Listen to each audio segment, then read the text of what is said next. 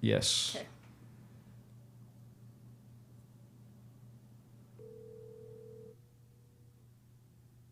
Yeah? Good.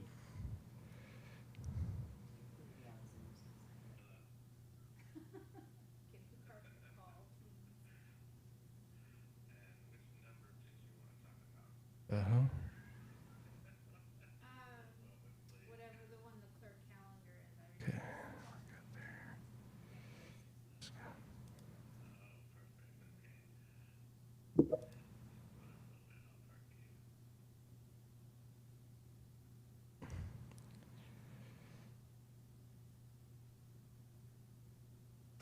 Okay, Jake, can you see the call? Let me see. Yep, I can see it. Okay, I'm gonna put it through now. Okay. Okay, go ahead whenever. Testing. Okay, we can hear it over Zoom.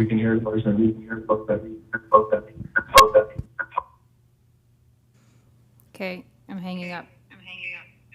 Can you hear us? Yeah, I heard it both ways. Okay, thanks. Thank you.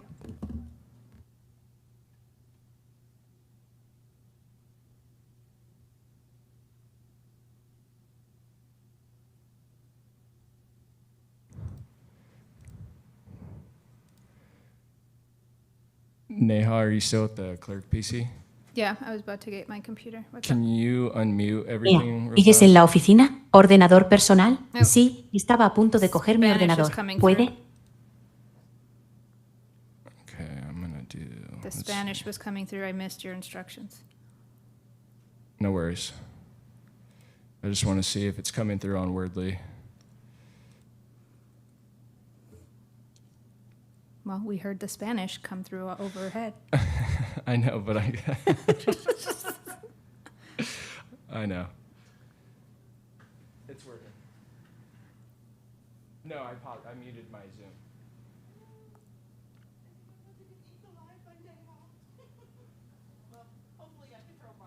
I don't think so. Because she's running the Zoom. Are you talking to me? No, sorry. Oh, okay. Are we good out here? We are good. Okay, I'm going to go get my water and stuff. Okay, thanks. I'm muting everything. Okay.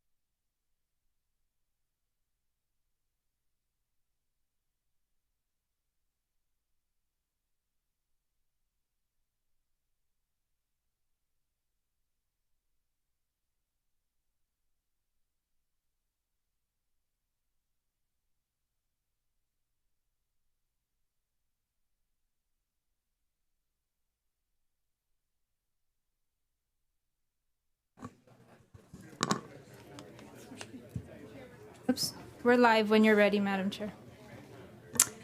Good morning and welcome everyone to the Napa County Board of Supervisors meeting. I am calling this meeting of November 18th, 2025 to order. Roll call, please. Vice Chair Manfrey. Here. Supervisor Ramos. Here. Supervisor Alessio. Present. Supervisor Gallagher. Chair Cottrell. Here. And can I ask Chloe Tyre to lead us in the Pledge of Allegiance? I pledge allegiance to the flag of the United States of America and to the republic for which it stands, one nation, under God, indivisible, with liberty and justice for all.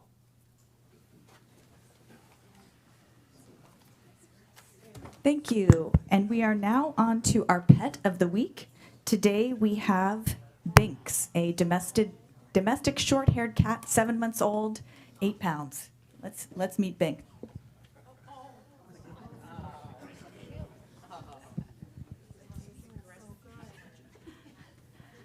Good morning, Luis. What can you tell us about Binks? Okay, I'm gonna have to hold him with two hands because I think I made a mistake on picking him this morning. Binks is a 7-month-old cat. As you can tell, he's a domestic short-hair black cat. He's about 7 months old. He has he has been at the shelter for about He's looking for Supervisor Ramos. yeah. He has been at the shelter since May. He did come to the shelter as an underage kitten that we had to send out into foster care. Over here. Okay. We did have to send him into foster care till he was of age to go up for adoption. Once he came back, he went up to the adoption floor. And as common as it is for black cats in the shelter environment, usually the competition that they have is other cats with different color patterns, smaller cats, younger cats. So often they do tend to be the ones that grow up in a shelter environment. Since he's been here since May, he's now about 7 months old. So he's definitely desperate for a home. He's one of those affectionate cats that is super curious, very outgoing, social. As you can tell right now, he just wants to basically run around. So if there's ever an animal that ever escapes my sight in the board meeting, it's probably going to be him. That's why I'm having to hold him with two hands. But he would be easy to catch. Well, thank you so much. So Binks will have his adoption fees waived for this week, so please come down to the shelter and check him out. And we also want to take a moment while we watch him run around to say thank you so much to the animal shelter manager, Katie Ribardiere, who is moving on to new chapters and has done such a great job for the shelter. So thank you, Katie. And please, I hope someone will welcome Binks. Thanks so much, Luis.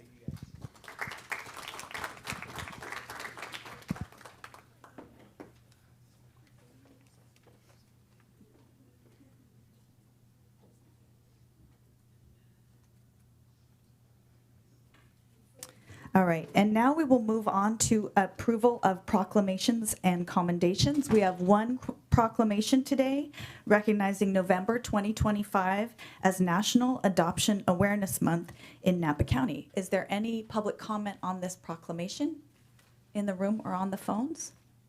Okay, may I have a motion to approve this proclamation? So moved, and I think we might have one public comment if I, oh, okay, she's going to receive it. Very good. Perfect, For perfect. approval. I'll second. All right, thank you. Supervisor Alessio for the motion, Supervisor Gallagher for the second. All those in favor say aye. Aye. Aye. Motion carries unanimously. So I will go ahead and read this, and I'd love to have you join me at the podium. So, I have a couple of words I'd like to say, and I'd like to have my team come up and join me. Okay, sounds great.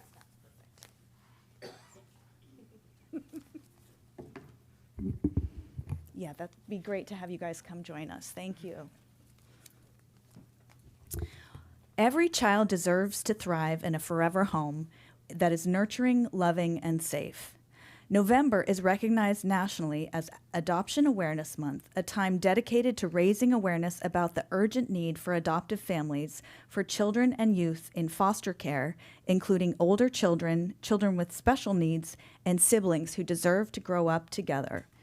In Napa County, there are 51 children currently in foster care, waiting for a safe, nurturing, forever home environment. And the process of adoption often provides the opportunity for these children to be embraced in a supportive, lasting family. We support and respect each child and family's individual journey towards stability and permanency. All children are adoptable. And we recognize and extend our gratitude to the social workers, advocates, judges, foster and adoptive families, and community organizations who work tirelessly to support children in need of permanent families and help make successful adoptions possible. Napa County is committed to ensuring that all children find forever families and understands the importance of adoption as a means of creating stable homes and bright futures for vulnerable youth in our community. And as evidence of this firm commitment, Napa County Health and Human Services agencies has filed, thank you, yeah, come on up, has finalized 232 adoptions since July 2012. Now, therefore, be it proclaimed that this Board of Supervisors, County of Napa, State of California, on this 18th day of November 2025, does hereby recognize the month of November as National Adoption Awareness Month. We call upon all members of the community, businesses, and organizations to recognize this month by supporting, advocating for, and increasing awareness around the critical need for adoptive families. And we encourage those who are able to consider opening their hearts and homes to children in need. Thank you all for being here, and please, let me give you the mic. Thank you. Good morning. Thank you for this proclamation and this honor. My name is Lauren Harris, and I'm a supervisor with Napa County Health and Human Services Child Welfare Agency Adoptions Unit. And I'm here with my team. This is Cassidy Gordon, Maria Fernandez, Shannon Valenzuela, Madison Abergina, Aisha Thompson. And I just really want to recognize all of their hard work. In 2025, we have finalized 11 adoptions, and that really highlights two things. First of all, as recent as 3 years ago, our agency was on average finalizing over 20 adoptions per year. And so that lower number, almost 50% reduction, is really highlighting Child Welfare's divisions really implementing best practices and preventative practices, which really reflects an overall reduction of the number of children in Napa County that have to be removed from their birth families because of safety reasons. And it also reflects an increase of successful reunifications when children do have to come into out-of-home care.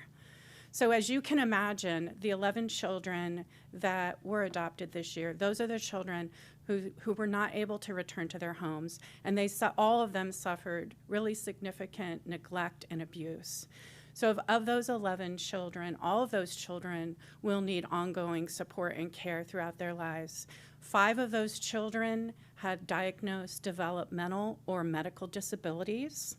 Of those 5 children, 2 of them had both medical and developmental disabilities. 4 of the children adopted were age 8 or over at the time of their adoptive placement, so they're considered harder to place. One of those children had languished in foster care for over 8 years and had been in foster care since they were an infant. So it just really highlights the dedication and the passion that my team have to support those children in finding their forever homes, and also really highlights the specialness of those families. Of those children, 4, we had 2 big sibling sets. We had a sibling set of 3, and we also had a sibling set of 4. 4 of those children were able to remain in one home and be adopted by that family. So I just really want to highlight the great work my team has done, and thank you very much.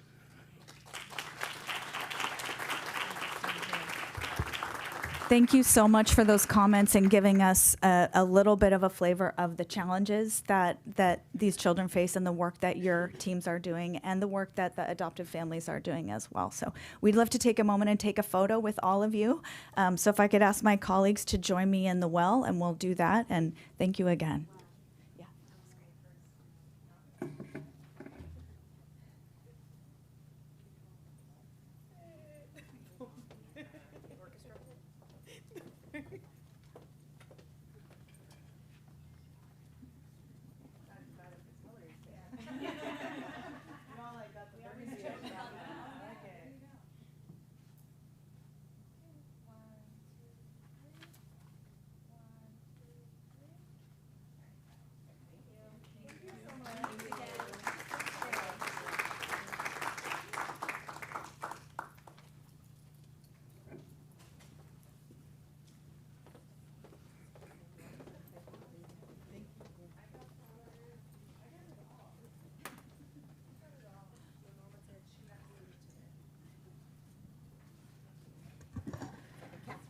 All right. Thank you again to the team for showing up for that, and thanks to our members of the public who got to witness that.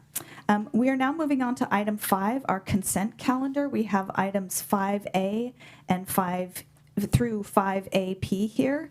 We have a request to pull item 5H, AH. Do we have any board comments or other items to pull off consent?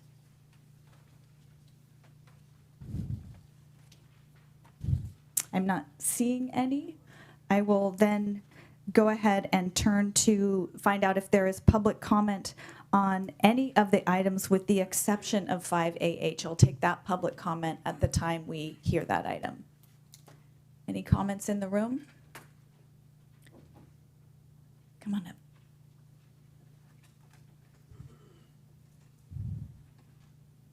Just making sure this is the time when we can comment about, I think it's under 10 for the airport. Can I do That now? that will be, let's see. Yeah, 10A. Yeah, so that one is not quite yet. So that one will come in. Yeah, thank you for checking. All right, is there any public comment on the phone? Okay, then I will go ahead and ask my colleagues for a motion to approve 5A through 5AP with the exception of 5AH. So moved. Motion by Supervisor Manfree, Second. second by Supervisor Gallagher. All those in favor? Aye. Any opposed? Motion passes unanimously. And we will come back to item 5AH at agenda item number 8. Okay. And do we have staff who's prepared to speak on that item here? Or we've got some time to bring that person up. Okay. Okay, so now we will go to public comment. We'll take public comment now for anyone wishing to speak to items not on the agenda this morning. Is there anyone who wants to make a general public comment for an item not on the agenda? Not seeing any in the room? Anyone online, Ms. Hoskins? No? Okay, great. Then I will go ahead and move us to item 7, Board of Supervisors reports and announcements. Who's got something to report on? We're all still waking up here. I think that's what I'm getting. I can Okay, go first, it's Chair. actually the boxes. Okay, so I will start with Supervisor Manfree and then go to Supervisor Gallagher. Excuse me, Supervisor Ramos. Okay. Thank you. I think Supervisor Manfrey and I might have a little bit of overlap, so I'll go ahead and I'll take the first couple. We had an opportunity to meet with our colleagues at MTC over a 2-day workshop, and one of the things we actually discussed pretty at length and will continue into tomorrow's meeting is the transit-oriented community strategies and implementation of those grant dollars. I think the notable part here for Napa County is because we do not meet the transit rail requirements and hub station requirements of the transit-oriented communities, Napa County is not eligible for those transit-oriented community dollars. And so that is something that Supervisor Manfrey and I have put our heads together, and we've got some good colleagues at the North Bay that understand the situation that we as a county, being in the Bay Area, yet very rural and having only one transit operator, are in. So more hopefully to report upon that, but we are certainly looking for some acknowledgement and equity and distribution of dollars that is worthy of Napa County and the efforts, the transportation and multimodal efforts that we are undertaking. Next, I think important to that is when we look at planning in the Bay Area between MTC and ABAG, we have our Plan Bay Area 2050 Plus, and our EIR is out right now for comments. And so that comment period ends on December 18th at 5 p.m. So I think it would be, I'll make sure that we inform our respective cities that MTC and ABAG are putting this out for comment on EIRs, but for our staff, that is our deadline for comments if we have any. Next, and important just for the workforce here in Napa County and even for many of our county employees, the Solano County Express Lanes will begin on December 7th for express lane tolling. And so you're going to need a fast track tag unless you want to get a love letter in the mail. So make sure that you go online and you get yourself your fast track flex toll tag, and that is information's available at expresslanes.511.org. So I wanted to share, Supervisor Manfrey and I will be having a listening session tomorrow, not a town hall, not a decision, not policy, simply listening session in Alta Heights regarding jet traffic noise related to the Napa County Airport. And it's an opportunity for people to come on down and tell us their experiences. As we will see later in the agenda, we are taking some positive steps forward to addressing the concerns that are in our space of influence, which is actually very small, and we'll hear more about that. But this listening session is that opportunity tomorrow night to be able to share with us, Supervisor Manfrey and myself. We will have staff available as well so that we can gather that input, and that is at 6:30 p.m. at Alta Heights Elementary School. And it makes me so happy that everyone is having a holiday open house in District 5. I get a little flex and a little brag here. We'll be having it at our district office on December 10th at 5:30. Right before that, we're going to have our art competition and scholarship awarding at 4:30.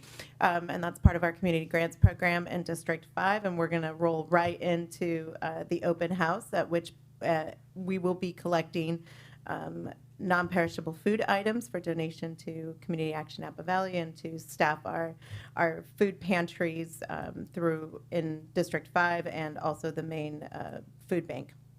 And I just want to end with really acknowledging the work of Director Yasumoto. I can't even imagine, like, the roller coaster ride of food insecurity when we already start with the baseline insecurity is hard enough as it is. And we are fortunate enough in this county that when others failed to deliver upon their responsibilities to the people of Napa County, that we have the ability to do so. And you found a solution that is incredible, one that I certainly was able to share with other county colleagues. And what we found is that the resilience that came up in this county through the 2014 earthquake is still setting the stage for how we are able to flip a switch and do really amazing things. So Director Yasumoto and to your staff, I just want to thank you. It's a tremendous lift, and the importance. No one at all can question the importance of food on the table, and and you made sure that it was brought to our attention, and that this county made good on that promise to make sure that our families are fed. So thank you. Thank you, Supervisor Ramos. Supervisor Gallagher. Thank you, and ditto to that. Thank you to Director Yasumoto. I know she's working 24/7 for several weeks, and her staff as well. So, wanted to give a few updates from the Air District. A concept paper was released going over potential amendments to Rule 9.6. If you remember, that's the gas appliances. And so that concept paper is out. So my colleagues, you may be getting public comment on that. If you're wondering why, that's why. And so that public comment is open until November 24th, 2025. And you can go onto the rural development page on the Air District website to read the concept paper. Also, this is something that I'm sure many know already, but in early October, the Air District did some additional rule changes, and so people who are doing prescribed burns, there's some fee relief actually, so that you don't have to be a public agency to get a waiver from the fees. You can be anyone who's doing a prescribed burn. So that is important, and we can talk more about that offline if people want to. And there's also a lot of information on the Air District website. So thank you. I wanted to just say a couple quick thank yous to the COAD team. COAD launched their Community Connectors program Sunday, and so they have 3 new what community connectors. I will call them system navigators of I think that it describes a little bit what they are going to be doing. So that's really great. Very excited about having more support. They will be there to help community members navigate public and community services, not only in times of disaster, but times of uncertainty like we're in right now. Also, big congratulations to Roberto Juarez. He won the Farm Worker of the Year from the Farm Worker Foundation. That was a great event, and it was really, really special to see all of these wonderful farm workers and award winners and hear from Roberto. Really great. And then also thank you to Winston's. They provided a community dinner last week, which was wonderful to see the community come together and have a meal. And it was very, very generous of them. Really well received. Also, we had our second community meeting in Carneros for the Carneros Community Wildfire Prevention Plan. We're moving forward on that. We had a great turnout and a lot of enthusiasm. So I'm really excited about that moving forward. Thank you. Thank you, Supervisor Gallagher. Supervisor Manfree. Okay, thank you, Chair Cottrell. I have quite a few things here. It's busy right now. So I won't double up too much on what Supervisor Ramos announced, but we are continuing to advocate for funding for our transit and our community at MTC, and we'll be continuing to work on that in the months ahead. We do have that listening session for the airport coming up at 6:30 p.m. at Alta Heights Elementary School. Is that the right name? Okay. Multi-use room. So hope to see members of the community there for a good discussion, including us as well as staff to talk about an emerging issue in the community. I attended the Commission on Aging a little while back, and that was a wonderful group to be part of. So I appreciate all the good work they're doing in the community, advocating for care and well-being for the elders in our community. I also had the opportunity to go out and sample fish on the Napa River with my old lab crew from UC Davis, and the report is not great. We did not catch much, and that's unusual for this time of year, and the fish biologists think that it may be due to the ocean conditions being anomalously warm. So we just weren't seeing the striped bass or other species we thought we might. We did find a few, but not the size or the numbers that we might expect. Let's see, the county is doing 2 more workshops for the baseline data report this week. They're both virtual. One is tomorrow, Wednesday the 19th at 6 p.m. and the other one is Thursday the 20th at 12 p.m. and you can register for those online. If you register, you will get a Zoom link and be able to attend virtually. So chime in. The purpose of this is to lay the foundation for our general plan. It's really important, and right now our team is seeking input on what kinds of data the community thinks should be included in order to create later on a very solid and thoughtful general plan that speaks to the issues we think we might have coming up in the next 10 years or so. So good things to think about, and please get involved. It really helps. Tuesday the 18th, we'll be having a community meeting for Enbridge for a special tax to help fund their water system through their water district. So if anyone's listening from the Berryessa Highlands community, that is coming up this Tuesday, and we look forward to seeing you there. Wednesday, the 19th, is GIS Day at Napa County, and I believe this will be the first time the county is celebrating GIS Day, so that's Geographic Information Systems or mapping software, and we use it in I would imagine, just about every single department to solve problems and figure out what's going on and to communicate. And it's a wonderful technology that is absolutely part of the fabric of what government does these days and really helps us problem solve and serve the community better. That event will be held at the Napa County Library from 12 p.m. to 4 p.m., again, Wednesday the 19th, and really looking forward to joining staff for that. The other thing that's coming up ahead of us is the California State Association of Counties Conference, which probably most or all of us will be attending, the 1st of December through the 5th of December. And then on Saturday the 6th, Napa will be having its holiday parade, so don't miss that. And I guess the last thing I'll close with is go ahead and get out for a hike. It's beautiful out there right now. It's hiking season. Don't miss it. Thank you.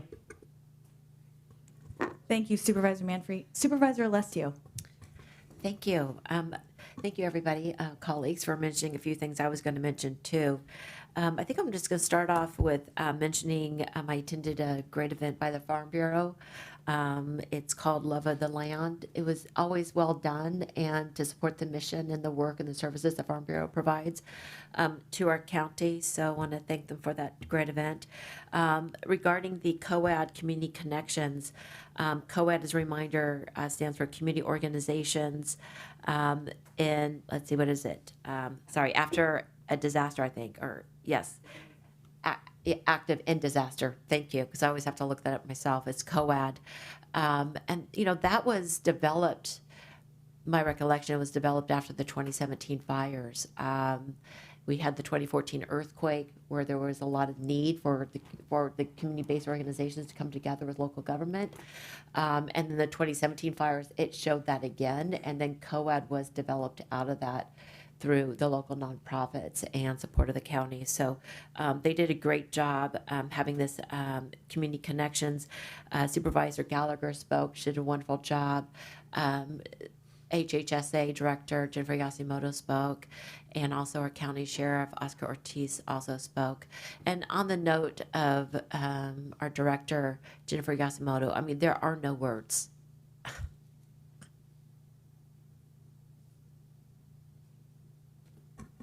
Sometimes no words is better.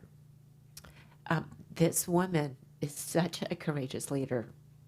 She is tireless. She should not be sending emails at 2 a.m. in the morning, but often I see those.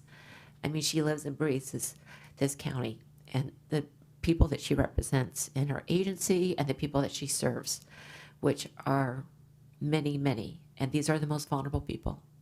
So thank you. Okay, that wasn't going to get emotional, but I'm feeling it for Jennifer. So I'm going to thank her on that. Getting back to some other things, I also want to thank Eric Housley. Eric Housley and his wife lost their daughter in a mass shooting years ago. I think it was in 2018. And he wrote a book called Always November, and it's really about the path of healing for somebody who's lost a loved one, whether it be in a mass shooting or otherwise.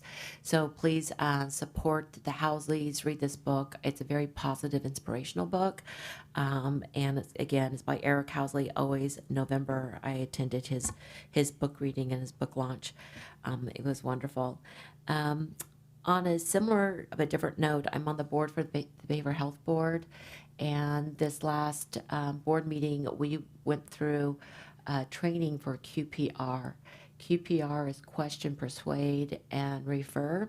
And this is for people who are considering or may be considering self-harm or suicide.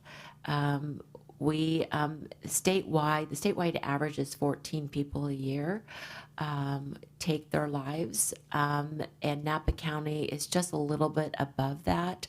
They were 14.05, which is actually a marked improvement than what we've seen years prior.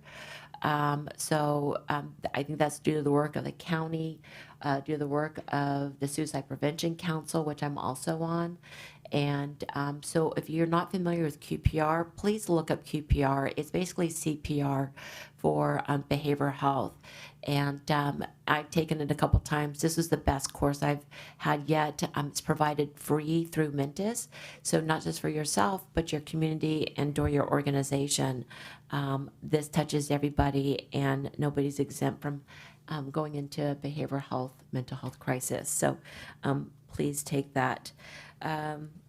Additionally, let's see here, I've got all these notes here. I'm going to skip around. I am thrilled. I finished the last of my town halls or discussions and round circles. I had 2 more in partnership with Councilmember Beth Painter at Browns Valley School, and then also with Councilmember Dana Talley at Los Flores for North Napa in the Browns Valley area. Those were great. On that subject, at the Mount Veeder town hall we had, the one thing we heard a lot was the concern about the roads and the visibility, especially during like nights, fog, rain. And our Public Works Department started this week in putting more reflectors and putting more visibility on these roads. So I want to thank Public Works for doing that great work. Let's see here, a couple things. And so on that note, I was going to remind people, please drive safely and cautiously, especially on the county roads. It's not worth taking any chances. So just remember that. In District 2, it's, the roads that are a little tricky is definitely Mount Veeder, Dry Creek, Partridge Road, and Oakville Grade. I know there's others, but those are the 4 that come to mind right away, and other county roads. Also, a couple things coming up I want to share is you might have seen Holiday Assistance Program is collecting toys through Toys for Tots. So give yourself a gift of giving and put a new toy in one of those Toys for Tots boxes. We have a lot of families who are in need, a lot of children who are in need, and so please do that. In addition, there is an organization, a nonprofit that I've been a part of for a very long time called Operation with Love from Home. And that's where this community comes together to collect donations and send care packages to our deployed service members. In the 19 years we've been doing this as all volunteer and community effort, we've shipped out over 32,000 care packages from this community over the last 19 years, which is 147 tons of love from home, and that equals over $2 million. So again, I want to thank this community for both their giving and with the holiday assistance, and for Operation with Love from Home. Operation with Love from Home is going to have a care package assembly day on Saturday, December 13th. It's open to the public. It's normally at the Napa Valley College Gymnasium. This year it'll be at Unidos Middle School, which is formerly Salvador Elementary, so on Salvador Avenue. And everybody's welcome, and all ages are in there, and they're filling these care packages. So with the support of the community, we hope to be filling over 1,000 care packages again this December. And so on that note, I think I'm done. Thank you. Thank you, Supervisor Alessio. I have a couple of things to mention. I appreciate everything that has been mentioned. People are very busy. Love that. As Supervisor Manfrey mentioned, the NBRID, the North Berryessa group, will be having a meeting on tonight. Yes, that is tonight. So in Capel Valley. So if you're interested in that, please show up. Supervisor Manfrey and I will be there. Tomorrow night at the Pope Valley Farm Center, I will be holding a community meeting where we will be able to share some information about fire mitigation efforts out of the Picket Fire, and also opportunities for residents to get involved in fire mitigation through their local fire safe council, and also ways to get involved in the local volunteer fire department. So looking forward to that conversation, and we'll get an update too with all that fire safe council is doing. So thanks to the Farm Center for hosting us. And then on December 6th, I just want to remind people of the Calistoga Tractor Parade, the best lighted tractor parade this side of, I'm not sure what, but that's a wonderful event. So rain or shine, we'll be there. And then on December 11th, I'll be holding my 3rd annual District 3 Holiday Open House and Food Drive, and that will be at the Calistoga branch of the Napa County Library. So thank you to our Library Director, Anthony Halstead, who's here this morning for opening the doors to us for that. And then the other thing I wanted to mention, I wanted to echo Supervisor Gallagher's congratulations to Roberto Juarez. It was a wonderful dinner and celebration of him and his family and his journey. And then somewhat related, Supervisor Gallagher and I met yesterday with the staff of Assemblymember Robert Rivas, who is championing farm worker housing and advocated for an extension of the Joe Cerna housing and possible ways we could expand that. And it's a wonderful opportunity for us to tell the story of how much Napa County, so many of you here in this room are, contributing to help those farm centers and those farm workers thrive. So thank you for that. And I appreciate Jennifer Palmer, our Housing and Community Services Director, because she is aces in being able to share data and just tell the story of what we're doing. So thank you. And then finally, I wanted to just call attention to something that we just approved in our consent calendar, which was funding for the Napa Valley Standard. And that is going to be a food and wine festival that will happen here in Napa County in November of next year. And the money for that is paid for by Tourism Assessment Fund. So it's nothing from our general fund. It's money that through the Tourism Improvement District is collected in the unincorporated part of the county. And this event will be many different kinds of venues over 4 days with many different price points. And the goal is to really bring new folks to Napa County who maybe have not visited here before. And so I'm looking forward to that. And I think it should be a great event for the county. So with that, I will wrap us up and we will move on to our next agenda items. Thanks everyone for the report outs. So that brings us to item 8, where we will be hearing item 5AH.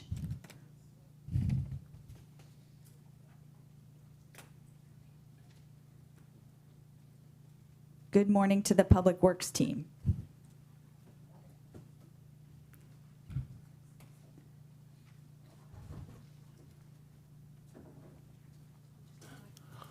Good morning, Chair, members of the board. I'm here with Lee Sears, our Lake Berryessa Resorts Manager. I'm Steve Lederer, Public Works Director.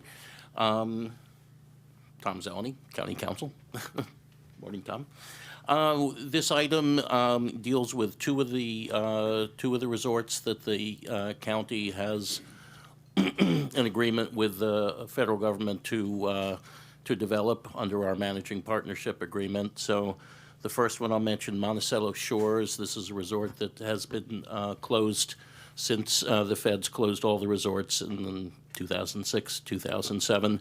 The county has been looking for a developer to redevelop this site. And what we're bringing you today is an exclusive negotiating agreement, or an ENA, with Napa Valley Land Company, represented by Greg Pitts.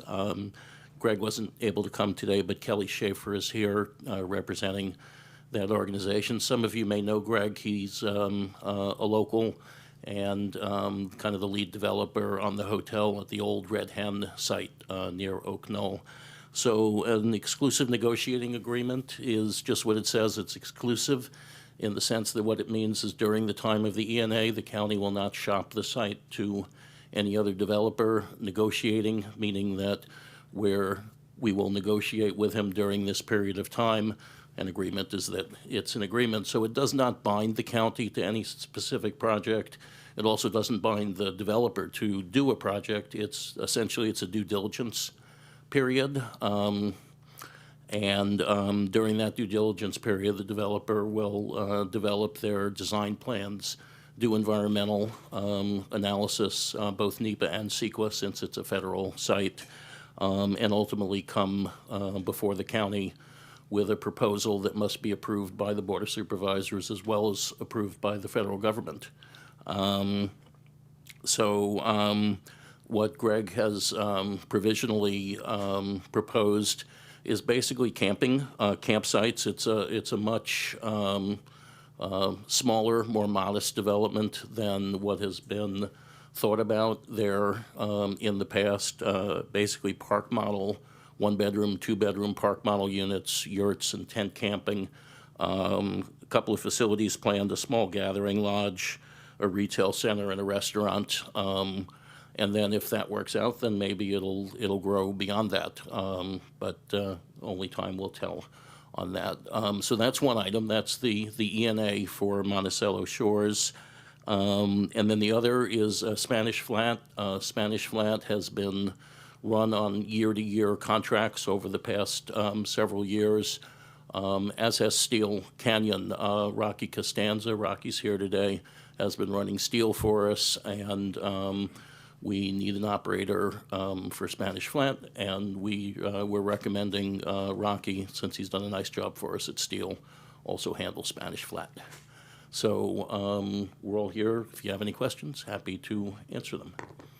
Thank you. I think we had one public comment on this item, and there was a question about whether this is a CEQA project or not. And I think you've answered that by explaining that the applicant will be doing a CEQA and NEPA review as the project develops. So I think that's worth clarifying. Are there other questions or comments for the staff at this time? Not seeing any from the board. Did you have something, Supervisor Ramos? Okay. I will go ahead and find out if there's public comment in the room on this item or on the phones. No. Okay. Oh, yes, we have some public comment. Good morning. Good morning. How are you doing? Good morning. Well,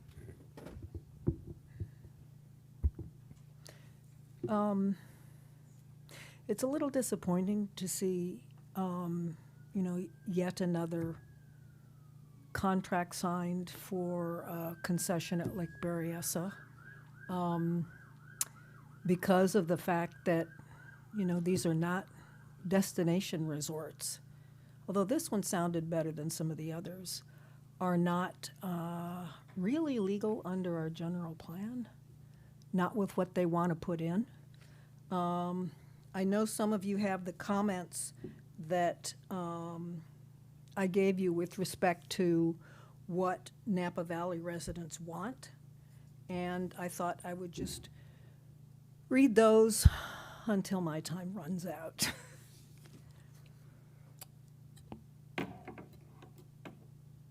Okay, Lake Berryessa would be so much more inviting if it could be cleaned up of the rundownness and be more like a natural environment. This person wanted children's nature programs. Another person, natural setting, not big hotels or motels. Heavy focus on day use, concentrate on low-impact, nature-oriented activity. I feel this area should stay as a natural environment. Food and after-hours activities do not belong in this environment. I would like to see more low-impact recreation to preserve the open space quality of Lake Berryessa. Keep it clean and natural. This is a whole list of people who started with keep. Keep it clean and natural. Keep it public, safe from development. Keep it simple, accessible, and quiet. Make it the magical outdoor area that it is. Keep it wild and natural. Keep nature and the everyday hectic life separate. Need a place to relax and enjoy quietness for a weekend. You can just tell me when my time runs out. I can't see it without my glasses, and I can't read with them. Please minimize commercial and other heavy development. It's noisy, disturbing to the many people who seek quiet recreational opportunities. Restoration of natural habitat and public access and limited retail. The more natural, the better. A publicly managed lake and surrounding area of this caliber must be opened and improved with the goal of providing recreational opportunities for all the public in a more natural setting. We hope the public can enjoy the nature of the area and not commercialize it. Keep commercialism to a minimum. We need more places to get away from noise and commercialism. What about the rest of us who just want a quiet place to get back to nature? Thank you so much. Appreciate the comments. Anyone else in the room to make a comment or on the phones? Okay. Thank you. Supervisor Ramos, did you have a comment? Yes, thank you. Just a couple of things. I think one of the things that is important here, I had every intention of pulling this item even if it wasn't done by the public.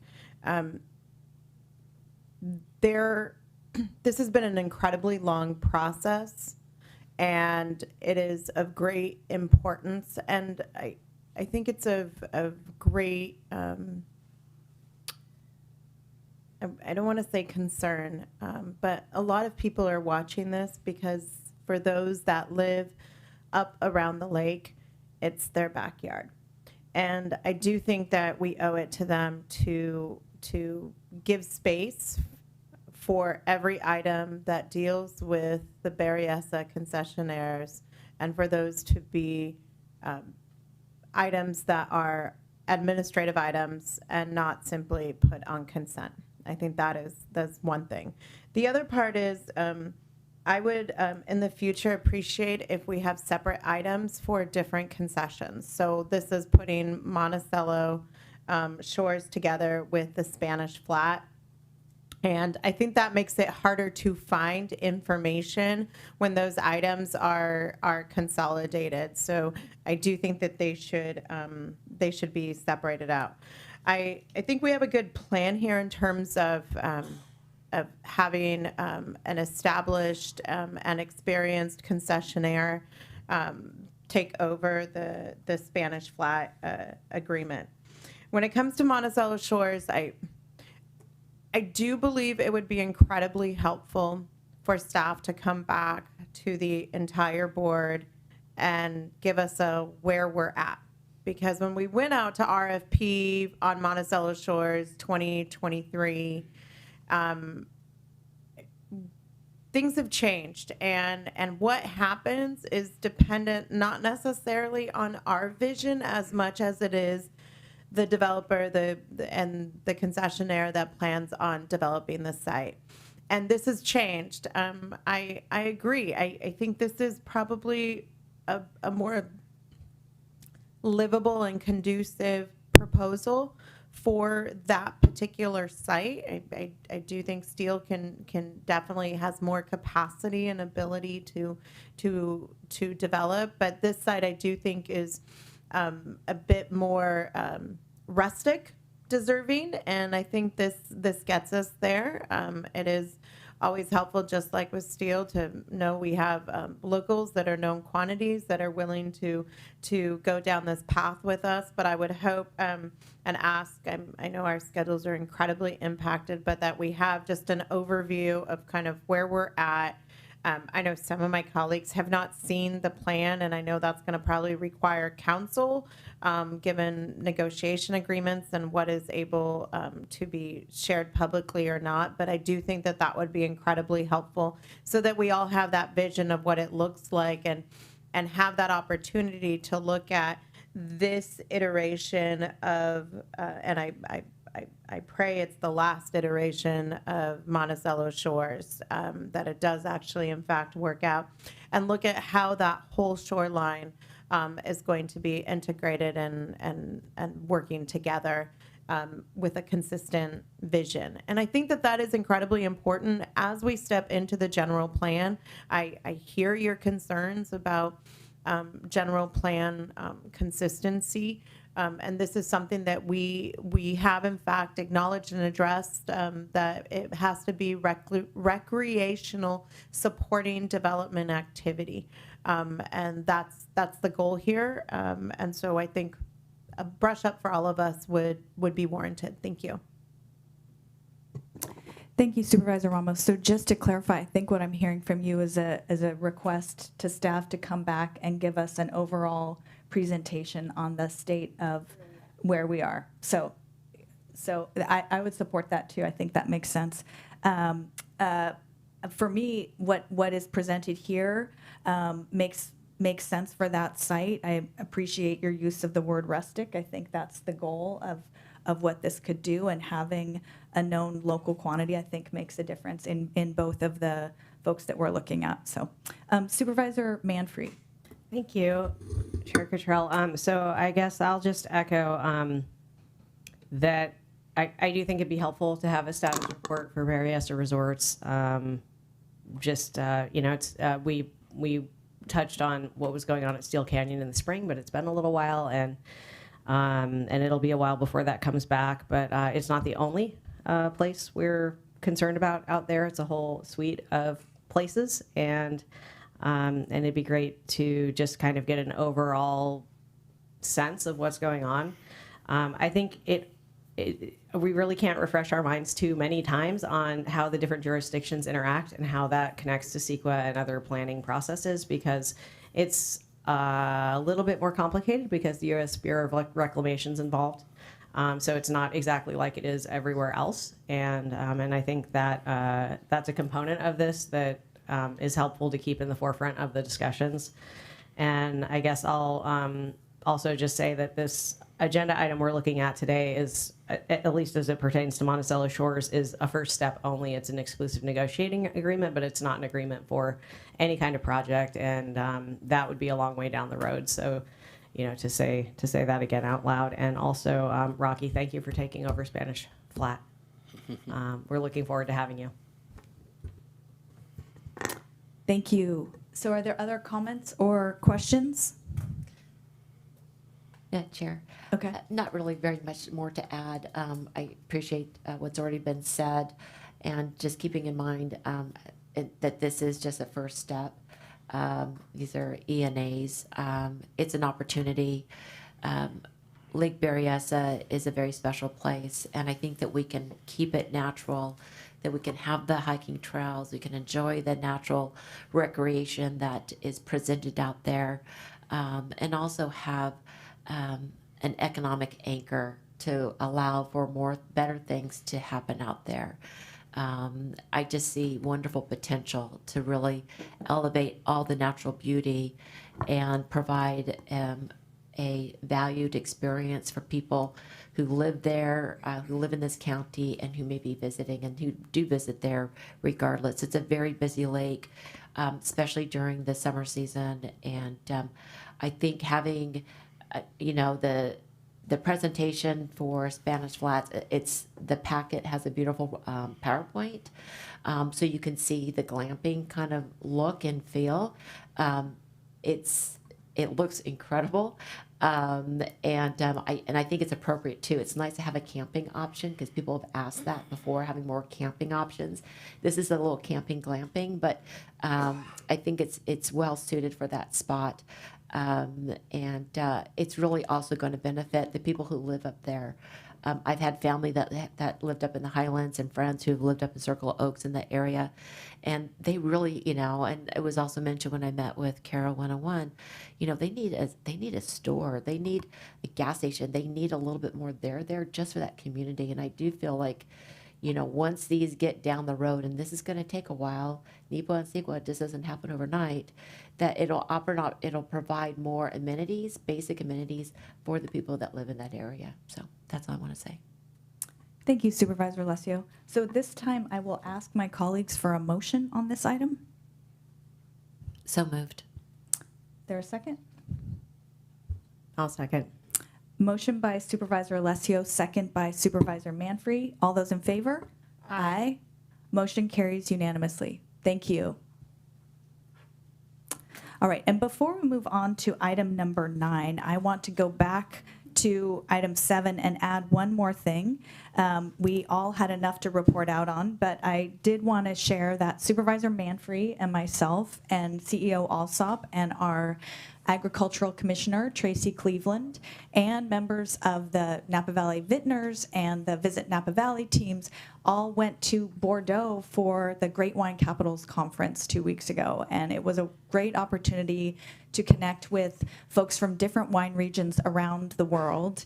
And, I talked about disaster response with folks in New Zealand and how their wine region is coming back, and lots of parallels with us and fire response. And we will have another agenda item in the future to go into that with a little bit more detail, but I just wanted to say thanks to my colleagues and the county staff and our partners at Visit Napa Valley and Napa Valley Vintners, because I think it was a very successful trip and a great chance to understand some trends in the wine industry around the world and how we can respond. So thank you. CEO Alsop, did you want to add anything to that item? No, okay. And we'll hope to see that back on an agenda hopefully later this year. Is that correct? Great. Okay, thank you. And so with that, we will go ahead and move to item 9A, where we will receive a presentation and provide direction regarding the county's implementation of Assembly Bill 720. And what we'll do, just thank you to everyone in the audience who is here for this item. We will receive a staff report, and then we will turn to public comment. So I appreciate your patience, and there'll be a moment to speak soon. So good afternoon, Mr. Bordona and Mr. Mize. It's still the morning. Good morning. Good morning. My name is Andrew Mize. I'm the county's legislative and policy analyst. I'm here today on referral of the chair at the October 18th, 2025 regular meeting of your board to discuss your initial staff recommendations for implementation of Assembly Bill 720. I'm joined today by Director of Planning, Building, and Environmental Services, Brian Bordona, and behind me, Fire Marshal Jason Downs. I'll discuss the new law first, and then my colleagues will provide some recommendations to your board about implementation. We've heard the referral on October 18th for a simple and streamlined solution for an interim or trial period. And we've endeavored today to do that here. Assembly Bill 720 allows a wine grower with a production and sales license from the State Department of Alcoholic Beverage Control, or ABC, to sell wine at an estate tasting event at a vineyard they own or control that is adjacent to or not adjacent to the parcel where their wine grower production and sale license is registered. The bill, authored by Assemblymember Chris Rogers of Santa Rosa and signed by the governor in mid-October, allows license holders to conduct up to 36 of these events per year per license, beginning January 1, 2026. The ABC is charged with administrating the issuance of estate tasting permits, but authorization by the ABC to host an event does not relieve an applicant of review and approval by the appropriate local jurisdiction for any other permit necessary prior to the event but subsequent to the approval by the department to host the event, including but not limited to a local requirement to obtain approval by the local fire marshal or local fire code official. If the local jurisdiction requires approval but does not grant it, the estate tasting permit becomes void and is non-refundable. That's non-refundable as to your ABC fee. Local jurisdictions may restrict but not eliminate the privileges afforded by that bill, though the bill is silent as to what the precise meaning of restrict but not eliminate is. The chair's October 18th referral asked staff to bring back a recommendation for implementation that is simple, streamlined, and effective for a trial or interim period to afford everybody the opportunity to better understand the demand for this new category of commercial event in Napa.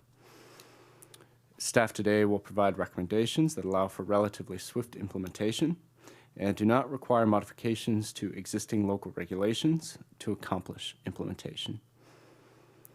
This new law is quite vague and silent as to the applicability of state regulations.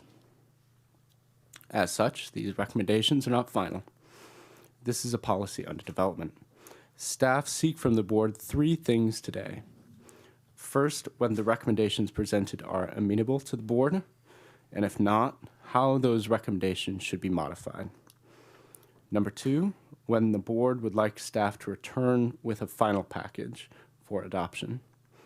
And number three, how long the trial period should last. I'll turn things over now to Director Bordona to discuss the recommendations in detail, and then to Fire Marshal Downs to discuss the public safety rationale behind the recommendations. Thank you. Thank you, Mr. Mize. That was very comprehensive, so thank you for that. Thanks for teeing it up. As your staff report identifies, this is not something that we can fit into the temporary event ordinance, nor is it something that we are looking to absorb within the definition of agriculture or marketing of wine. We tried to take a very simple but yet thoughtful approach, and I'm trying to absorb this within the existing road and street standards, particularly the definition of agricultural roads. That is the reason why you see a relatively limited and narrow box of items from which you can consider to, I guess, serve as parameters by which we would define an AB 720 event or activity, and then in turn how we might go about regulating them through the road and street standards. The list is not set in stone. They're not necessarily recommendations, and nor was it intended to be all-inclusive. The intent of that list is to begin this discussion of what types of parameters, how narrow, how wide the box may be within which we may be able to accommodate some of these AB 720 activities. And so I suppose with that, I'll invite Mr. Downs up to go into greater detail on the line of thinking in terms of the road and street standards.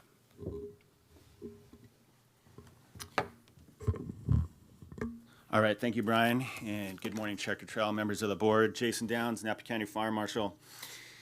And we've heard so far what this bill is and our attempt to address this. The primary role for me as the fire marshal is to ensure public safety and the fire and life safety of this community, of its visitors, and our first responders. With the AB 720 allowing these vineyard tastings, this requires, if we have an emergency, fire department access. And so as Brian mentioned, this is a thoughtful, safety-driven, technical approach. How do we implement this with our existing processes, and how do we allow for this type of use without altering or changing our existing regulatory frameworks around use permits, temporary events, or changing the road and street standards? So this preserves those processes and those standards, but still allows for the event. Two things I'd like to highlight for this board and for the public comment we're about to receive. That's not listed in the staff report is that these are intended to be vineyard tastings or agricultural visits only, and the use of any type of structures or temporary structures would not be allowed. We would also like to place weather restrictions in there, such as red flag warning days. We would not authorize these events. We also worked carefully and heard from stakeholders to ensure that we can allow for this new use, but make sure that it falls within our existing regulatory framework and processes. Lastly, I'll conclude by saying we wanted to make sure that this is balanced, it's defensible, and that it's something that people can do with relative ease and not have a lot of regulatory hoops to jump through. So in conclusion, I'll give it back to the board here, and I look forward to hearing the public comment. I look forward to hearing your direction and coming back to you with a refined process. Thank you. Thank you, all three of you. So at this time, what I will do is go ahead and we will open public comment, and everyone, if you could come up to the microphone, state your name. And I guess the other thing, it's your 3 minutes to do with what you wish. If you are a small producer and you're looking at how you might use this, I think it would be really helpful for the board to understand how you see this rolling out for your production area. So that's what I'm interested in, but you may do what you will with your 3 minutes. So with that, I'll go ahead and ask anyone who would like to provide public comment to speak.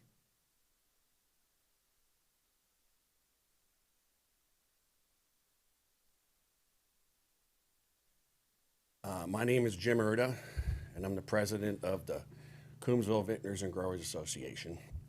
And I live in Coombsville and have a small vineyard. And I read the bill, and my recommendation, and what I'm hearing from my members, is that you let it go through and you pass it as is. As you know, the wine industry is suffering. And this is a lifeline. It's going to be a lifeline January 1 for Sonoma and for Amador, Paso, and Livermore. And all we're asking for is a fighting chance. I mean, we are all in this together. We are neighbors, in some case, related, and we need a break. And this is it. So, thank you. Thank you, Mr. Arda.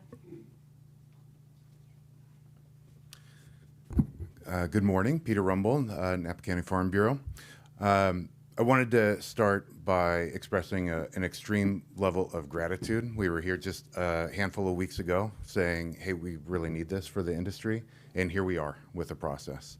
That kind of responsiveness, I think, speaks very highly to your concern for the industry and for agriculture and for the small businesses that could really benefit from this. So thank you so much. Thank you as policymakers, and thank you to staff for turning this around so quickly.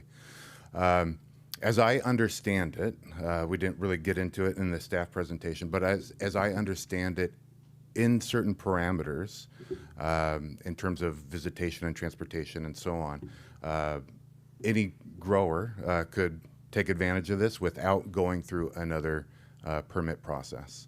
And that is, again, if I understand it correctly, wonderful, wonderful. So thank you again for taking that approach. I think that there could be some conversation around limits of 15 people per visit. I don't think that there's any desire to put up a big tent and bring in a band and light a bonfire and have a big party, a big festival. That's not the intent. And speaking with Assemblymember Rogers over the weekend, he reiterated this is intended to be a lifeline for the small producer, and this is intended to be easy, not complicated, not burdensome, not an additional cost. As we meet that spirit, again, thank you. And again, as we hear from small growers, I have heard from a number of small growers and vintners.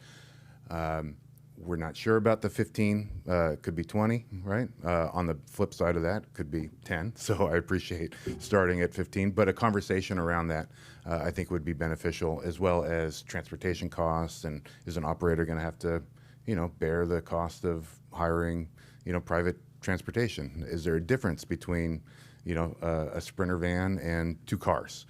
So that type of detail and discussion I think would be really valuable, particularly with the people who are intending to take advantage of this. But having said that, again, thank you so much. Really appreciate it. Thank you, Mr. Rumble. Good morning, Ms. Breaksman. Hi there. Gretchen Breaksman with Summit Lake Vineyards and Red Thread Wines up on Howell Mountain. And, I guess I should point out, as you all know, we're in the midst of a lawsuit with Napa County in federal court, so just to make that clear. But this AB 720, as we talked about, is a lifeline to the wine industry. So I had to write this down because otherwise I'll go off on tangents. First, I want to thank you for your continued dedication to Napa County's unique interpretation of law.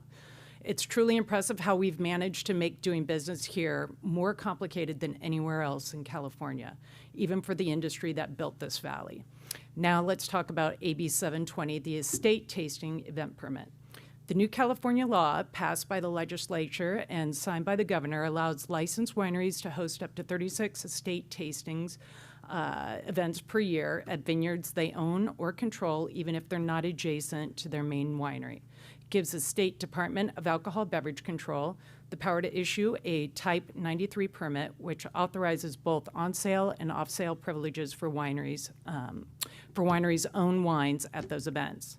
In short, the state of California has decided to support wineries by allowing them to engage directly with guests at their estate vineyards. It's a clear, straightforward law designed to modernize an outdated system. But of course, here in Napa County, we seem to prefer complexity over clarity. AB 720 opens the door. Napa County is still standing in the hallway, arms crossed, saying, not so fast. For example, even though the ABC has full regulatory authority, the county continues to impose additional layers of review, use permits, event caps, visitation limits, and interpretations that turn one simple state-approved event into months of paperwork and hearings. In some cases, county staff have told wineries that state law doesn't apply here, or that they'll need to file for a major modification just to pour their own wine on their own land. Let me repeat that. Wineries are being told they can't host an event that the state of California has now approved. That's not local control, that's local obstruction. AB 720 was passed specifically to give wineries flexibility and to support agricultural tourism, something Napa County claims to champion in every press release and strategic plan. Yet when the state gives wineries that flexibility, the county responds by tightening the leash. So while the rest of California's wine regions from Sonoma to Paso Robles are moving forward, Napa seems determined to stay stuck in the 1980s, acting as though innovation is a threat rather than an opportunity. And let's not forget the ABC's permit process already includes event authorizations, background checks, and fees. This is not a free-for-all. It's structured, legal, and accountable. But Napa County's position implies that Sacramento somehow didn't think it through and that the board knows better. The truth is simple. California law trumps county policy. The ABC, not Napa County, decides who can pour wine where. Thank you, Ms. Brigsman. Good morning, Ms. Doman. Good morning. Good morning. Deborah Doman with Treasury Wine Estates, representing some of the most iconic brands, not only in Napa Valley, but the world, as was recognized at Great Wine Capitals with Sterling Vineyards. So thank you, Anne, for accepting that award on our behalf. I first want to start with just a few comments that, well, first, my internal emails have blown up on this bill more than any other issue in quite some time. From our DC teams to our legal to compliance, they're looking, how can we implement that? What can we do? What does this look like for both Paso Robles, San Luis Obispo County, where we have Dow, and Napa County? So I want to give you a few inputs from my DTC team and what they're experiencing. First, the visitation in Napa Valley at our winery, what we've seen here from year to date, September versus last year, we're down 12.89%. What's even more alarming, the guest spend declined at a 31% rate greater than that. Our declines here in Napa County, are much more significant than we've seen in Sonoma, the Central Coast, and Southern California. So we're experiencing it here more than other areas are experiencing it, where they don't have such restrictive rules. Our guests are increasingly asking for hands-on, immersed guest experience, a return to what made Napa what it is today. We know that implementing this bill won't fix everything, but it's a good start on what the industry is needing in this really difficult time that I believe is not just cyclical, but also structural. Furthermore, our sites report that when we can give our visitors a unique experience, a 250% increase in guest spend when we can give them something unique. 250% increase in guest spend. That's incredible. We believe that the expanded experience also increased visitation and the length of stay from our guests, which will result in increased local spending in lodging, dining, transportation, everything. It'll have a trickle-down effect to the entire Napa County economy. It will also, what we like to do, which I've done with a couple of you, and hopefully we'll get to the rest of you, is talk about our sustainability experiences and what we do. We're a leader in sustainability, and we like to share that and talk about it with our guests. So in closing, we can't keep doing the same things that we're doing and expect a different outcome. We've had rules in place since the 1990s. We need to move on and start thinking differently. I've heard everybody up here say that you support agriculture, and in supporting agriculture, that means we support our wineries and the marketing and the sale of wine, because that is in the definition of agriculture. So as I like to say, I continue to say, if we can't sell the wine, if my people in DTC sales can't sell the wine, we can't buy the grapes. And we're going to continue to see, as you've seen it, driving up there, grapes hanging on the vine and vineyards being pulled out. So I thank you for your consideration on this and the expedited manner in which you've brought it forth. I look forward to working with you on this. Thank you. Thank you, Ms. Doman. Good morning. Good morning. Ken Nerlove, longtime grower in the Valley, owner of Elkhorn Peak Cellars, and a concerned citizen. We've been growing grapes in the Valley for 40 years. This year, we had fruit rot on the vine. We all know the condition that the Napa Valley's in and the whole industry. AB 720 is a good thing, and I think we need to embrace it. I understand that there's regulations that we need to adhere to. There's concerns, fire marshal, all that stuff. That's all valid, and I'm totally in support of it. But I think what we need to do is move ahead here. We can't sit around and talk about this and figure out how we got to make it work. We got to make it work. I don't think there's a one-size-fits-all. I think this could be a case-by-case deal. The bottom line here is this, okay? We can make this work. The attitude that we see all too often is, how can we not make this work? What's wrong with the problem here? The problem is we don't have the right attitude. The Napa Valley, the wine destination capital of the world, is getting tarnished. I don't think I need to tell everybody that. I talk to people every day. They say, well, the Napa Valley is too expensive, tasting fees are too high, blah, blah, blah. That's what's going on. Believe it or not, that's the reality of the situation. We need to bring the Napa Valley back to the roots of the valley, to the small farmer who's a part of this valley. And AB 720 can allow us to do that.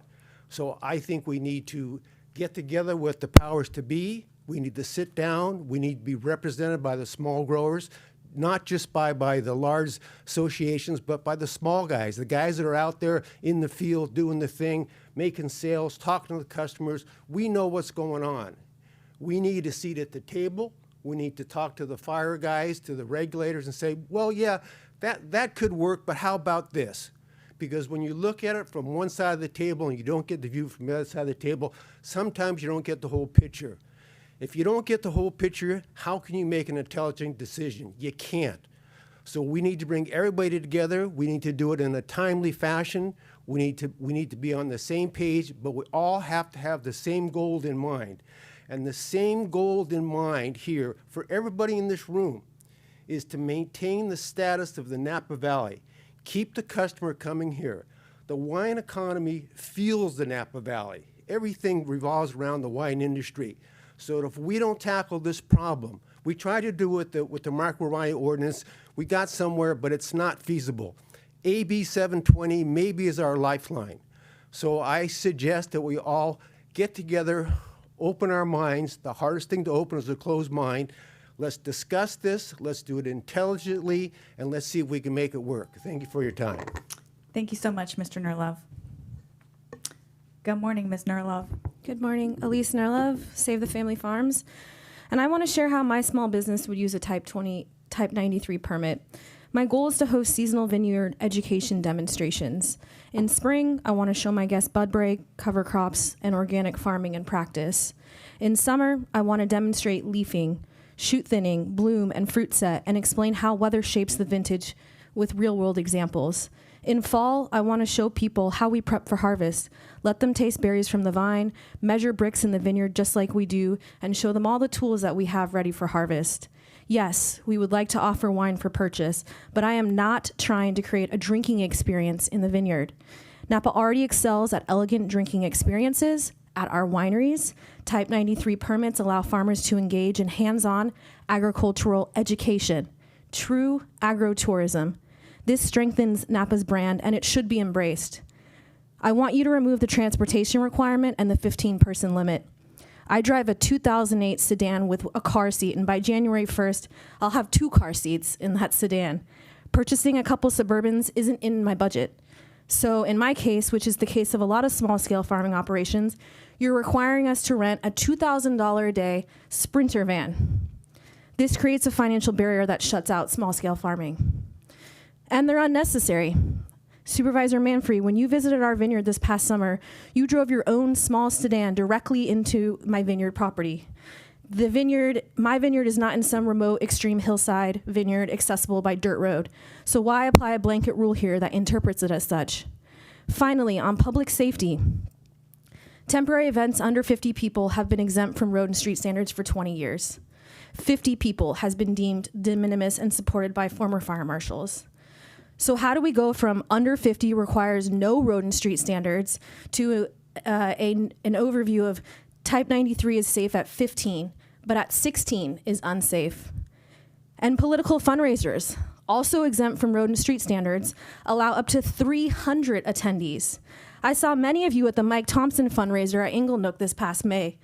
The access road is not 20 feet, there are no turnarounds, and the traffic into that event was backed up to Highway 29. There were at least 100 cars parked in the vineyard. I know because I parked my 2008 sedan in that vineyard. It was my first visit to Inglenook. I had no familiarity with the terrain before arriving.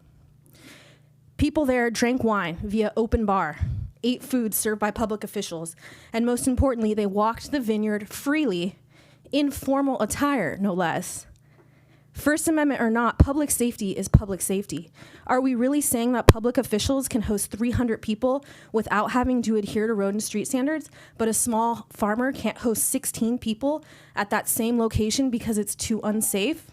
If Napa can exempt larger events from road and street standards, then it is inconsistent to suggest that that type 93 permits pose a greater risk and require significantly more limitations. Do not turn type 23 permit into something that excludes the small business community. Thank you. Thank you, Ms. Nerlov.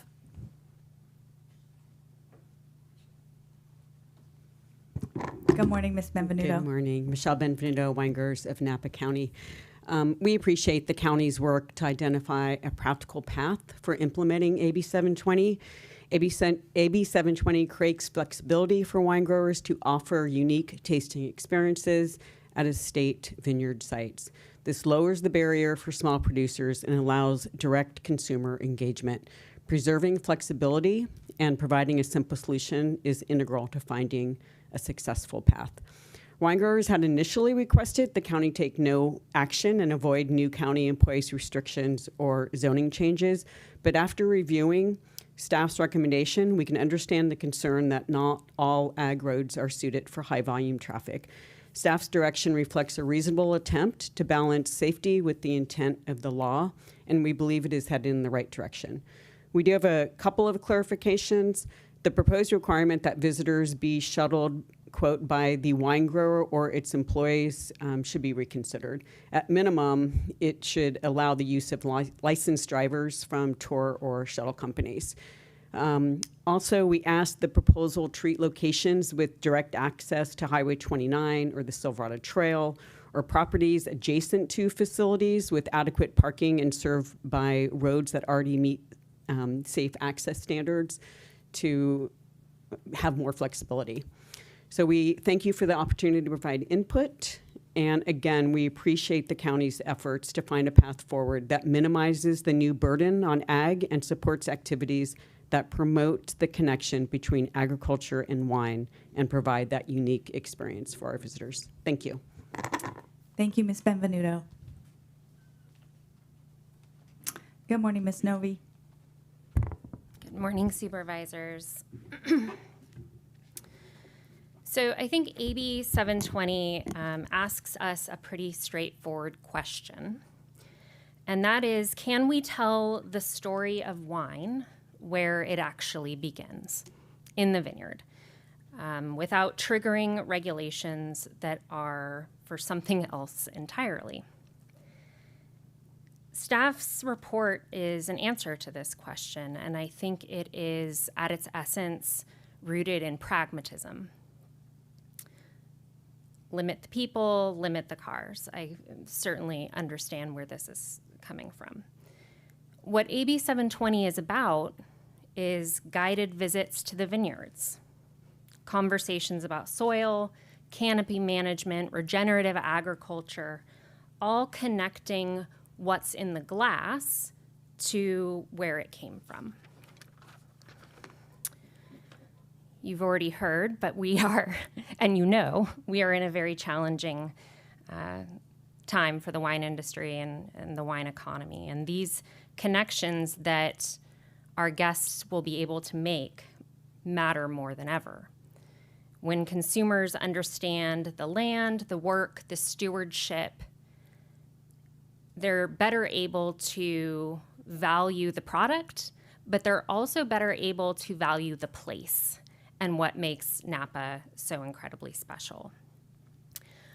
I think staff has worked to thread the needle here between county concerns and recognizing that there are some low impact activities that could yield some really high value results. I think some of the previous public comment touched on things that we do need to think about around temporary events under First Amendment protections that are allowed to just, happen without those types of limitations. Just something to think about how we're supporting our wine and ag community. But I do want to emphasize, and it's just really important to note how diligently staff has worked to find a solution within the existing framework that could be implemented as quickly and as streamlined as possible. That's a shift, and it's needs to be noted, and it's appreciated, because I know that we've tied ourselves into a pretzel a bit here in Napa County.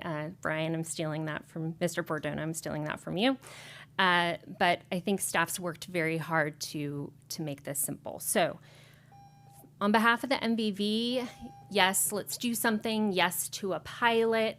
Yes to getting people out into the vineyards. Let's talk about what that number looks like. Let's talk about how we get there vehicle-wise. Let's talk about how we satisfy safety concerns, but let's get this done. Thank you. Thank you, Ms. Novi. Anyone else in the room who would like to make public comment today? Anyone on the phones? Okay. Yes, we have 3 callers. Our first caller is George O'Meara. George, can you hear us?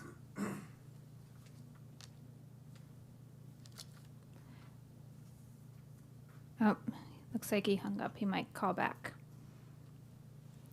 Let's move on to Katerina. Katerina, are you there?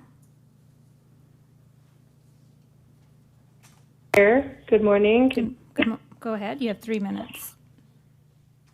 Yes, good morning. I am calling from Maroon Wines. We are a small family winery here in Coombsville, and I would like to also speak in favor of AB 720 and implementing this with as little as challenging scenarios as possible.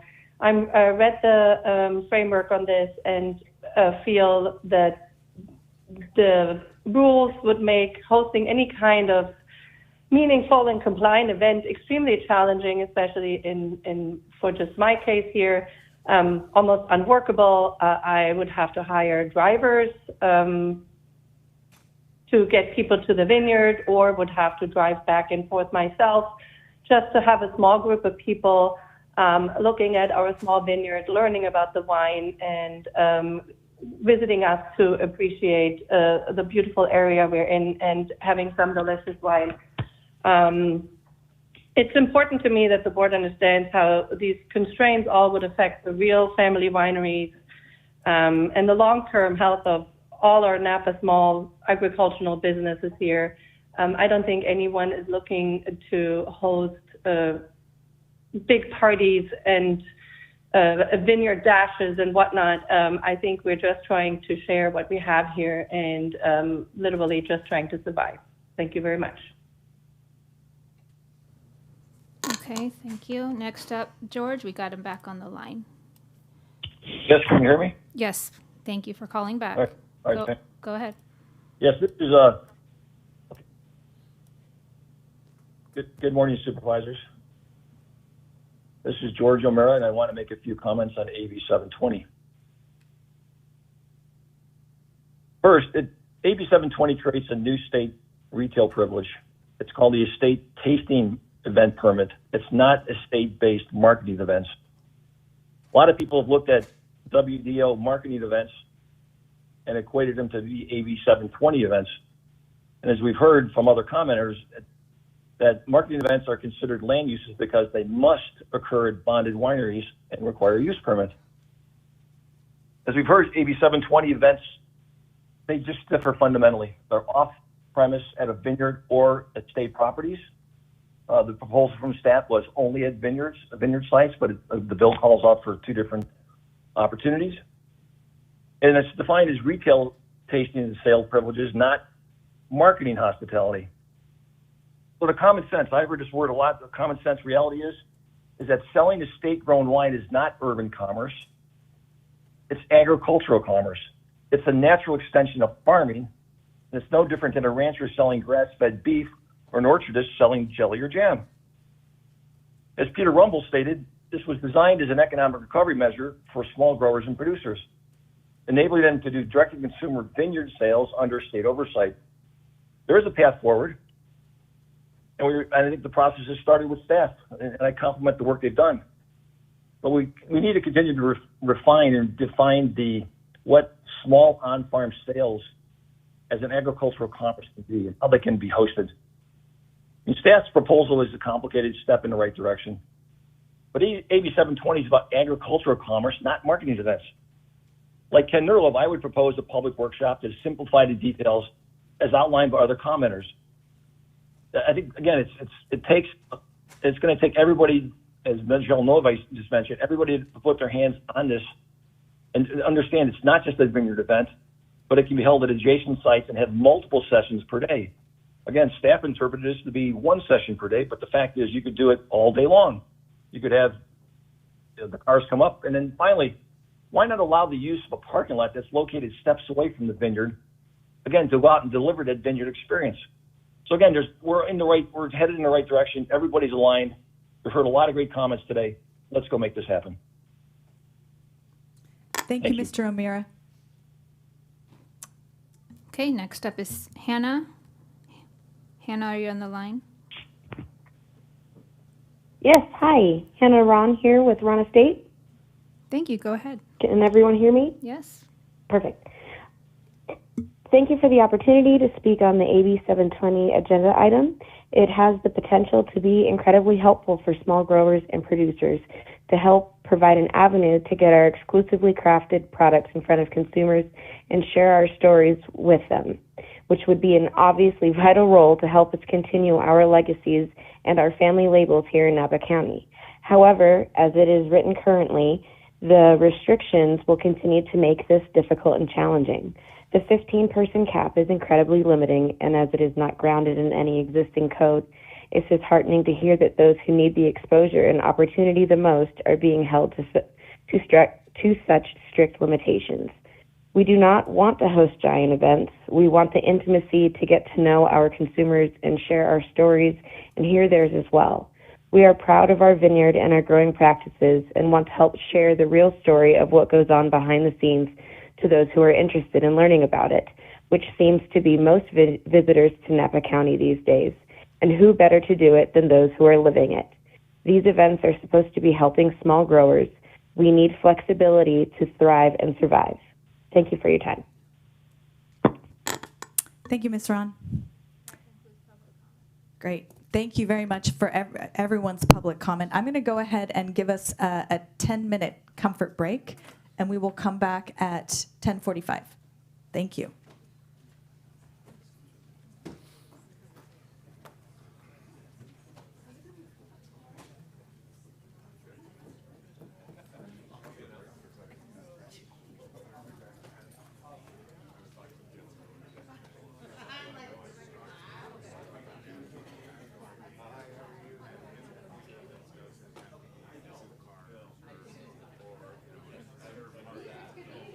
Yeah, no, this is fun. I mean, it's fun.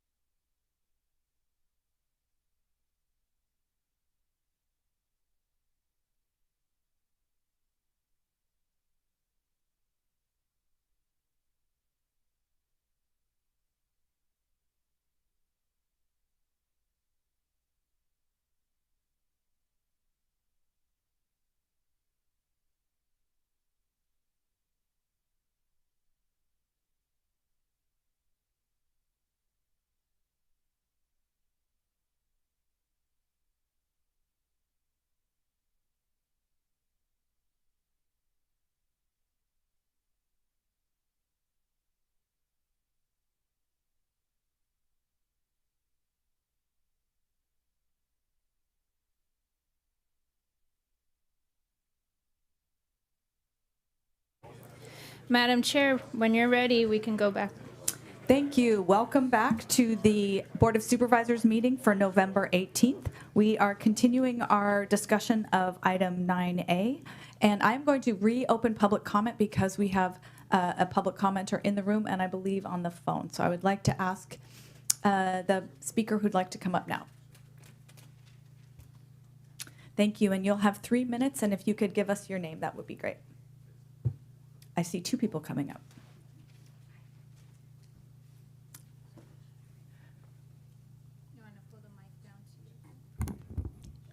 Why do you think that? I have the same problem.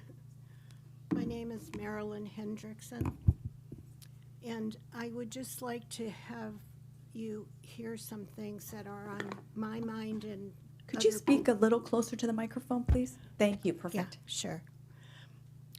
This is survival. This is not a game to us.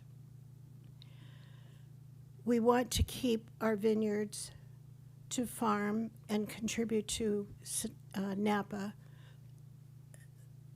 which we love and we're very proud of. Limits of 15 and busing in will kill us.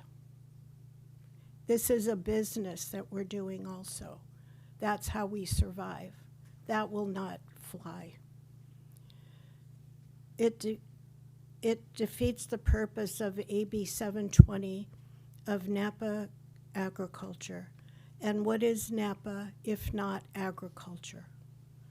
We have worked for decades to produce our grapes and wine and should not be encumbered by limitations. This is a matter of life and death for our family legacies. Thank you. Thank you, Ms. Hendrickson. I'm Debbie Height. I live in Napa, in Alto Heights. I don't know what I can offer for this, but I was just talking to the woman from Elkhorn, and I just got back from Sicily, from a month in Sicily, and the agritourism industry in Italy is a big deal, and it's we stayed at an olive tree farm and we learned about the trees and the picking and the whole process. That's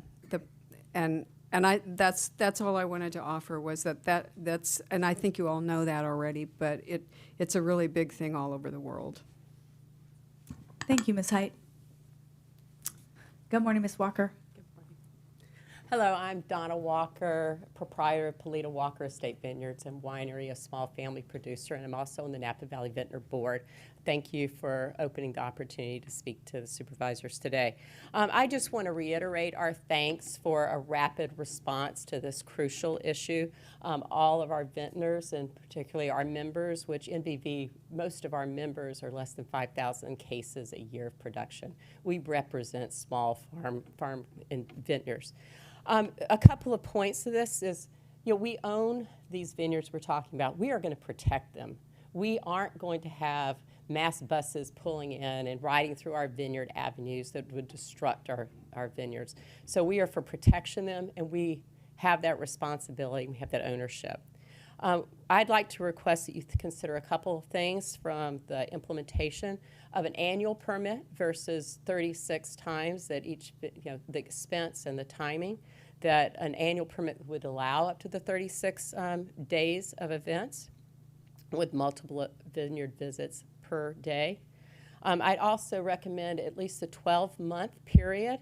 We're going into our time of slowness in the vineyard and rejuvenation, and that also means our visitor count to Napa will be slow. So if we only do 6 months, we really won't be seeing visitors coming into the county as we would later in the year. And so thank you for your consideration. I think the one last point of this is the shuttling the vehicles, the transportation is a major issue in implementation. I don't personally want to have our employees driving individuals into our vineyards. The insurance is going to be increased, vehicle rentals, as was pointed out. So I think that point needs further consideration. Thank you. Thank you, Ms. Walker. Anyone else in the room or on the phones? We're going to move back to the phone, and we have Deborah on the line. Deborah, are you there? Yes, hello. Okay, go ahead. You have 3 minutes. Hi, thank you so much. This is Deborah Becker-Lamb. I am the owner of Lost Valley Wines and partner in Cordero Vineyards. We are a small family-owned vineyard and verified microproducer through Save the Family Farms. We are also members of the Farm Bureau, Napa Valley Grape Growers, Visit Napa Valley, and I'm on the board of Women for Wine Sense. Strongly support AB 720. Very excited about the opportunity here in front of us. We are a very micro producer, less than 1,000 cases a year. And I wanted to echo what Hannah Rand talked about with the intimacy. Wine is about intimacy of the place, and great wine tells the story of the place where it came from. Being able to take people to our little piece of heaven, which is about 15 minutes northeast of where all of you are right now, over Mount George, on Woodin Valley Road. And it's this incredible area. It's just gorgeous. And being able to bring people there and share with them our 100 years of stewardship and storytelling, what we have for the history of the ranch, as well as how we are farming organically, to show them our electric tractor, talk to them about our solar panels and our battery-operated systems, our drop point irrigation, owl boxes, rotational grazing sheep, all of those wonderful things that just help build the connection from our wine to what they can experience in the glass is really critical to supporting sales of our wine and engagement and connection to that. The restrictions in terms of, or concerns with fire access, I just want to comment that all of our properties, structures on the property have the fire hammerhead turnarounds that allow plenty of access. Our vineyard, as well as probably most in the room that we're talking about, also have very large staging areas that are there for tractors and trailers during harvest, which is even larger than the hammerhead areas at our barn, et cetera. So many of these vineyards have incredibly large turnaround areas that are used for staging during harvest. And the other thing to consider too is with the vehicle requirements in terms of having sprinter vans. You know, being a small family farm and small micro producer, it's just not economical to have a $2,000 van in order to host any kind of visitors to the vineyard. Thank you. Thank you, Ms. Lamb. Anyone else on the phone? Okay, great. Thank you again for all the public comment. I will close public comment and I will bring it back to the board for discussion. If there are, well, let me do this first. Let me go back to staff and find out if there are any responses or comments that you would like to make in light of what we have heard today. Yeah, I have a few. So yes, thank you everybody for all the comments. This is great information. I have to admit, when we first were reviewing this bill, we were struggling with what is all entailed. What is this going to allow? What do we need to take into consideration? And so it's great to hear that what has been said today characterizes it in such a way. I think the way in which Elise and Michelle Novi explained it hits the nail on the head. So for a minute there, we were wondering, is this going to be large, events and whatnot that we have to treat as commercial activities because the bill was so vague. So it's great to hear that, because that's where our head is as well, and that's where the staff report has kind of taken us. Again, I just want to remind everybody that the parameters that we set forward is just a starting point for the discussion. We heard comments about the number of people, 15, 20, 10. We have to start somewhere. We also heard comments about the number of vehicles. That's important because that connects directly back to the average daily trips that we're trying to absorb within the agricultural road definition. And so again, not necessarily limited to that, but a starting point. The piece about people having to hire drivers or sprinter vans, that isn't something that we were contemplating, but that's something that we can discuss further. That is, how do people get to one's property, where do they park, and then from there, how are they taken through or throughout the property. We can talk also about any process that may occur. Do we do a package type event? So let's say somebody submits a one-page application that says, I'm going to do this, that, and the other thing 36 times a year, and here's a general map showing the location I'm going to go to, and that's it. Nominal fee, if any. The reason why that's important is in the event that there is an emergency, the first responders need to know where, folks are within a property. Some of these properties, as you know, are extremely remote, and they may be unfamiliar to some first responders. So it's important to have some sort of guidelines or guidance, if you will, in the hopefully event in the event that there's a medical situation.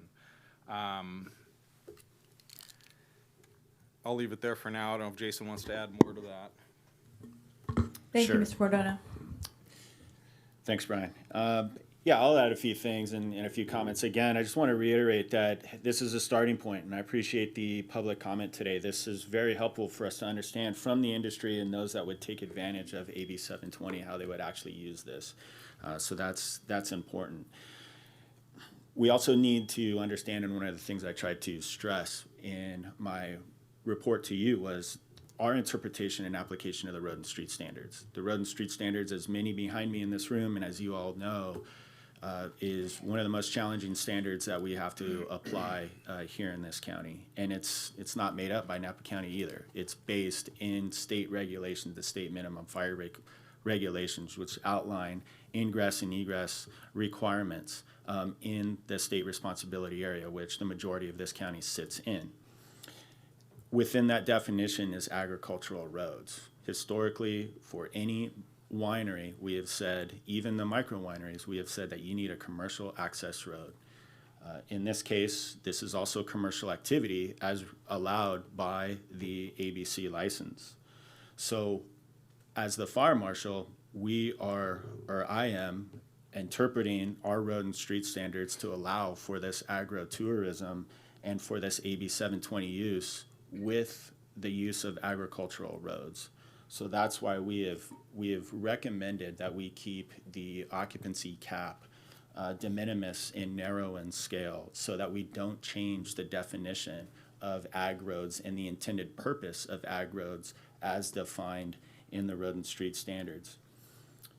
What I'm hearing today is two major concerns: the occupancy limits and the transportation requirements. And those are certainly up for discussion. We can look at potentially increasing the occupancy, and we can also look at eliminating the transportation requirements. But the intent and our starting point was for the most extreme cases. How are we going to access the most remote areas in this county? And what we're hearing is that's maybe not the intended use, and that there's other ideas on how this would apply. And so our other goal was to keep this, to keep the county out of it, frankly, to where we set the guardrails, it aligns with our current, or it stays outside of our current processes, and people can go get their ABC permits and have their event. But what we're hearing is that this needs to be maybe more of a case-by-case evaluation, some type of an annual permit. And so I think, as Brian alluded to, there's an opportunity to have further discussion if that's the direction you want to give us, and we can certainly discuss with our stakeholders as well how and what they would be amendable to, providing we are staying within the definitions and we're not blurring the lines of our existing regulatory framework in regards to temp events or use permits. Thank you, Mr. Downs. Mr. Mize? Thank you. And if I could just take a moment to anchor us here. The reason that we've presented these guardrails is because they allow us to implement this quickly. That's what we've heard from the industry. And the more complex that we make it, the more people we allow, the more cars that we allow. Fire Marshal Downs is right. We looked at this using the most extreme examples because we're able to restrict but not eliminate the privilege. And so we have to take those into account. And the more that we pull levers based on our rather diverse geography, the more complex it gets, the more review it takes, and we'll have to figure out what to do in the interim to preserve life safety. So this is the way that staff thinks we can implement this most quickly. Thank you. Thank you, Mr. Mize. I will turn to my colleagues now. I see a couple of lights on. Supervisor Gallagher and then Supervisor Alessio. Thank you. And thank you to staff. You answered some of my questions, but now I have other ones for Mr. Downs especially. So it's really important, I think, that everybody understand that we're looking at this in terms of using ag roads. And I would think, and I do think, that that is very welcomed by the industry because there are many people who don't have a road that conforms with the commercial. Although, you know, this is coming through an ABC permit and we're selling wine, okay? But we're going with ag roads. So that gives a lot of flexibility right there. So what I'm hearing from you is because of that, we have to have some restrictions on other things that are happening.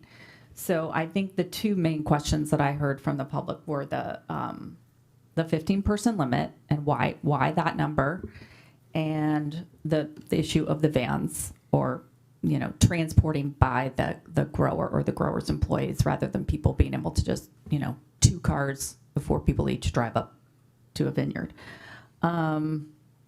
So I'm just wondering if you could dive into that a little bit. And I am also curious, where do we hit that sort of edge? I mean, if we're looking at numbers of people on an ag road, we do have other categories of activity that has set a particular limit, right? So I'm just trying to understand the difference or why we're making it different. I mean, I'm thinking people who are there for one event versus another. Just if you could explain a little bit more about the ag road situation and how we landed on that 15 and what that rationale is, and then a little bit more maybe about the vans, because it sounds like we can definitely make some changes around the transportation piece. That sounds like that's going to be really hard for people potentially, and that we can find a way for people to safely get to a vineyard and get out off a vineyard without necessarily being transported by the grower. So. Yeah, thank you. Those are really great questions. First of all, regarding the occupancy, when we look at our road and street standards and we look in the definition of ag roads, it calls out 40 ADT, or average daily trips.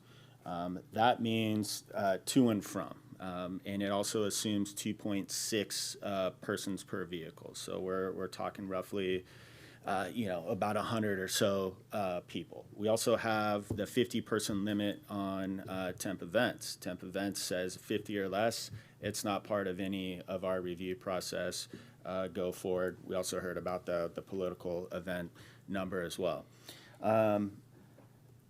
What we thought, and what I mentioned a few minutes ago, is we need to stay underneath that 40 ADT. We also need to assume that there will potentially be ongoing agriculture work being done.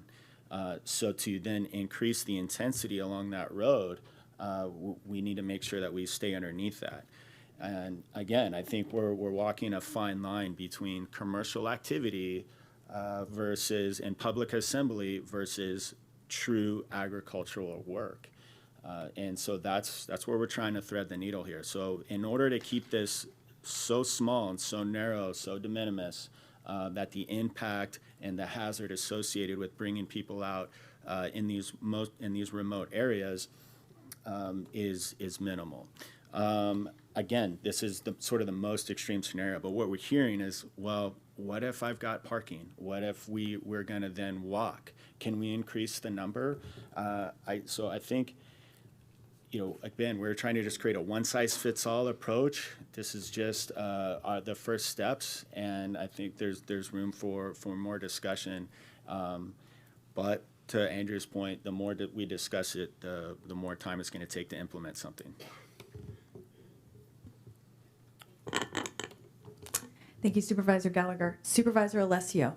Thank you. I want to thank staff first, because I know staff, you've put in tons and tons of time to do this, and that you did reach out to the different wine industry groups and to hear from them. And I appreciate your time and effort on this.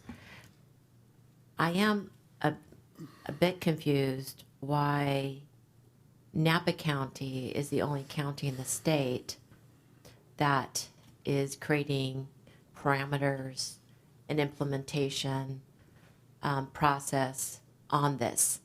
How are our roads and street standards different than Sonoma County? Sonoma County is not doing anything.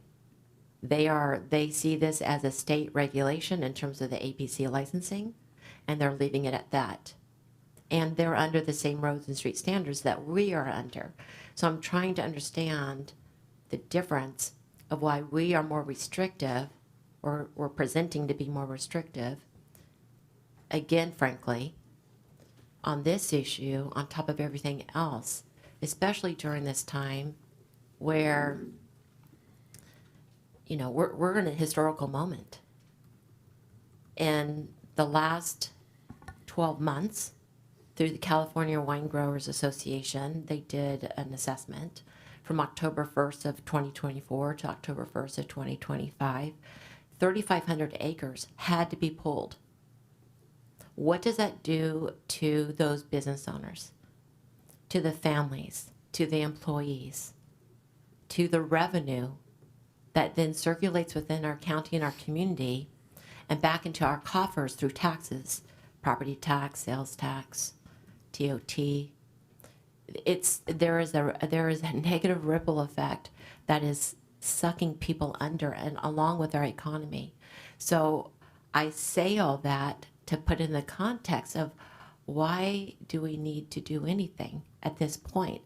How do we know there's really a problem? Can we not implement anything and, like Sonoma County and all the other counties in the state, wait and see if there's a problem? We have 4 or 5 industry groups, I'm going to say 5 industry groups, that are all self-regulated, that all keep each other responsible, and to make sure that they don't do something that's out of line, because it could hurt all of them. I saw this back in a long time ago when I was in hot air balloon business. All the balloon companies, there's a balloon association, and the purpose of that association is that everybody uses best practices and keeps everybody safe. Because if there's one major disaster, it could ruin the whole industry.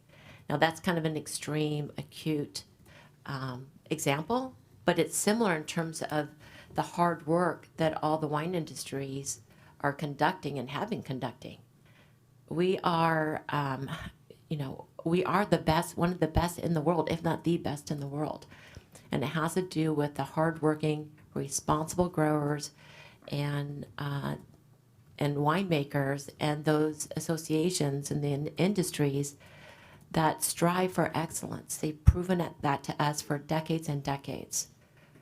So back to my question, and off my soapbox, sorry, is why are our roads and street standards different than Sonoma County, that we are being forced to do anything at this moment?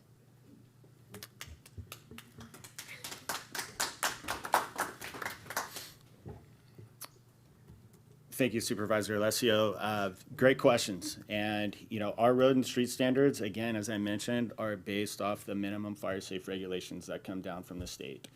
And you're correct. Those are enforced regulations throughout the entire state of California.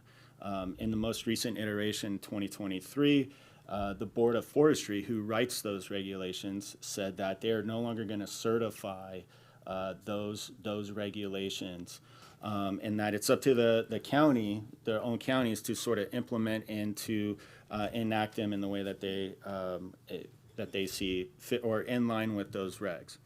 Now, we've had a lot of debate since 2023 over our application and interpretation of the road and street standards. And there's several out there that agree or that think that our application and some of our definitions around our road and street standards are too lenient. There's also the point here with the ABC license, and that this is rooted in the commercial activity. We have been consistent from the micro wineries all the way up to the largest wineries in this valley, that if this is for public assembly, for hospitality, that it requires a 22-foot road. And so that could be our starting point. We could say 22 feet for this public assembly and leave it at that. But to your point, we understand that this industry is struggling and that this is an opportunity to create a new experience and to bring people and to connect them with the land. And we hear that, which is why we are allowing this use to be for agricultural roads, which is a major step forward and could potentially subject us to some sort of review by the state in our interpretation of this. But I think that's why it's important to keep it narrow and de minimis in scale, so that we can defend and justify that the hazard and the risks associated with this are minimal. If there's a desire by the industry to have a local process and have this be a case-by-case review, we can certainly look at creating some type of criteria or parameters to allow for additional occupancy, remove the use of vans, et cetera. But again, that's going to take time to develop and work through. What do we do in the interim? And I want to say I really appreciate the approach in terms of reaching a place where the county doesn't have to get involved and people don't have to go to the county to get a special permit for this.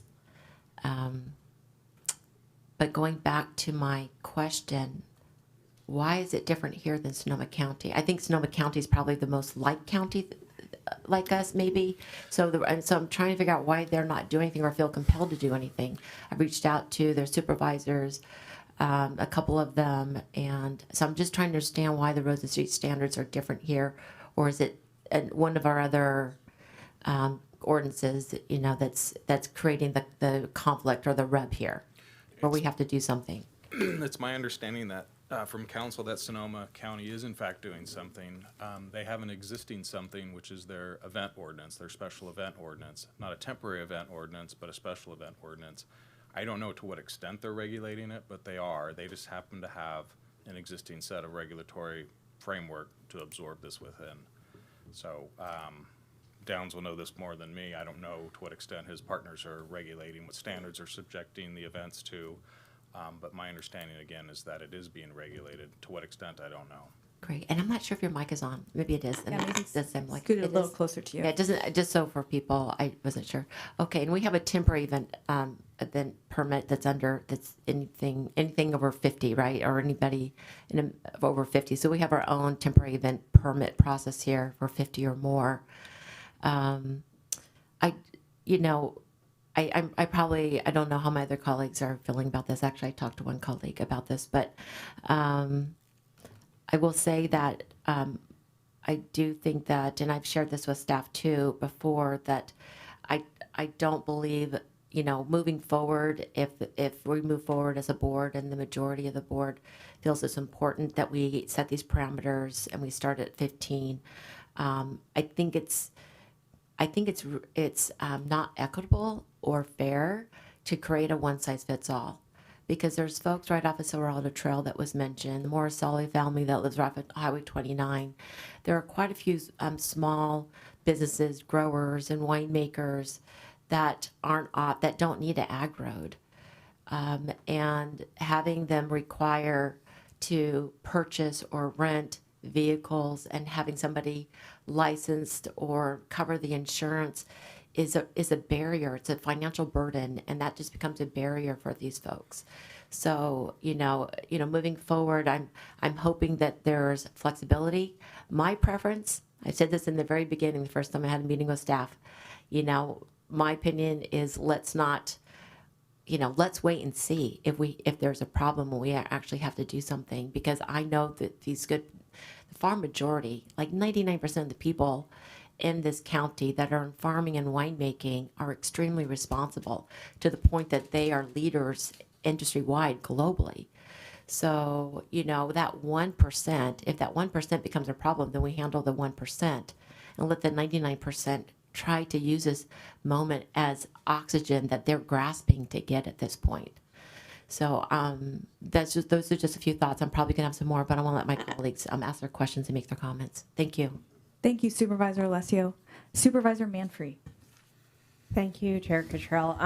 All right, so where do I want to start? I think I want to start by saying that staff, for total clarity, is presenting a way to move forward with AB 720 that dovetails with our existing rules in a way that should allow new uses without creating new problems. And I do appreciate that there is a mind to how to do this quickly and efficiently. I do want to kind of bring us around to just remember that it's been a very quiet fire year, and we have a terrific level of risk here. In 2016, myself and neighbors came before the board and the planning commissioners, and we, many of us had lived through the fires of 1981, and we came to the board and we said, a lot of the time it's really nice here, but once in a while we get these scary, scary winds that change the whole nature of the place. We have incredible risk here. And we're concerned about uses that create additional risk, especially in outlying areas. And a few months later, we had the fires of 2017 happen, and everything we had warned about came to pass. We had people evacuated by helicopters. We lost almost 800 structures. We had 6 people die in those fires. And, and I just want to refresh in our memories, and all of us here have been through that in this community, just how significant the risk is and how suddenly it can come up. So I really stand behind the use of the road and street standards as a framework to follow, because the purpose of the road and street standards is to assure that firefighters can safely fight fires particularly in remote areas, but everywhere.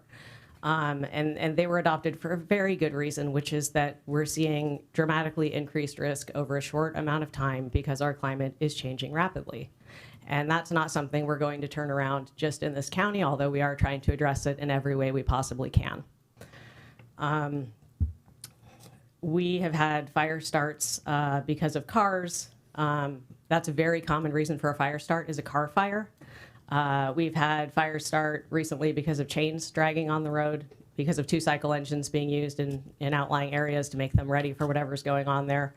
95% or more of fires are started by humans in California. So having increased people out on the landscape increases fire risk dramatically. And I just want to refresh in our mind kind of the basis for a lot of this. Staff worked diligently with the industry representatives, with individuals in the public, and with supervisors, talking through all of this for weeks and weeks.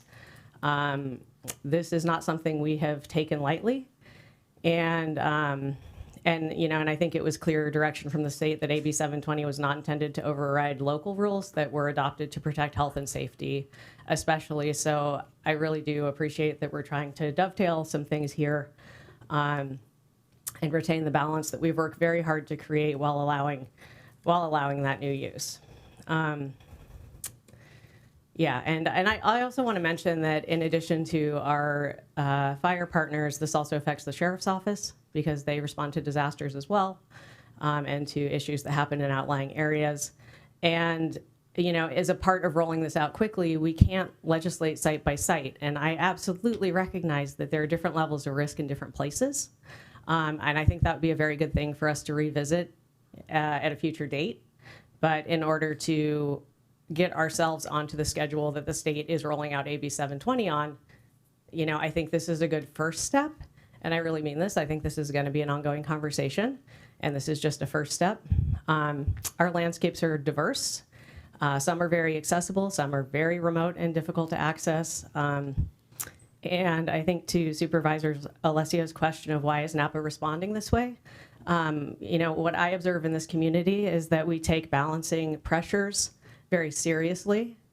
And in this case, I think it's necessary because we have an exceptional amount of pressure on uses here. The reason for that is because we've created something of immense value, and it's not very much space. Sonoma County has a much more sprawling kind of diverse kind of landscape where things are in pockets and it's very spread out. Here, the use is very intense for the most part. And I think that just that geography, it drives kind of our approach to things a lot of the time. We also have proportionally a really large amount of acreage and high and very high fire hazard severity zones relative to other places that may be more coastal or in areas with lower slopes. Particularly. So I do think we have some special things going on here. And I also think that just us having this discussion is an example of why and how Napa is a thought leader. You know, I think it's an example of why, like one more way in which we are exceptional. So, okay. So just going back generally to what about this, you know, what are my thoughts on where we're moving today? I absolutely support the alignment with the road and street standards and maintaining the definition of ag roads. I appreciate calling out no new structures, no structures in agricultural landscapes, and no cars in vineyards. And I think 12 months makes sense for a review, maybe even a little bit longer, like 15 months or 18 months, depending on how long it takes to get together. I'm just thinking if we're back here 1 year from now, will staff have had enough time to bring in information and, you know, crunch it into some kind of presentation? And I don't know, you can tell me, I guess that's a question. Or would you want to go until springtime before the next major part of the tourism season and have a little bit more cushion to pull it all together and talk to people, you know? So think that through, let me know. And 15 people 36 times a year is 540 people. And relative to the kinds of, I just want to call that out to that number, because relative to the kinds of tourism permits we typically hand out, that's actually a pretty small number. Although I appreciate that this is a very diverse, diffuse use, and it might be helpful going forward to see a map of like how many vineyards are there without a winery on them where this might apply, because I'm guessing it's in the thousands. And so once you take that 540 people and multiply it again by the number of places where this is possible, you get a much bigger number. And I mean, I say that realizing not everybody's going to max this out. It's not going to happen on every property. But just thinking through the potentials and like ballparking it, you know, I think that might be something to look into. I'm very interested in how to track this in a way that is as unburdensome as possible to industry, but still allows us to find the things out that we need to know to make good decisions. So that's a point for a future conversation. You know, and also going forward, I don't know if it would make sense to base things on fire hazard severity zones or the road and street standards, distance rules, or something else entirely. But, you know, like I said, I absolutely do recognize there's a big difference between the valley floor and the top of Spring Mountain or Soda Canyon or even Pope Valley, Angwin, Crystal Springs. Like, we have areas that are inaccessible and riskier, and areas that are far more accessible and less risky. you know, so those are important differences. And then also kind of going back to the climate thing, I'm also interested in just, you know, I appreciate the van pulling element. If there's any way to build in reductions in vehicle miles traveled or annual daily trips, I think that's good, because more cars, as I said before, is you know, always adding a little bit of extra danger to the landscape, because we do have a lot of fire starts with cars, and just pressure on our roads generally, wear and tear, and also of course emissions. Let's see. I think that concludes my comments. I'll come back if I think of anything else in this discussion, but just extra big thanks to staff and to community partners for coming forward to discuss this. It's something that staff especially have given a lot of thought to, and I really appreciate it. Thank you, Supervisor Manfree. Supervisor Ramos. Thank you. I think I'll make an effort to not repeat what some of my colleagues said. I think one of the important starting points is why we are using the roads and street standards. I still have bruises from the last roads and street standards. The 2023 was easy compared to the 2019. And I think that one of the things that is helpful is to reflect back on why we added agricultural serving roadway, right? In 2019, with the update that was coming from the Board of Forestry, we were in a position where some of the parcels that were through an easement, further detached from the public roadway, when pulling a permit, would be forced into the higher level widths and requirements with turnouts. And we know from all the public comment we received in 2019, that was going to be financially catastrophic for many. And so we worked very, very hard to find a solution.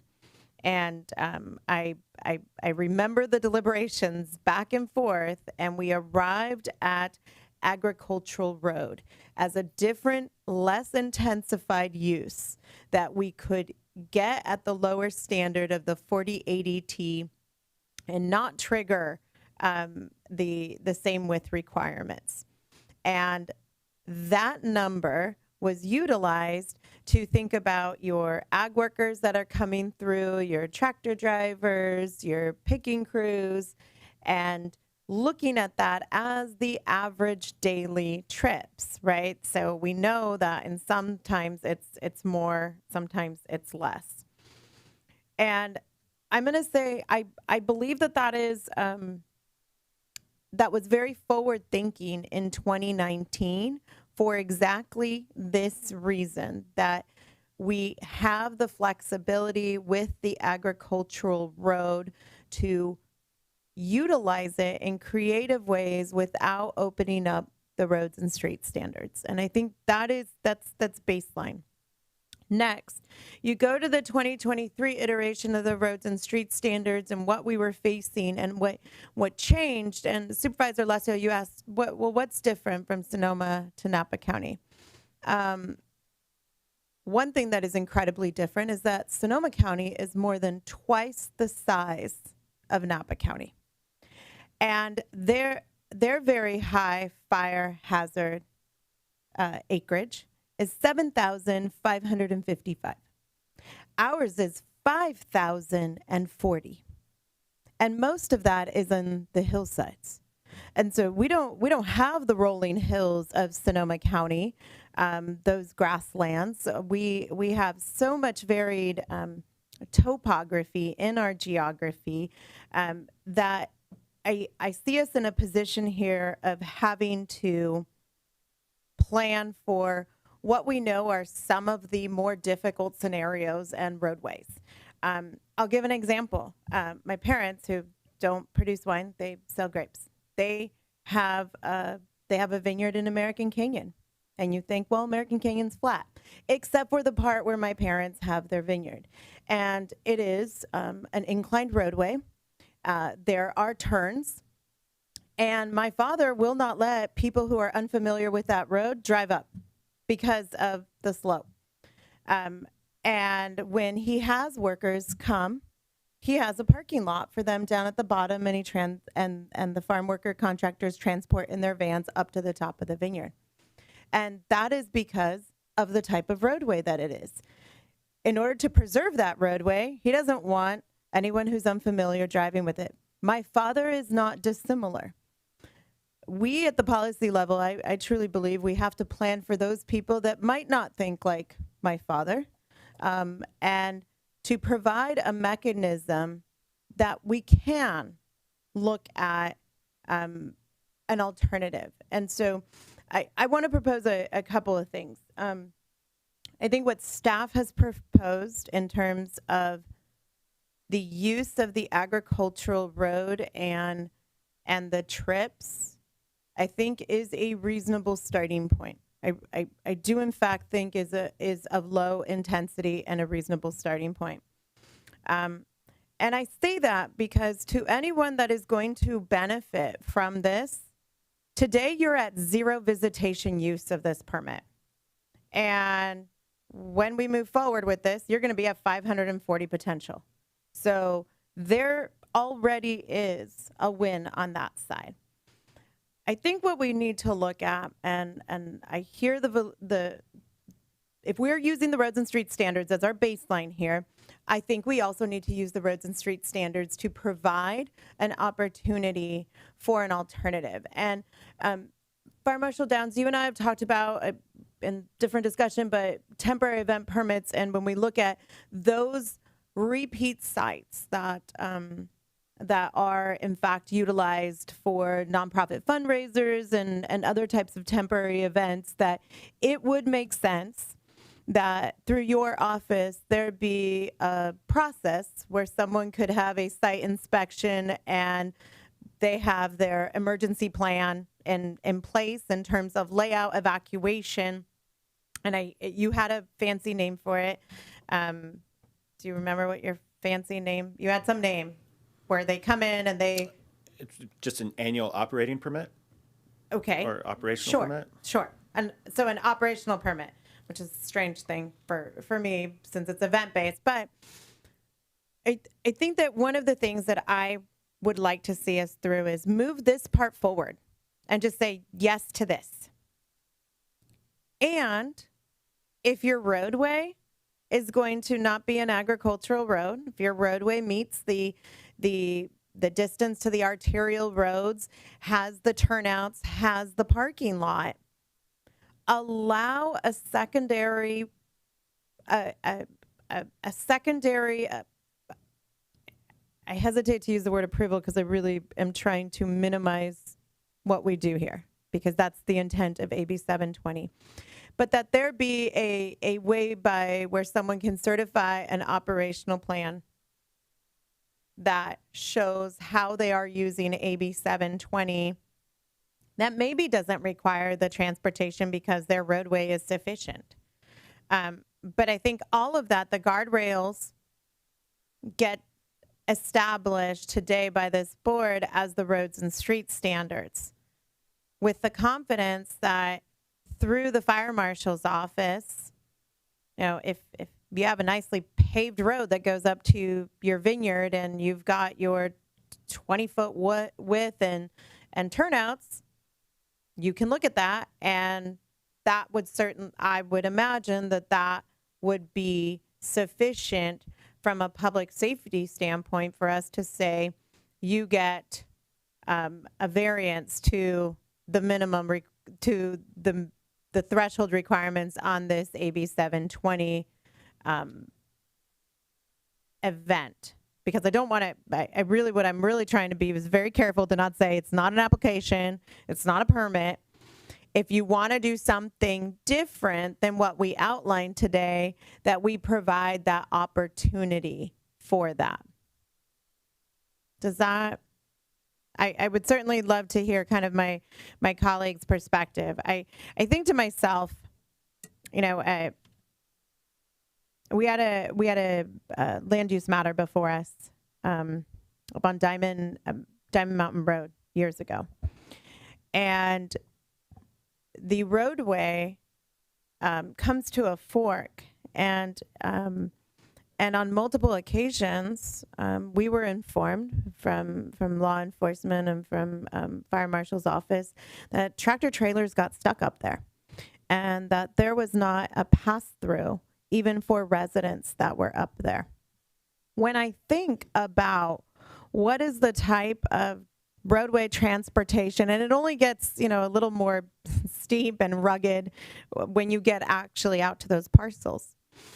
AB 720 says you can still do that. You can still take them there and have that estate experience, which I find great value to.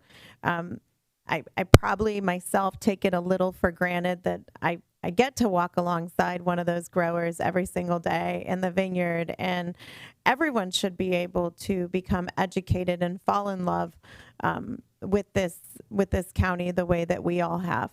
But it does need to be in a safe manner, and I think that AB 720 is saying yes, and we do it within the roads and streets standards. So I would just leave that up for discussion. If I would like to see us move forward on this and then say there's a way for the fire marshal's office to work through an operational permit, an annual operational permit, thinking in mind kind of same set of guidelines that we know will likely head down the path on a temporary use permit as well, so that there can be an option. Thank you, Supervisor Ramos. I'm going to make a couple comments and then I will go back to you, Supervisor Alessio. I first want to begin by thanking every member of the public who's here and has taken the time to think about this, analyze it, and provide some feedback. That's very helpful. And I really appreciate all of staff's time. I don't know how many discussions I've had with all of you, and I know you've looked at many different iterations of this, none of which is as streamlined and straightforward as what you've presented today. So I'm grateful for that. And I really think, and this has come up now, so I hope that everyone's understanding that being able to use the ag road pathway is a much more it allows for a lot more that we can do as a county than if we were using requiring that 22-foot wide standard. That would just rule a lot of folks out. So I appreciate you looking for that. And I think the other thing that I want to just reiterate is what the goal is here. AB 720 gives us a mechanism to allow our local growers and wine producers the ability to hold tastings in vineyards. That is a game changer, right? It's a very exciting opportunity in a moment that our industry really needs it. So when I brought this referral forward, I was hoping that we could turn something around quickly, and you guys have done that. So thank you for that. So the goal is to hold some tastings in vineyards, to do it safely, and to do it, I think it's important to do it within an existing regulatory framework. And the reason that that's important, we can think of many reasons, but one of them is time. Because if we are asking staff to come up with new regulations, first of all, we've heard from the industry, don't add more regulations or restrictions.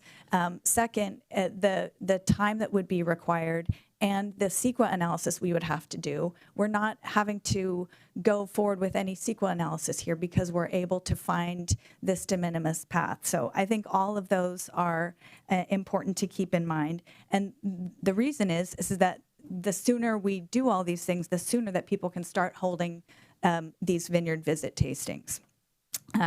So where I am on this, I think that I was actually coming up with something similar to what Supervisor Ramos is in a two-pronged approach, because I think what the goal would be is to have something simple that we could roll out, maybe requires, a a vineyard operator, a wine producer, is going to have to file some form with the ABC, and we don't have to require 36 events forms to. I think Ms. Walker made the point, let's do one annual form. So that's something I would agree with.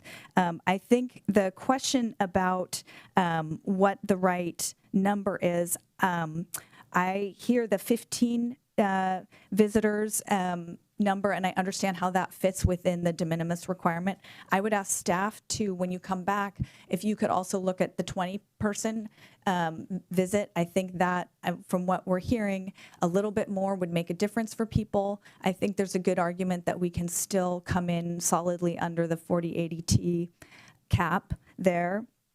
And then I appreciate the goal to have people entering and exiting this tasting environment safely. I think there's different ways to do it. So I do agree with some of the things we've heard, that the requirement for the vans is perhaps excessive. So one thing I'm thinking about is there a way that we could tell, someone else made the point, like we're responsible for making sure things are safe on our own property. And Fire Marshal Downs, you've done a great job of keeping our standards high. I think it's also an opportunity to say, hey, how will you comply with safety measures? So someone could say, well, I am gonna shuttle my guests, or I'm not going to shuttle them, but we're going to do this other thing. I'm going to guide them up. So I'd like to hear some more flexibility on that particular piece. And then the piece that Supervisor Ramos mentioned about the two-pronged piece, if someone is saying, hey, my winery or my vineyard plot is on the valley floor, I have parking accessible, I have, maybe it's a bigger space, there's other things that might be, if we sort of have AB 720A, the super simple form, then AB 720B could be something where there's some more variables considered. I think a case-by-case basis, that's been mentioned, that's the ultimate in flexibility, but it's also a lot more process. And so I would like to have us roll something out so that we could start right away when this law takes effect, or as soon as possible after that January 1st time. And then we engage staff to look at what that more slightly complicated second path could be to using the AB 720 path. So those are some of my thoughts. I will go to Supervisor Alessio and back to Supervisor Ramos.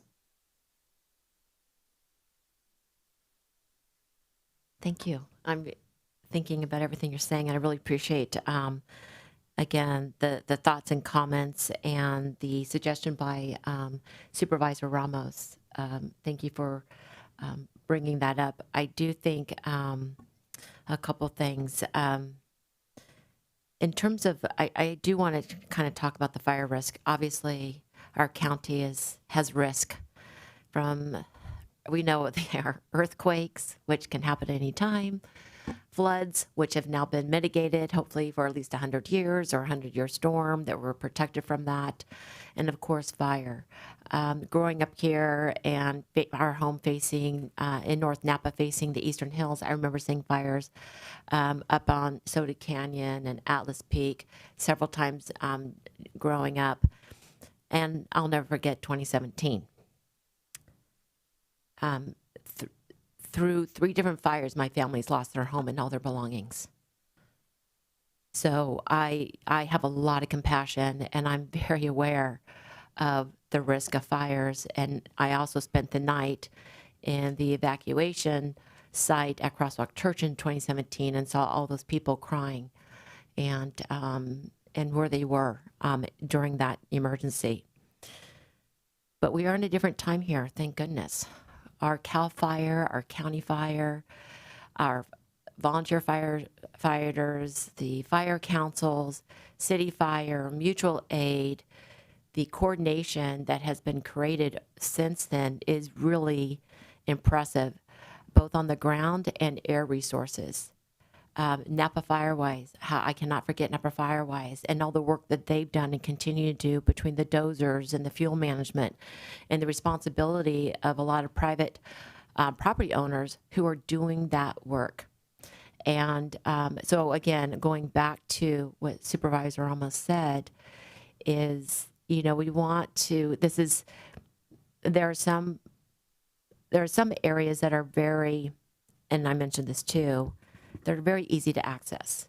They're paved roads, public roads even, or paved, private driveways. And then there's some areas that are really in those really difficult places that we really do worry about.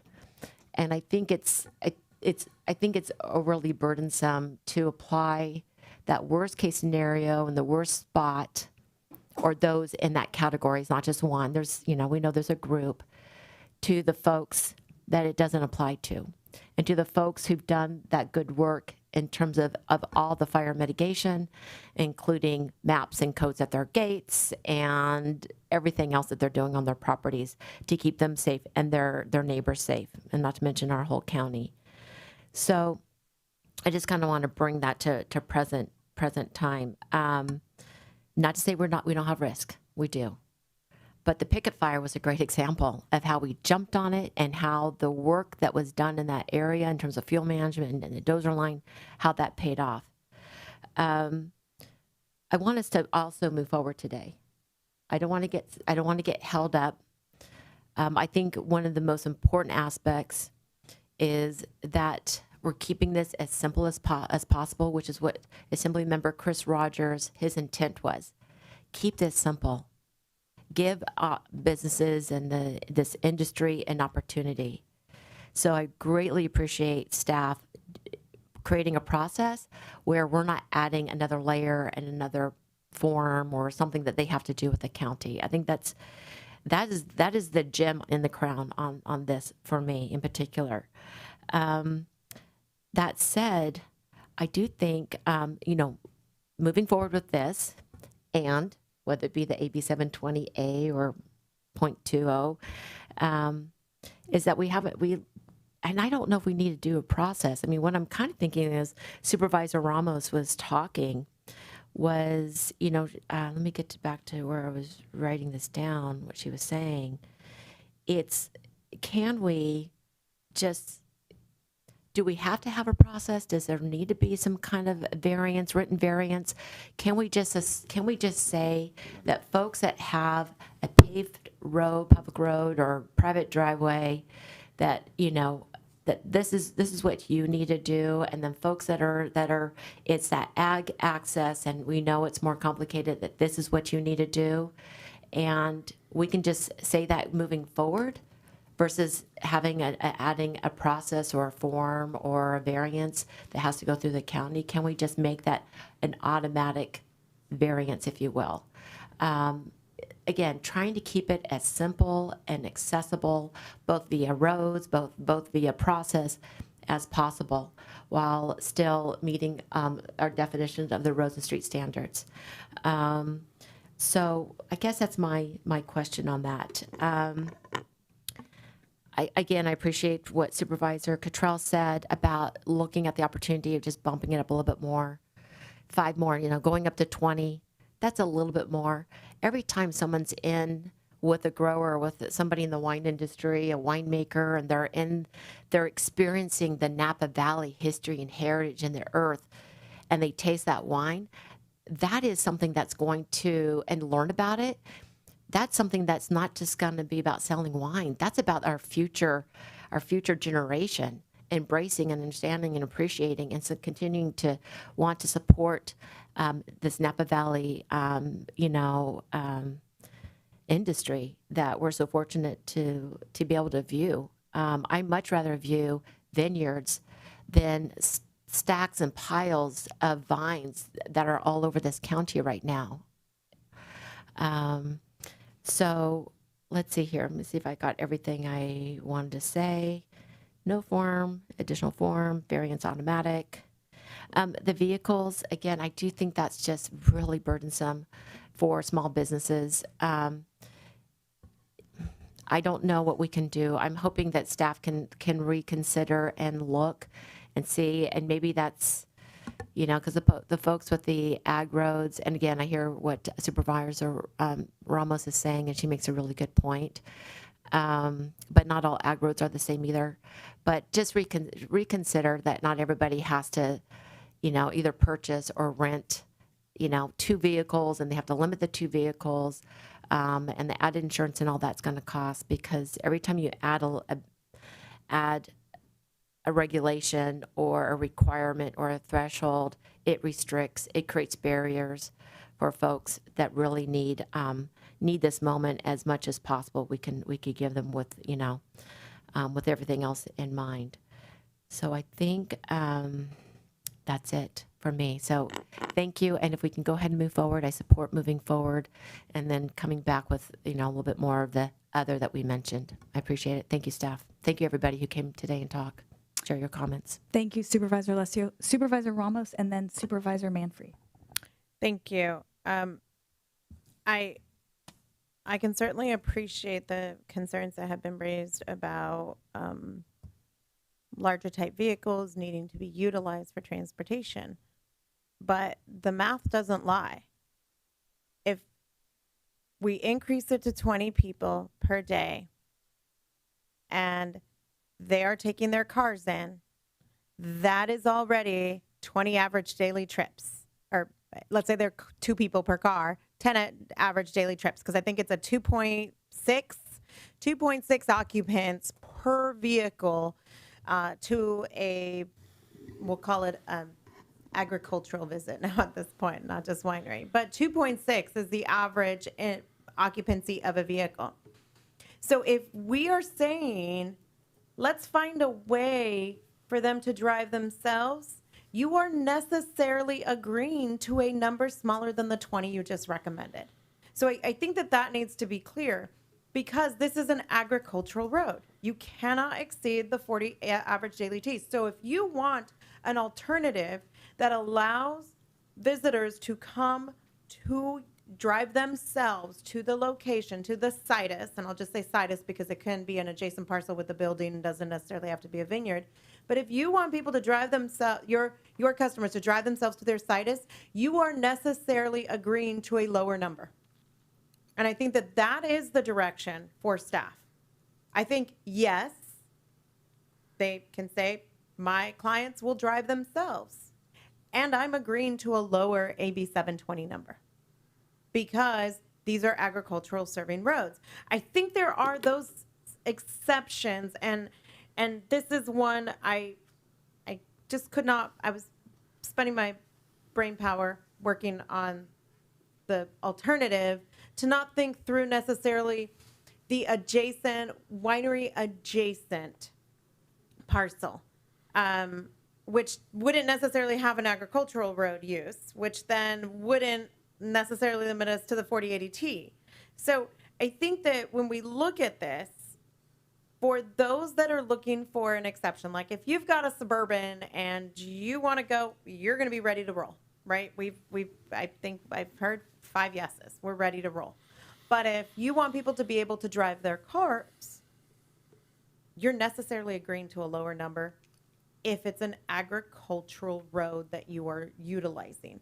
And I think that part is incredibly important for us to understand, because those agricultural roads have their limitations based upon the type of the definition that we use, which is serves agricultural related single-use facilities which cumulatively generate less than or equal to 4080T along its axis.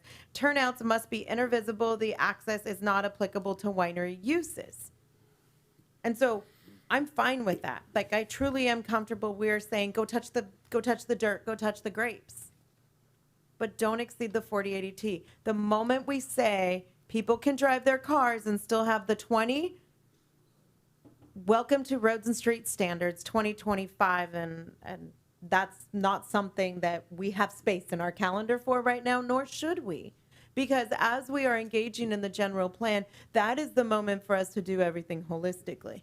So I see this as an opportunity to say yes, and if people are going to drive themselves, what's that number look like, and what are the requirements that they would need to have produced to the fire marshal's satisfaction, and what about those properties that are adjacent, not vineyard, not agricultural road using? What about those? How are we going to address those? Because we haven't talked about those. And when we get through this general plan and maybe in fact we revisit agricultural road and what that means, and that's the opportunity to do that. But if we say, yes, have your clients take their own vehicles, we're not sticking to our own math. I'm going to go to Supervisor Manfree. Okay, great discussion. Thanks, everyone. I just want to remind us here at the dais that we do have broad support from 4 major industry groups on this, as it was recommended by staff. And I also really want to bring forward that I have spent most of my life living in a rural part of Napa County, and I understand at a very personal level what the difference is between having that agriculturally adjacent resident experience to when you live in town and this is happening far away from you. So the thing is that we have how do I want to say this? Like I really want us to proceed with caution by opening this up more today, and I absolutely favor lower numbers to start and a more conservative approach to start, because we can always open it up later, and we're gonna check on it in a year. But if we decide to push up the numbers right here today, it means that it's going to be effectively impossible to bring it back down later if we do have problems. And and I also recognize that most people behave beautifully and get along well with one another and don't want to upset their neighbors. I totally get that, but not every last operator does things that way, and unfortunately we have to wrestle with that here. And so I just don't want us to create a situation where we've let a lot of line out and we can't reel it back in. So yeah, thanks. Great point, Supervisor Manfree and Supervisor Ramos.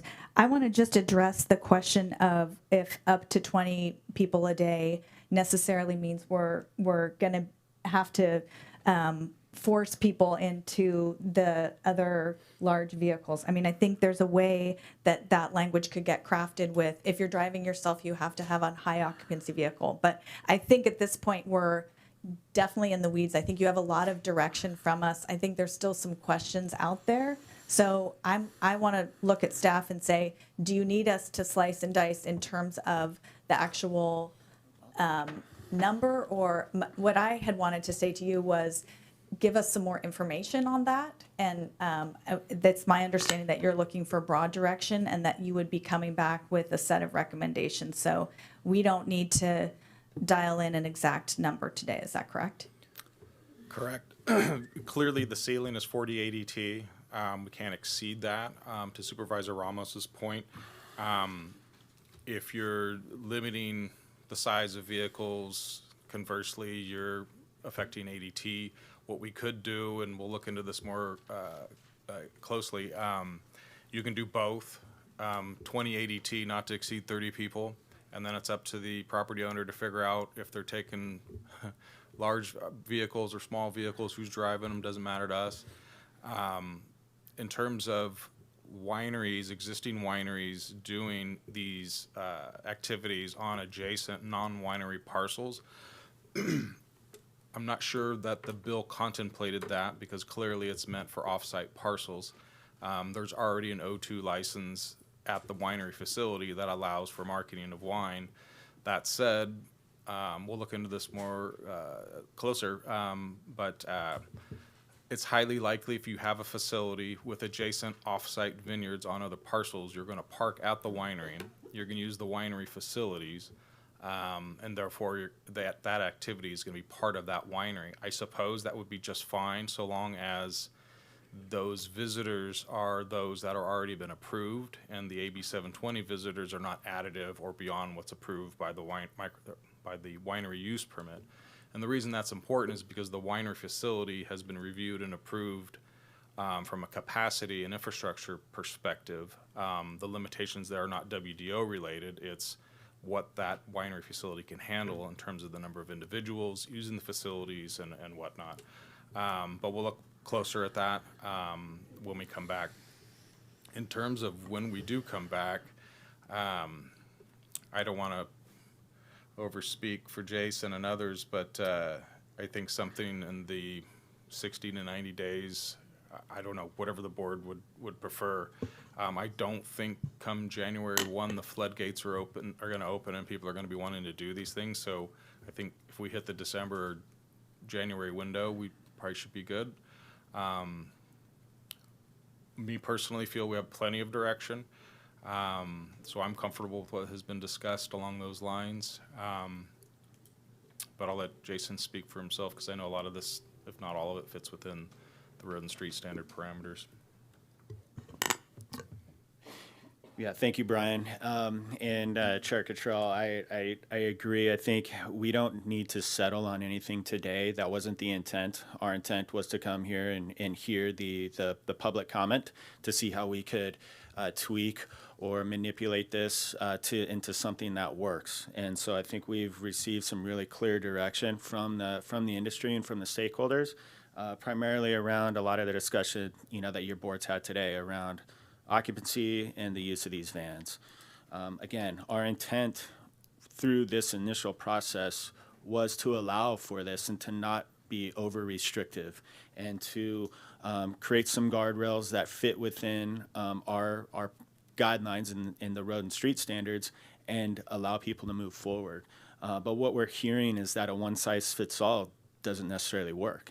And we have to plan for the most extreme scenarios. But if we want to allow for these other uses, increase occupancy, removing the use of vans and et cetera, then this becomes something that we have to create maybe some broader criteria that they would then evaluate or lead to where we go with this.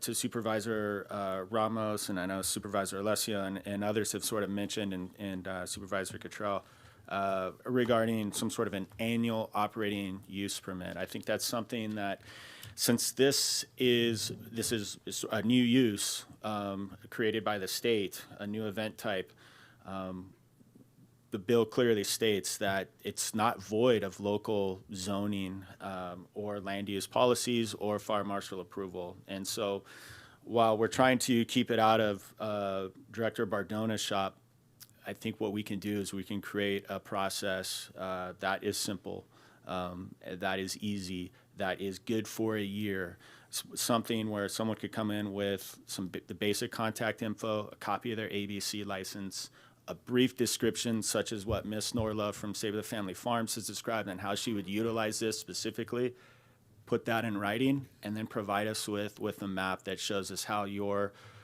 access is compliant. In that case, as described by her, that's an area where we have parking, and then she would walk her guests to these areas. And that then doesn't constitute the need for transportation. So I think there's a way where we can do this, but this is going to require a little bit more work on our end. I think 30 to 60 days, get back before you in the first of the year would be appropriate. And again, I think just based off the weather, there's likely the desire for these events is not going to be massive at the beginning of the year. But we can likely have something ready to be considered by the first of the year, so it can be implemented hopefully by this spring. That's terrific. Yeah, I think a January timeline, if that, I'm looking at CEO Alsop and Ms. Bratton. Does that work? I would just recommend 60 to 90 days. We will strive to get it back as soon as we can, but just to make sure, staff has enough time to put it all together. Noted. Thank you. Supervisor Ramos, did you have a follow-up? Just to County Council, so that I'm clear, because preemption and all those big words, we need to have something in place by January 1's implementation. Is that correct? Well, if we were to get an application, so first they go to the ABC. So they got to get their permit at the ABC, and then they come to us. So if they came to us and we don't have a process in place, then we have to decide how we respond to that. So yes, ideally, we would have our process in place by January 1, but I think as long as we're in that 60 to 90 day time frame, we'll be okay. And is that because, how long do we have to respond to such an application? I think it's 30 days, but I do remember, I'm looking at Mr. Mize. Do you mean in the bill? No, How I long don't we see have to it. respond? Yeah, It's not in the bill. It's not in the bill. I'm looking at it. It's not in the bill as to when we have to respond. But given that this becomes an eligible use on January 1st, my concern is I would like to see what we claimed as the easier that we 99% said yes to today. I'd like to see that in place by January 1. And then thereafter, the variance and the you are unique because everybody's special, but the parts where someone is going to ask for consideration for their unique circumstances, that one can, I would be fine with that one coming out 60, 90 days from now. But I am concerned that January 1, we make sure we have something in place. Which would mean a meeting sometime at late December. 6th or the 19th, or 16th. 9th or the 16th. Is that possible? If those are our choices, I'll like Would you like the 16th? Yeah, we have another big item on that day, but that's okay. Okay. It'll be a great day. Okay. Thank you. Thanks for that clarification. I'll bring snacks. And I think being able to have something in place on January 1 is a goal that we should embrace. Chair. Yes. Supervisor Alessio. Thank you. And just going off what Supervisor Ramos is saying, and she's the attorney. Well, she's one of the two attorneys here. I am not the other one. So I'm going to ask our legal this question because it's my understanding is that if we don't have something in place by January 1, the default basically is there's no requirements on the county for them to come to the county at all to ask for anything because we have nothing in place. So it would just default to what the state bill is that they just get their license through ABC, through the state, licensing. And then because we have nothing to say that they can't or they can, correct? So that's why, again, time is kind of the essence. Is that correct? Well, if we were in that predicament, I think staff would tell the applicant, you're going to need to file a use permit and maybe rezoning. I mean, it opens a whole bottle of a can of worms because it's not allowed currently under our zoning rules. And so we'd have to figure out, how do we allow that use? Because the legislation says we have to allow it somewhere, right? So we're coming up with those standards to allow it. So, but we currently don't have currently we don't have anything for there to be an applicant. Right. We only have the state law that says they just need to go to the ABC and complete the paperwork, and therefore they can move forward. Well, they have to get the fire marshal's approval. Oh, they do. That's part of the state law. Okay, I missed that part. Yeah. Okay, very good. So there is an application process. Okay, very good. So again, I think I support what was moved forward, and I'll bring you all coffee. Just let me know. And cookies. I make really good chocolate cookies. I can bring those to you too as you're working on this. Thank you. Thank you, Supervisor Alessio. And that's a great point that this would end up on Fire Marshal Downs' desk without, if we don't take action too. And so the more guidelines that we can have in place already. So I want to thank all the public again for being here and for your input. Really appreciate it. And thanks to my colleagues for a great discussion. With that, we will move on to our next agenda item. It's 12:15 now, and our next item is item 9B, to receive an update on community aircraft noise concerns and to approve and authorize amendment number 1 to an agreement with Kaufman Associates. I'll give everyone time to get shuffled.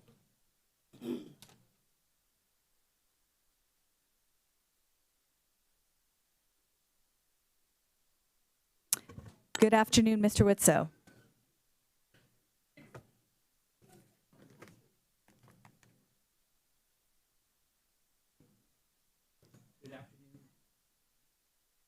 There we go.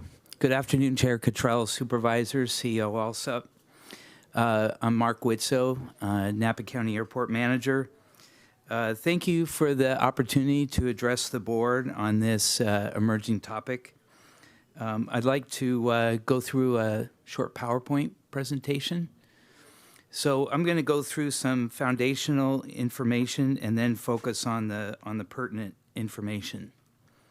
So here's the Napa County Airport, south of town.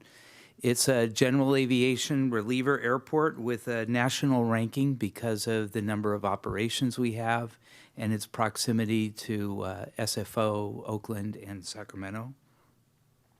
Most of the activity on the 3 runways is flight training, but it does have an instrument landing system from the south, that's runway 1 left, and it's a straight FAA ILS equipment. And then the issue we have today is a new procedure that is built into the aircraft that comes in from the opposite direction. And that's the GPS approach to runway 19 right. We did begin public charter operations with JSX in July, and they concluded their seasonal activity yesterday. So it's a little bit hard to see this particular chart, but it's about 6,000 operations a month. And you can kind of see from the different colors, we kind of had a peak last year, and this year is a little bit less activity. So activity isn't necessarily growing, but it is fairly consistent. And it's a little busier in the spring and summer than it is in the fall and winter. So traffic is fairly consistent, with weekdays being a little busier. Most of the aircraft are piston propeller aircraft doing flight training. If a student pilot takes off and then does a handful of arrivals and departures in a touch and go operation around the field, and then lands and parks, that's actually a dozen operations, even though that person was still in the area and just flying around the pattern. Jets are about 17% of our operation. The winds favor this runway approach to 19 right, meaning the winds are out of the southwest, generally a breeze going to the northeast. Here's some information about an externality that happened. We participated as stakeholders, but the FAA is constantly managing the airspace above us. They have been regulating the national air system since the 30s, so over 90 years. And we had an example of what they do this last week when they restricted flights from some hub airports and then prevented GA aircraft from landing at airports that were constrained by staffing. But they, in their wisdom, wanted to manage the airspace in the north of the bay and established a GPS RNAV approach to our airport because they had some traffic management issues and safety concerns. They did tell the airport and the noise working group what it might look like, but then they went through their own process and published it. So here's a depiction of what that kind of looks like. There's a number of different work groups that manage air traffic through the airspace, but they generally put aircraft on this particular approach just east of the NASCAR track, up at about 8,000, 10,000 feet, and then the aircraft travel north, gradually descending to a transition where they come over the hills into the valley and then proceed south. And so you have the little blue segments, and then they continue to descend, crossing over from the west side of the valley to the east. And then there's a particular spot where they make a slight angle point that they have as a fix. And it's just basically a three-dimensional spot in the air. And then they make that gentle turn, continuing to descend right into the runway. So here's a kind of zoomed in view of that same approach. And you can see the aircraft coming from the northwest, and then they make that gentle turn, and then they're generally going south. And this is at about 2,000, 1,900 feet.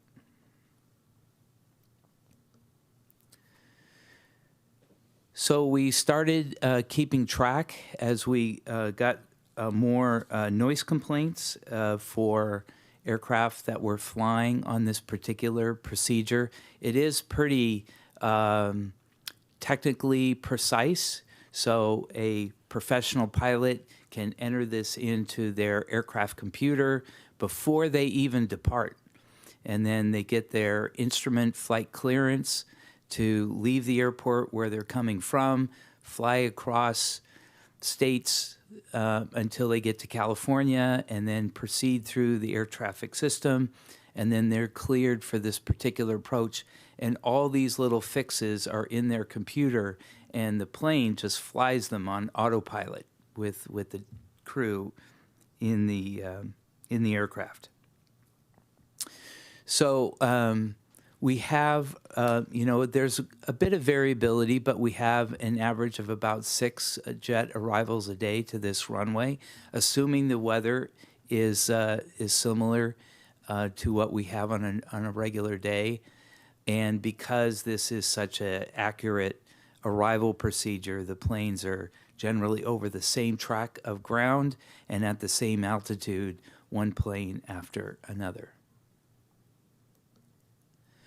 So we started getting a considerable number of complaints around the time of late April, early May. And this little map here shows, and the changes in the colors are the number of complaints that we have received through the end of September. And you can kind of see kind of a very striking shape near the Alta Heights neighborhood. And so we have people in that neighborhood complaining multiple times a day. But we do have complaints from generally all over the valley. And so if you took the number of complaints, and then you distilled that down into the number of addresses, this would be the noise complaints pinpoint map. And so you have residences all over that are complaining. And there's off the screen, there is one person on Milton Road that is also on that list. Don't want to forget them. We have tried to respond to the increase in community concern. So in the May-June timeframe, we created a new virtual phone number to start recording the complaints so that staff could come back in on a work day, listen to all the voicemails, and then log those in a spreadsheet. Some people wanted to have a callback so that they could then complain to a person live, even though they had left a voicemail. And so we did that for quite a while. And then it started to devolve into people using colorful language and not being very civil. And so we needed to make a slight change in that we worked with the IT group to create a complaint form where people can push a button. It generates a blank form, and they can fill it out, and then that goes into a spreadsheet where we can start to look at some of the data.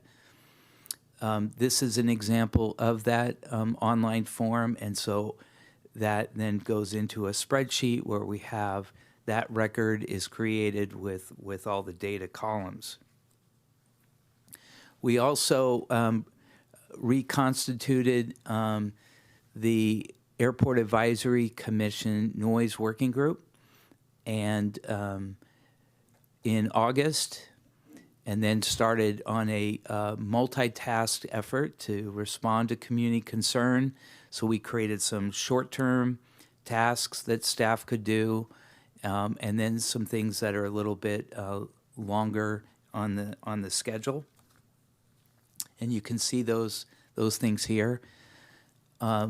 Just recently, in the last week or two, we've actually posted a website frequently asked questions site. So we modified the airport's website, created a noise concern tab, and then we had a whole long list of all the community questions that we wanted to answer and concerns about whether it was an airport thing or an FAA element of their responsibility. And then we're also looking at how to keep track and present this information that we collect. Infographics is a wonderful new avenue of being able to communicate effectively, and so we're still working on that. And then we have the item that we're proposing today in this action that we'd like the board to consider. And so I do have a second page of that, so there's still some other things we're working on, and the Noise Working Group will be looking at a Fly Neighborly program, and what does that look like? How do you define neighborly? And both from a physical and a time-based element, and then what role would staff have if people are not as neighborly as we'd like them to be?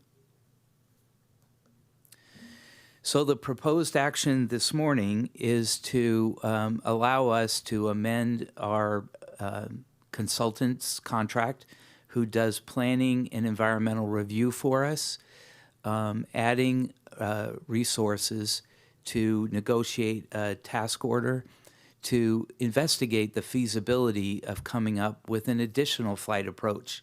And this one would be to the same runway along a different track when the visibility was sufficient that they could fly under visual flight rules, and would not be constrained by the same technical limitations that is in place for the current approach procedure.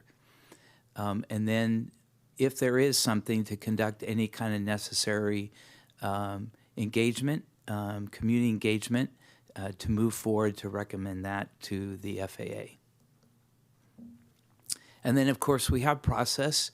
So to do that, we need to amend our operating budget, adding in the necessary appropriations so that we can then fulfill the contract obligations and pay the consultant. I do want to mention that we had planned another task order that it might have come up a year from now, but the FAA kind of gave us some feedback that we should probably start earlier, and that's to look at getting an initial determination on reconstructing taxiway Charlie on the airfield. It is old, it's degraded, and so we want to look at the NEPA and CEQA processes for doing design to reconstruct that taxiway in phases, which is the way the FAA wants to offer us funding in sequence. And so that would be $35,000 for that. So some important caveats to what I'm proposing. The airport might spend money to create a visual approach that's on a different path than this GPS instrument approach. There's no certainty that the FAA will take it up and publish it. It is voluntary on the part of the flight crew to adopt this approach, should it be published. And because they are professionals and they're flying safely, they can continue to use the current instrument approach in good weather if they prefer without penalty. So with that, I am certainly interested in taking your questions and comments. I apologize about the quality of my voice. I was a little under the weather over the weekend, and thank you. Thank you, Mr. Whitsoe. At this time, I will open it up for public comment. So if there's anyone in the room who wants to make a public comment on this item, this is the time. Ms. Hoskins, do we have anyone on the phones? No. Okay. Thank you. Good afternoon. Thank you for your patience. Thank you. Thank you for yours. I don't realize how long it can be. Thanks. I'm Lee Nordland. I live in the Oxbow neighborhood. So Napa Valley is one of the most unique places on Earth. Just a few slivers of land throughout the world can do what we do. 3 or 4 maybe at the most. In the 1960s, National Geographic magazine named Napa Valley one of the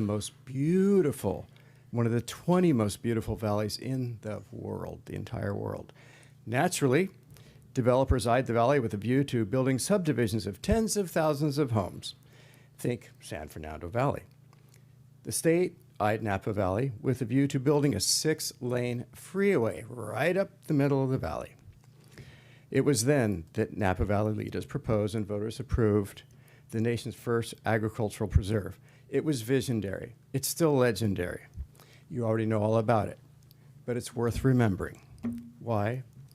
Because at this moment, it is on the precipice of permanent damage.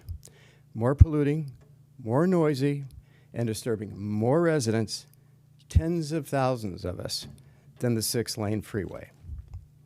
But you can save it.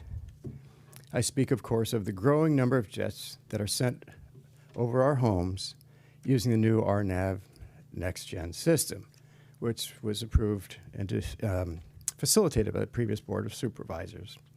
I, like most of my neighbors, are supportive of the airport, but Napa Valley residents deserve a decent quality of life, too. So today we have the worst case scenario with high volumes of jets polluting and disturbing Napa Valley's most populated residential areas, at least 8 schools, our college, numerous parks and playgrounds, our most precious and fragile ecosystem, the Napa River, along with countless outdoor hospitality areas, and of course, our world-class vineyards. And all this was done without a NEPA, without a CEQA. I look up there at the logo and I think, how much longer are we going to be deserving of that logo? So on today's agenda, we heard from Mr. Whitsoe, and thank you very much, Mark, on his proposals. I met with 11 other Napa Valley residents last night, and we have some questions that we'd like you to consider. Please. First, isn't Kaufman the same consultant who prepared the way for the current worst-case scenario flight path? They prepared a 195-page document in preparation for a negative declaration, which was used to get around the environmental reporting. Why would we hire the same firm again? Why is the consulting proposal geared for corporate jets only? And that was a small but important word I think you need to take notice of, because there are a lot more than 175 jets flying over Napa Valley. And I think that I've got to bring it on home. So please think these questions. I'll write to you with a few others that are here. And I will leave my statement with you. Thank you. Thank you so much, Mr. Nordland. Other commenters?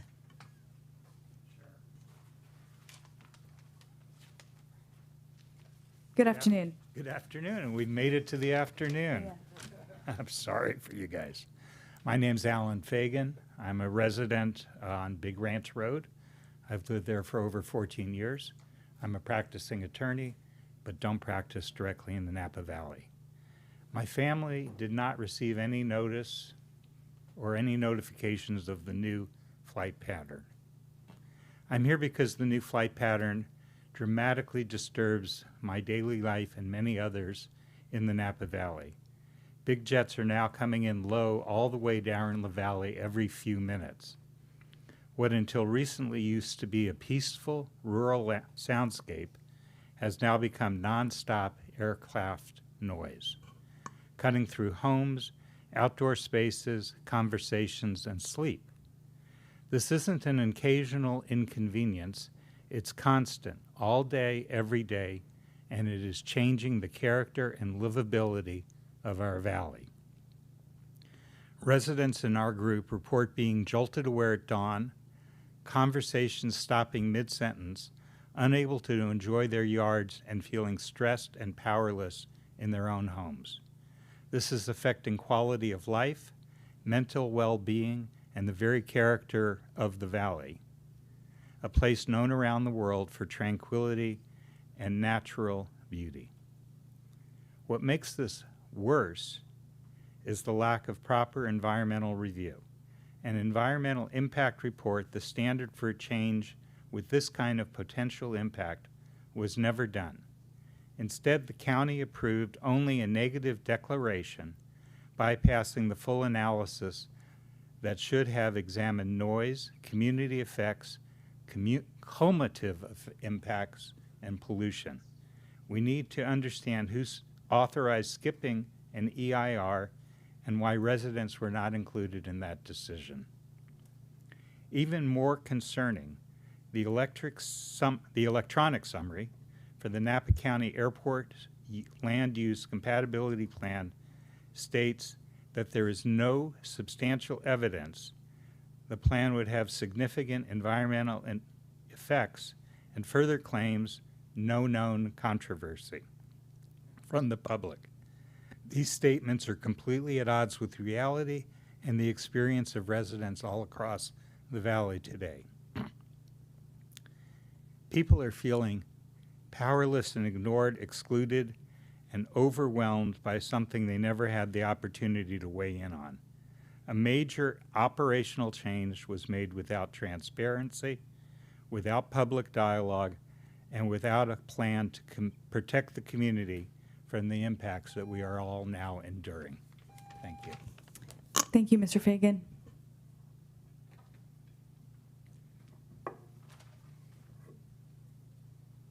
Good afternoon. Good afternoon. It is afternoon. My name's Leslie Moretti. That's my husband, Alan. We live on Big Ranch Road. I want to share today what I've personally documented about, excuse me, jet traffic now passing over Napa Valley, because the scale of it becomes undeniable the moment you start tracking it. For the past several weeks, I've been monitoring flights using publicly available tools along with my own observations from the ground. What I've recorded is a pattern of extremely heavy, concentrated traffic flying directly down the center of the valley, not skirting the edges, not dispersing, but running right down the middle over our homes, vineyards, neighborhoods, and open spaces, right down the middle of that.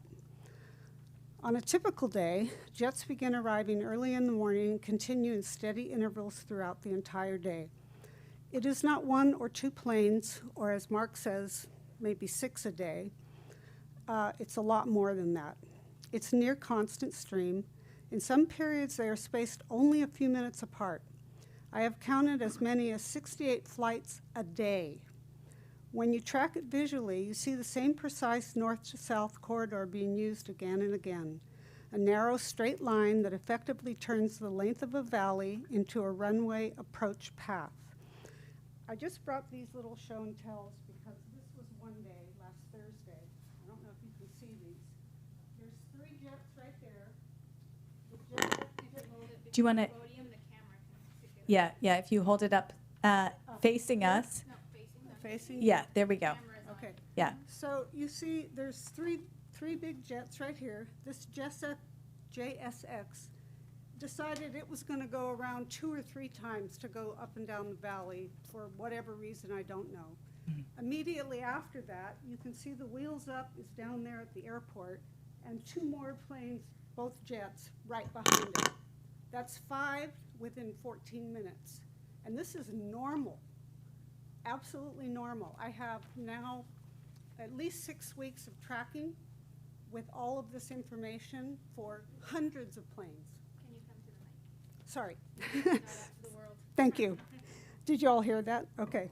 I've also been logging noise levels. Without specialized equipment, the impact is obvious. Conversations stop, windows rattle, outdoor activities become impossible when the jets pass overhead. These aren't faint, distant sounds. They are loud, intrusive bursts of noise that cut through everything. And when they occur every few minutes, the effect is cumulative and exhausting. What's most striking in my tracking is the frequency. There are moments when, just as one aircraft fades, the next is already visible on the horizon. Over the course of a day, the number of jets adds up quickly, and the constant repetition of noise creates an environment that no longer feels peaceful or rural. Thank you for listening. I appreciate it. Thank you so much. Yeah, and you're welcome to give your materials to Ms. Hoskins. Thank you.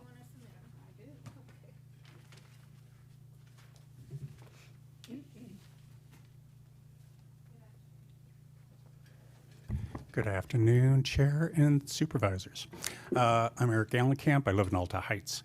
I'm glad to hear that the airport would like to start doing a plan maybe to look at noise or alternative paths, but that is not sufficient. As we know, the FAA controls the air, but Napa County controls the ground. And we can't control the ground unless we have an environmental impact report. Building off the negative declaration comment that was made earlier, I'm not going to go with you through CEQA and stuff like that, but there are some things and points that do meet the minimum threshold that go beyond the may cause threshold, is what I should say. First, I'd like to highlight that the current compatibility plan states it entirely replaces the 1999 plan. 25 years have passed, and the current plan is projected to go for another 20 years. This gives us 45 years of planning with no and new environmental data. Number 2, business jet operations have already changed and increased before this plan. Jet fuel sales are up over 70% over the last decade. The current plan projects substantial increases in business and jet operations. These business jets are loud, they pollute, and they'll be flying over our valley far more. Number 3, the FAA next-gen flight path changes have concentrated, as we see, traffic over our neighborhoods, creating superhighways in the sky, where we used to have country roads, where planes occasionally flew over. This technology did not exist in 1999 when the last environmental impact report was completed. Yet it is in the current plan, and it was never analyzed. 4th, okay, I'm good on time. The county used a 25-year-old baseline with zero monitoring for current operations. No noise contours, no air quality analysis, no greenhouse gas quantification. As said, the current plan is projected to run for 20 years. You cannot rely on 1999 data to assess 2024 impacts and project to 2044. 5th, of course, there's the Muzzy Ranch decision, an analysis which requires of indirect impacts. The county acknowledges this requirement, the previous board did, and just said, yeah, it's going to be less than a significant impact with no data to back that up. The 2022 grand jury criticized the previous board's airport decision-making for a lack of transparency by relying on the negative declaration. This now shields the public from input on public expansion of the airport and operations and undermines our community trust. As our new board, you have the opportunity to establish a different standard, one of transparency, public scrutiny, and makes trust. So please, you have the authority to act. Please, I urge the board to do an environmental impact report. Thank you. Thank you very much, Mr. Gallenkamp.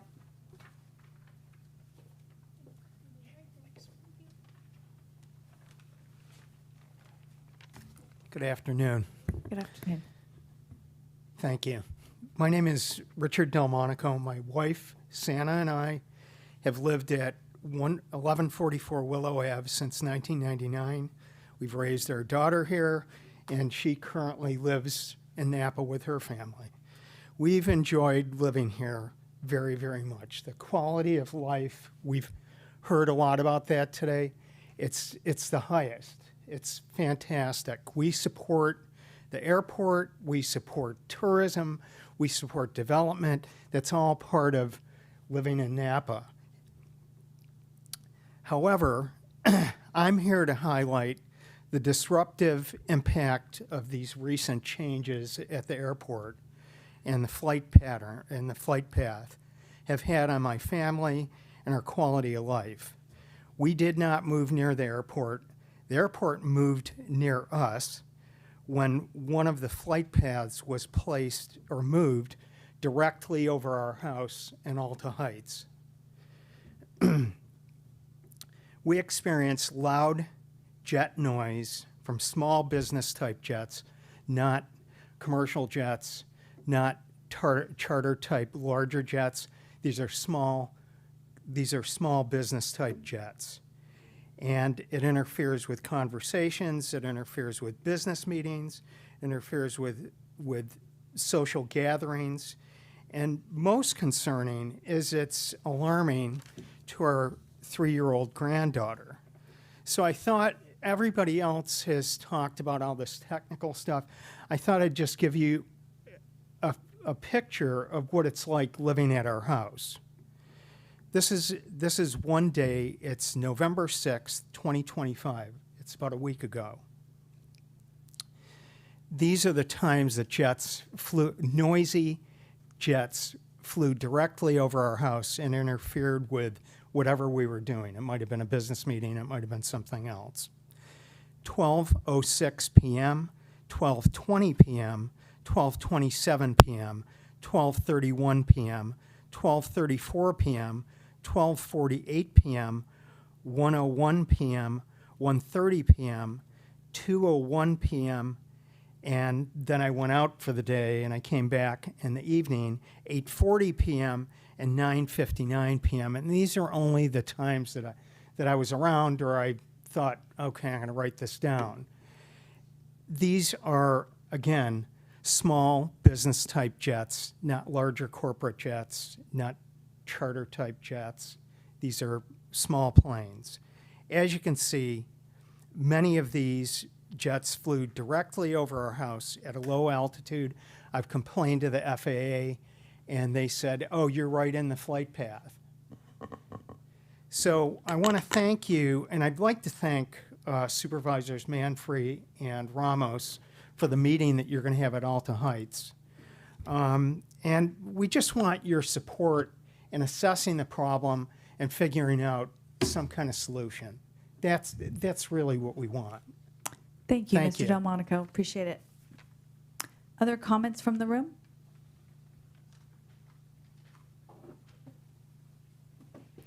Good afternoon, Ms. Hyde. Hi. Debbie Height, 26 Highland Drive, Napa, California. My house sits directly under that point where the aircraft are coming straight down Big Ranch Road and they turn to go towards the airport. And I've been using flight radar to figure out what was going on over the last 4 months, something like that, since about June. The planes, I know you guys have said that they're supposed to be at 2,000 feet. I don't know if is that a barometric altitude or 2,000 feet above ground? You can give us the questions here and we can ask Mr. Sorry. Owitzer. That's all right. So they're not. Okay. When they turn over my house, they are generally at 1,400 feet, 1,500 feet barometric, which means that, so if you add another 100 feet for the level of my house, they're actually at about 1,300 feet. The planes are at a speed anywhere from 180 knots down to about 110 knots. And those are jets I'm not talking about any of the smaller Cessna prop planes. The planes that are at a lower velocity, speed over ground of maybe 125 or less, tend to be less noisy. The ones that are screaming in at 180 knots, and the visuals, they don't always come down Big Ranch Road. They cut across the airspace over the yacht club and then down. So those ones are very loud when they're coming in that fast. I disagree that there's no other way to come into Napa, and I know that's not what you guys devised. When CAL FIRE took over the airspace, August 21st, and kept it for their airplanes up in the St. Helena, Calistoga area for about 17 days or 20 days. The jets came in from the south. They came in from the east. They came over came down Jameson Canyon Road, following the highway all the way down into the airport. They did not follow the big rectangular approach. They came in from the south, over American Canyon maybe, but they came in from those directions. And so I know there's other ways to come into this valley. Thank you, Ms. Height. Appreciate it. Other comments from the room? Is there anyone on the phones? Okay. Thank you. I will turn back to Mr. Whitsoe. Is there anything you want to respond to before I open it up to my colleagues? Okay. Thank you. So Supervisor Ramos, I believe I have your light on, but is that from? Okay, go ahead. Thank you. Thank you so much. And thank you for bringing this item and to all the public commenters. I know I have said this before. I do understand the impacts. I live actually very close to the airport. And I do acknowledge that there is a change in activity. But I think there's a couple of things that I wanted to set out and separately, and that's in regards to the environmental documents and CEQA regarding the airport and the fixed-based operators. What we build is one thing. Operations is a different thing. Flight paths are operational. That is not covered by CEQA. And there is no process. So there is no going back here. The buildings are built. I think one opens tomorrow. I think is actually their official open of the fixed-based operators. And that is the ground activity. And that work was done in compliance with CEQA and allowing us to go through the negative mitigated declaration process for doing so. And we were very thoughtful and we were very mindful over a number of years of starting with our minimum standards and operational agreements that we have to make sure that everything was speaking up towards what we were going to do on the ground. When it comes to the airspace, you know, it's important. It doesn't make your concerns any less. It doesn't alleviate your concerns. But 19R's approach is in fact the safest approach to the airport, and it's not going anywhere. It is not. That is absolutely the safest approach to the airport. What is different is whether, because the FAA at the time of changing and utilizing the 19R approach did not publish an alternative good weather plan of approach. And by not having it published, what that does is that if you are not familiar with our airport, you're going to come on the published approach. And that is what is happening. Whereas if there are pilots that are in fact familiar, and I've spoken to a number of them, they will use the southerly approach on the fair weather days when they get the clearance from the air traffic control tower.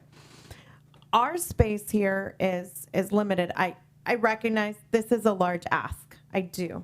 And having been the board member assigned to the airport for 9 years now, I see the need for us to do the work and make it easy for the FAA and request that they publish the alternative. This is like buying a really expensive lottery ticket. And I acknowledge that, $220,000, and there is no guarantee. But what we do know is that that approach does exist. And even for those airframes that have the necessary equipment, we can also utilize radial fixes and radial fix alternatives on the 19R approach that would deviate it from the Alta Heights area and approach more directly. So there are a number of things. So I would hope that what we commit to here is, I understand the concerns, but the development that has happened at the airport is separate and apart from the approach. What we really need to do, and not this composition of board, but prior boards, and what we have done on a number of things that aren't necessarily within our wheelhouse, is take information and figure out how we can provide a better alternative and advocate for that. And we are in an interesting position. The great part is we have a staffed air traffic control tower as of right now. Not everyone does or may, but we do. And the addition of the charter services through JSX actually works in our favor to heighten the importance of the Napa airport as a regional airport, to be able to tell the FAA, you need to engage and do something different. The FAA is not at all interested in minimizing and the activity at airports. So this is an opportunity for us to be able to make sure the southerly approach is published, make sure that we have radial fixes for those airframes that have the radial, that have the equipment that allows them to make adjustments on the 19R approach, and to do so in a way that we hand it over to the FAA. I will say, I think I've said this to my colleagues before, the FAA about 3 months ago told us we are no longer going to your meetings. So it used to be I could talk to someone from the FAA at our meetings. Apparently, I need to make an appointment now. But I think that it's important for us to, eyes wide open.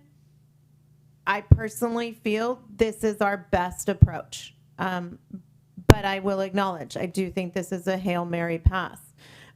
There is not an alternative to this for us. We have to make it as easy as possible for the FAA to say, we agree with the board. At the same time, I will say, and I think that this is for the CEO to speak with the airport manager.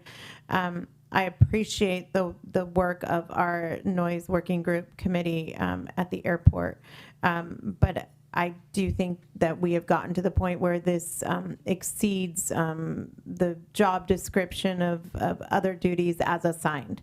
That this is of great importance to our community, and I think that the better way would be for us to handle it here at the board with this first step, and for the board to be engaged in this. I certainly will remain engaged at the meetings that we go to for the Airport Advisory Commission, but given that this is of greater importance, I think it's behooves us to put ourselves in for this game.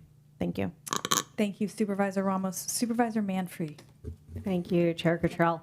So first, I just want to say I appreciate all the residents that have reached out over the past few months. I have heard from hundreds of people on this issue, and the message is very clear that they're asking for us to respond. I also wanted to acknowledge that the FAA complaint page was closed during the government shutdown. I don't know exactly for how many days, but it was one of the things affected by the federal government shutdown. And so just to put it out there that there may be missing data from that period of time in our records, and just keep that in mind when we're hearing numbers. And also that I received comments from residents that the phone line to call in wasn't always working either. And so we have certainly missed some comments, and we don't really have a way to gauge how many. But just to put that out there, those are some things that I heard along the way to getting here today.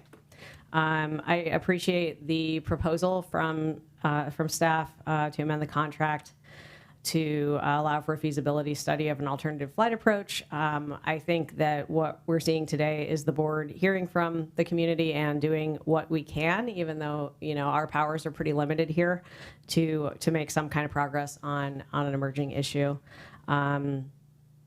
Yeah, and I just absolutely also recognize quality of life is very important here. The price of living here is very high, and I think it's fair to have a high expectation for your quality of life when the cost of living is high. And also just to recognize the acoustics around Alta Heights. The hill functions a lot like an amphitheater. The sound bounces around there, and I think you see that in the heat map of noise complaints. And also that a plane flying at, roughly 2,000 feet or more or less above sea level is one thing, but the land surface is much higher in a lot of different parts of Alta Heights. The hill is about 500 feet high, so it's 500 feet closer at the top of that to whatever plane is flying over. And so it's not really an absolute number unless you're right down on the river, which is roughly at sea level.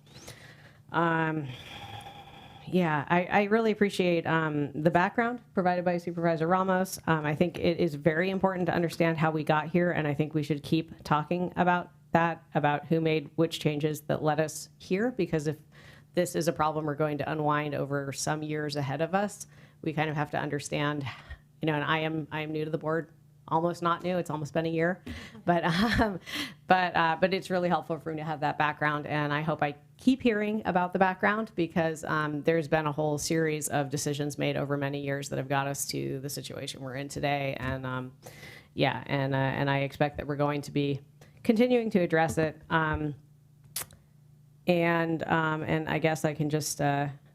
Say I support moving forward with the proposal today. I thank staff for bringing it to us, and I can also say that I expect that if residents don't stop hearing planes, we will not stop hearing from residents. So we better do something, folks. Thank you. Thanks to you both for your comments. Supervisor Alessio. I like that slogan. And then Supervisor Manfrey, that's a good one. Just a couple questions. There was a question, and I'm curious too, in terms of how the elevation of any aircraft is measured. Is that measured in terms of where it lands on the ground, whether it be the hill or the valley floor, or is that all measured based on sea level? It's all based on sea level. Ooh, okay. So point made. Again, thank you. I just wanted to make sure I understood that. I didn't see it, and maybe because I'm thinking and typing and everything. Did you talk about the previous flight path? And when you showed the map, if we can go back to the map, and it shows the flight pattern with the blue and the hot, I think it's hot pink or hot red. If we can look at that again, can you kind of describe what the previous flight path looked like? Could we get the PowerPoint back up, please, if you get a chance?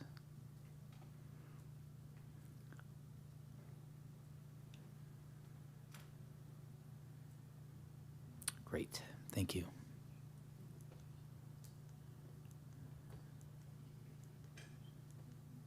That's the one. That's the one. So looking at that, how did it, so this is the new flight path that you're talking, that we're hearing from on residents. How did it look before this? Because so I'm not an instrument rated pilot. I will use the language that I know to use. So aircraft would make an approach to runway 1 left using the ILS. And so they'd make an opposite direction approach. They could not see out of their windscreen because they were making an instrument approach. At some point in the approach, they were directed to turn west, turn left, and loop around at a particular altitude, and then do what's called a circle to land. So then they would circle around and then land into the wind on runway 19 right. That the minimums on that approach were not very good, so they needed to be able to see the runway at a certain distance from the runway at a certain elevation. If they could not make out the end of the runway, they then made a missed approach procedure. So then they would climb back again, go back out towards Richmond, circle back around, make the approach in again to the ILS, and do it again.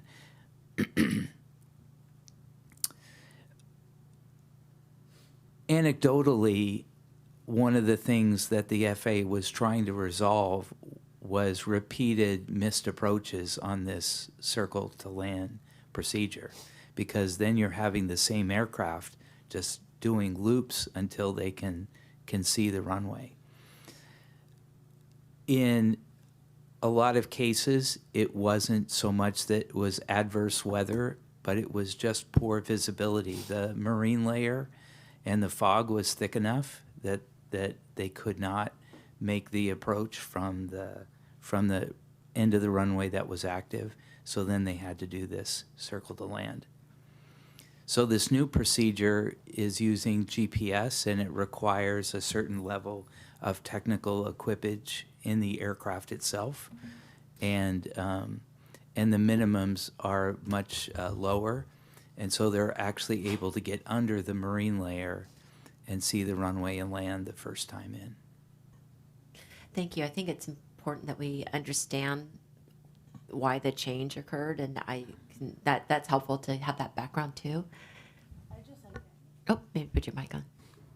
I'd just like to add, and it may be perfectly clear, but prior to this GPS approach, there was no other GPS approach. So it's not like they were switching from one GPS approach to this. This is the first GPS approach for this runway for 19 right. They didn't switch anything. They created a new GPS approach. Okay. There was not one before. Thank you. And I don't know if this has anything to do with the experience that our residents are having, but I do know that we have, highway patrol aircraft, helicopters, reach helicopters, military aircraft. I know military aircraft are often going along that East Bank too, and across the valley. I live in the northwest side of the valley. I see all those aircraft, and I see private jets also coming from the north and going south. They're not that low where I'm at. They're higher for the most part. Not always. Sometimes I'm like, wow, that's a pretty exciting moment, looking up and seeing how close they are. But for the most part, they're up pretty high. But I'm wondering, do we track all of that? Are we? I mean, I know we're not tracking the whole compounding experience and situation that's happening. Not to say we can do anything about Travis Air Force Base or any of our public safety aircraft that's out there, but just wondering if we're kind of monitoring how they're also approaching, or how their flight pattern often is over this valley too. All the aircraft are in federal airspace. Air traffic control manages the aircraft, manages their altitude, their speed on the approach into the runway. Okay. If they're on an instrument flight clearance, if they're just flying visually, if they're just flying as a recreational pilot, it could be their own jet that they're flying recreationally, then it's up to them to maintain separation from other aircraft, to maintain separation from terrain. That's always good. Yeah, that makes sense. That the FAA, of course, is tracking it. Or not. And to keep the appropriate altitude while they're flying in the areas that they are. We did spot check when these noise complaints initially ramped up. And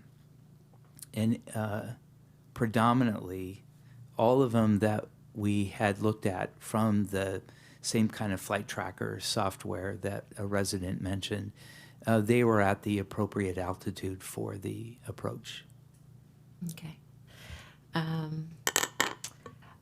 had a unique opportunity with you, Mark, and we went to visit the flight tower, the control tower, traffic tower at the airport, both because it's kind of historic in nature, it's very old, and they're planning for a new one. Again, every person in there is an employee of the FAA. And I was asking them about the, what's happening in terms of the, the complaints and the noise and nuisance that residents are feeling. And they openly said, this is a safer route. This new route is safer. The previous route, is it one left or one L, is it's a shorter runway. The visibility, it's also a shorter runway. And then the one that you mentioned here, which I really appreciate, what do you call it? Taxi Charlie something. The old one, the original runway of the airport. Is that right? Taxi Charlie. I'm not looking at my notes here. No, that's runway 624. It's runway 624. Okay. Our crosswind runway is concrete, and it is still in operation, and it was originally constructed by the military for the response in World War II. Right. And so what I heard is that pilots try to avoid that runway because it is old, and it's safe, but it's also a bumpy kind of landing, not a preferred landing. So maybe that was part of the decision of the FAA to give no, that's not, has nothing to do with that. I'm seeing your head shake no, so I'm going back to you to correct me. I don't mean to use body language to communicate. I apologize no, it helps me about because that. Then I can stop and you can talk. You can share the facts. The runways are predominantly arranged by the wind patterns, and so aircraft need to land in the wind. Smaller aircraft, piston propeller aircraft, are more susceptible to crosswinds, and so it gets really difficult for a pilot to land a small plane in a crosswind. Once you get into these faster twin-engine business jets, they are less susceptible to crosswind, but then the tower is managing the runways by the predominant wind and to manage the traffic. They're in charge of keeping the jets separated by space, by time, so that a pilot can conduct their landing event and get off the runway in time for the next plane to make a safe arrival. So they are responsible for managing the traffic, not the pilot itself. Okay, thank you. I appreciate your expertise in clarifying all of this. We heard several public comments that there wasn't transparency or notice of this change. Was it just that residents didn't realize that there was a notice that was out? Or I don't know if anybody can provide information in terms of how we did notify and include residents in terms of the FAA change, or if that's the responsibility of the FAA, not ours. I don't know.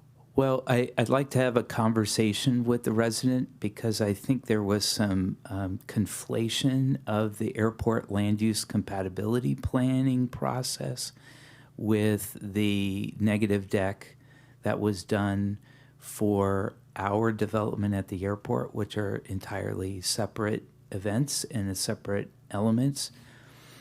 So an airport land use compatibility plan is a state mandated document that does the reverse. It helps the community grow and develop in a way that doesn't conflict with safe and efficient airport operation. And the state actually mandates that the airport's master plan is a superior document to the county's own general plan. And with the process of the Airport Land Use Commission, they adjudicate how to provide opportunity to landowners to thoughtfully develop in a way that doesn't conflict with future airport operation as you adopt the airport master plan. Thank you. That's all my questions. I just want to thank again Supervisor Ramos for the history and for her recommendation. I agree with what she says. If we can make this as easy as possible for the FAA to, publish the Southern Approach. And so there's another automatic choice for pilots. And also the proposed actions that you have here. In particular, the proposed planning environmental services work by our existing contract consultant to negotiate a task order, it says $35,000 estimated, to secure an initial environmental determination under Napa CEQA for rehabilitation of Taxway C in phases. I think that could be impactful too over time. That seems like it's a long-term plan. But I think that could be impactful, and your other recommendation of action I think is also very is good. So thank you for that. All right, thank you. Supervisor Gallagher and then CEO Alsop or Ms. Bratton, did you guys have a comment? No, okay. I have number 8 up on here for some reason, but go ahead. Right, thank you. I just wanted to thank staff, Director Witso especially, and Supervisor Ramos for giving us all of the background. I think this is the first time I've actually really understood that the FAA not publishing the alternative good weather approach is the problem. And so if this is the best we can do to get them to do that, then let's do what we can. And I'm not trying to preclude any additional discussion or comments, but I want to move the item so that we get started. All right, that is a motion by Supervisor Gallagher, a second by Supervisor Ramos. I will just say thank you to my colleagues for that helpful conversation and for the materials that you've presented and for the public who has spent their time and came to provide us some input today. So thank you so much. So with that, I will ask for the vote. All those in favor, say aye. Aye. Any opposed? Motion carries unanimously. Thanks so much. I apologize. I was kind of I didn't make an aye or nay. I'm pretty sure it's an aye, but I wasn't sure. Are we going with only Supervisor Ramos's excellent idea and not going with the other proposed? Or are we doing all? I believe was your motion based on the perfect. Yes. That's a big yes. Aye. Thank you. Thanks. So that brings us to item 10A. We will go ahead and take that and try to be. We've got a standing one at 2 p.m.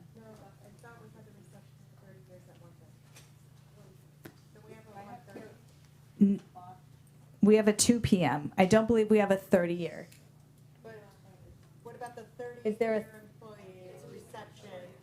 Okay, then. Yeah. Why don't we go ahead and do this quickly, and then we'll have okay. We also need to make sure we have time to eat lunch before. Yeah. Okay. Welcome, gentlemen. Thank you. Good afternoon, members of the board. My name is Andrew Mize. I'm the Legislative and Policy Analyst for the county. I'm here today following direction from your board at its October 21st, 2025 regular meeting to return with a proposed ordinance consolidating the elections of the Assessor Recorder County Clerk, Auditor Controller, and Treasurer Tax Collector with the elections of Sheriff and District Attorney. I'm joined by my colleague from the Office of County Counsel, who will provide an overview of the proposed ordinance. First, some very brief background. Prior to 2022, the elections in Napa County of the offices of Assessor, Recorder, County Clerk, Auditor Controller, Treasurer, Tax Collector, Sheriff, and District Attorney all occurred on the midterm or gubernatorial election cycle. From here on out, I'll refer to that midterm cycle as the gubernatorial cycle. In 2022, the California legislature passed and the governor signed a bill amending the state's elections code to require that the sheriff and district attorney be elected on the presidential election cycle. This legislation had the effect of extending the ongoing terms of those offices by 2 years. The new law additionally authorized local boards of supervisors to move the elections for assessor recorder, county clerk, auditor controller, and treasurer tax collector from their current gubernatorial election cycle to the presidential election cycle. At your board's October 21st, 2025 meeting, your board directed staff to return with a proposed ordinance effecting this shift.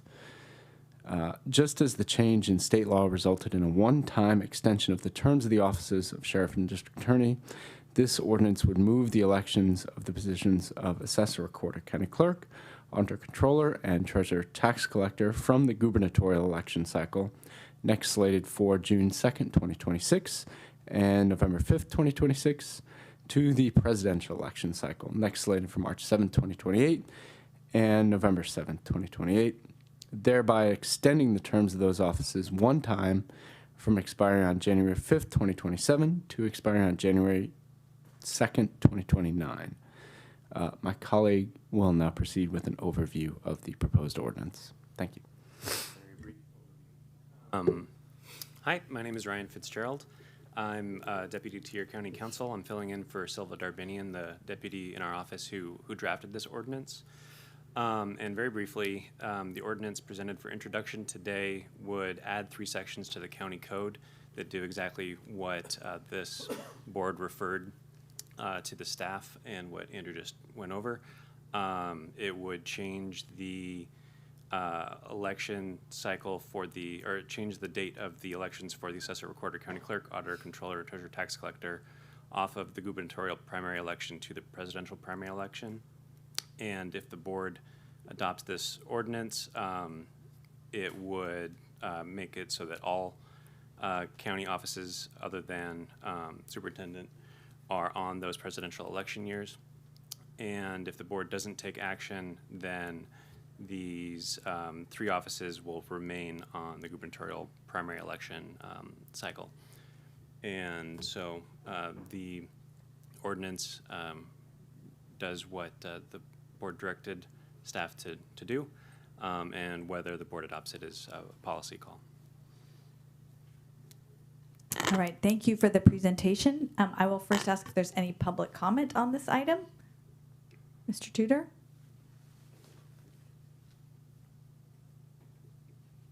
Thank you, Chair Cottrell. Our office has been advised by County Council that the board may adopt this ordinance. It will not conflict with the conduct of the June 2nd, 2026 primary, even though a date for filing papers is available on December 19th. This ordinance won't take effect until December 26th. However, County Council has opined that that's not a problem, and we've notified the potential candidates for those 3 positions that they cannot file, and if the board adopts this today, they cannot file until December 26th. Thank you. Thank you. Is there anyone on the phone? No? Okay. Then I will bring it back to the board for comments or discussion. Anyone have anything? Supervisor Gallagher and then Supervisor Ramos. Okay. Thank you, and thank you to staff for bringing this back. I see this really as kind of a cleanup, just kind of putting crossing the T's, dotting the I's, so to speak. I think that it's important that we give people the opportunity to elect these positions in a presidential election year. We know that that is when we have the highest voter turnout. Also, all of these offices collectively manage the core financial operations. So I think there's a lot of value in having these come up at the same time, and also combining it with the other offices. I do realize that this is not every single countywide office. There are a couple of supervisors who are on a different cycle, but I think it gives more clarity to voters. So I see it really as a way to clean things up and make it more clear and clarify for both those running and for the public as well. And so I'm supportive. Thank you, Supervisor Gallagher. Supervisor Ramos. Thank you. I think one of the, in bringing this up, and I've thought about this a lot, there's a couple of things that I think are really important. And I'm going to start first with equality among the countywide elected offices. We, the five of us, know that we go 3 and 2. But prior to as it currently stands in this county, all county-wide elected officers were elected at the same schedule. And so if we're going to look at equality among those elected offices, they should be on the same ballot. That's 1. 2, I think that is goes a very long way for informing for our residents, for our voters to understand when they are electing those countywide offices. I actually, when I thought about this, I was completely fine with it all being together on the gubernatorial. But I see that the change over to the presidential, we all know people pay attention more during a presidential year. And yes, that makes it a longer ballot, okay? And it also shows the importance of our countywide offices all being together. So in terms of predictability, in terms of voter outreach, in terms of there is no change in terms of education to our voters. If not, we're going to have to say, you elect these people this year and these people that year. And I think that lack of consistency for what our voters have had, I think that's important. I've spoken to other supervisors from other parts of the county when I was at CalCog. Santa Barbara is going to be looking at a very similar thing for the same reasons. The same reasons of everyone was together. Let's keep the band together.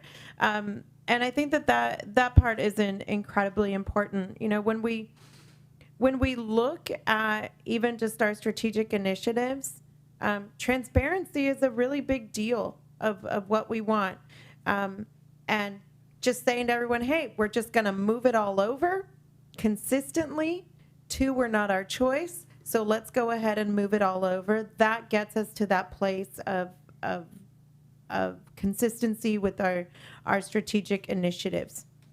And likewise, I think that from a ballot standpoint, being able to put that all together for having the same predictable costs for each of the candidates in the countywide elections, I think that's important too, because there are different costs on the size of the elections and the ballots, and making sure that it's the same for everyone. That consistency, that's what we've had before, and that's what I'm striving for this next go around. Also, by doing so now, it allows us to drum up that support and awareness and education. You may recall when we went from a June primary, this is my cycle. I think I'm the last one standing on that one. I had a June primary, initially elected as a supervisor, and my following primary election was in March. And so we had that notice period to be able to say, you're moving to that was a different month, not a different year, but likewise, we would have that lead time to be able to say, hey, everyone, we've kept it all together. You're going to get this one ballot. All your county officers will be elected at the same time, and that's in March 2028. Thank you. In that, I think I appreciate Supervisor Gallagher's points and Supervisor Ramos's points. In the interest of time, I will ask my colleagues who haven't spoken if there's anything that they would like to add, or if someone would like to make a motion. I'll make a motion to approve. Okay. Supervisor Alessio, there's a motion? I'll second. Okay, wonderful. Or Supervisor Ramos can have the second. She brought this forward. So, We'll give it to you. Okay. And so we've got a motion by Supervisor Manfree, a second by Supervisor Alessio. All those in favor? Aye. Aye. Motion carries unanimously. Thank you. Thank you for coming today, Mr. Tudor. All right, with that, we will recess until 2 p.m. We will be back here at 2 p.m. for our 2025 Napa County Employee Recognition Awards. Thank you.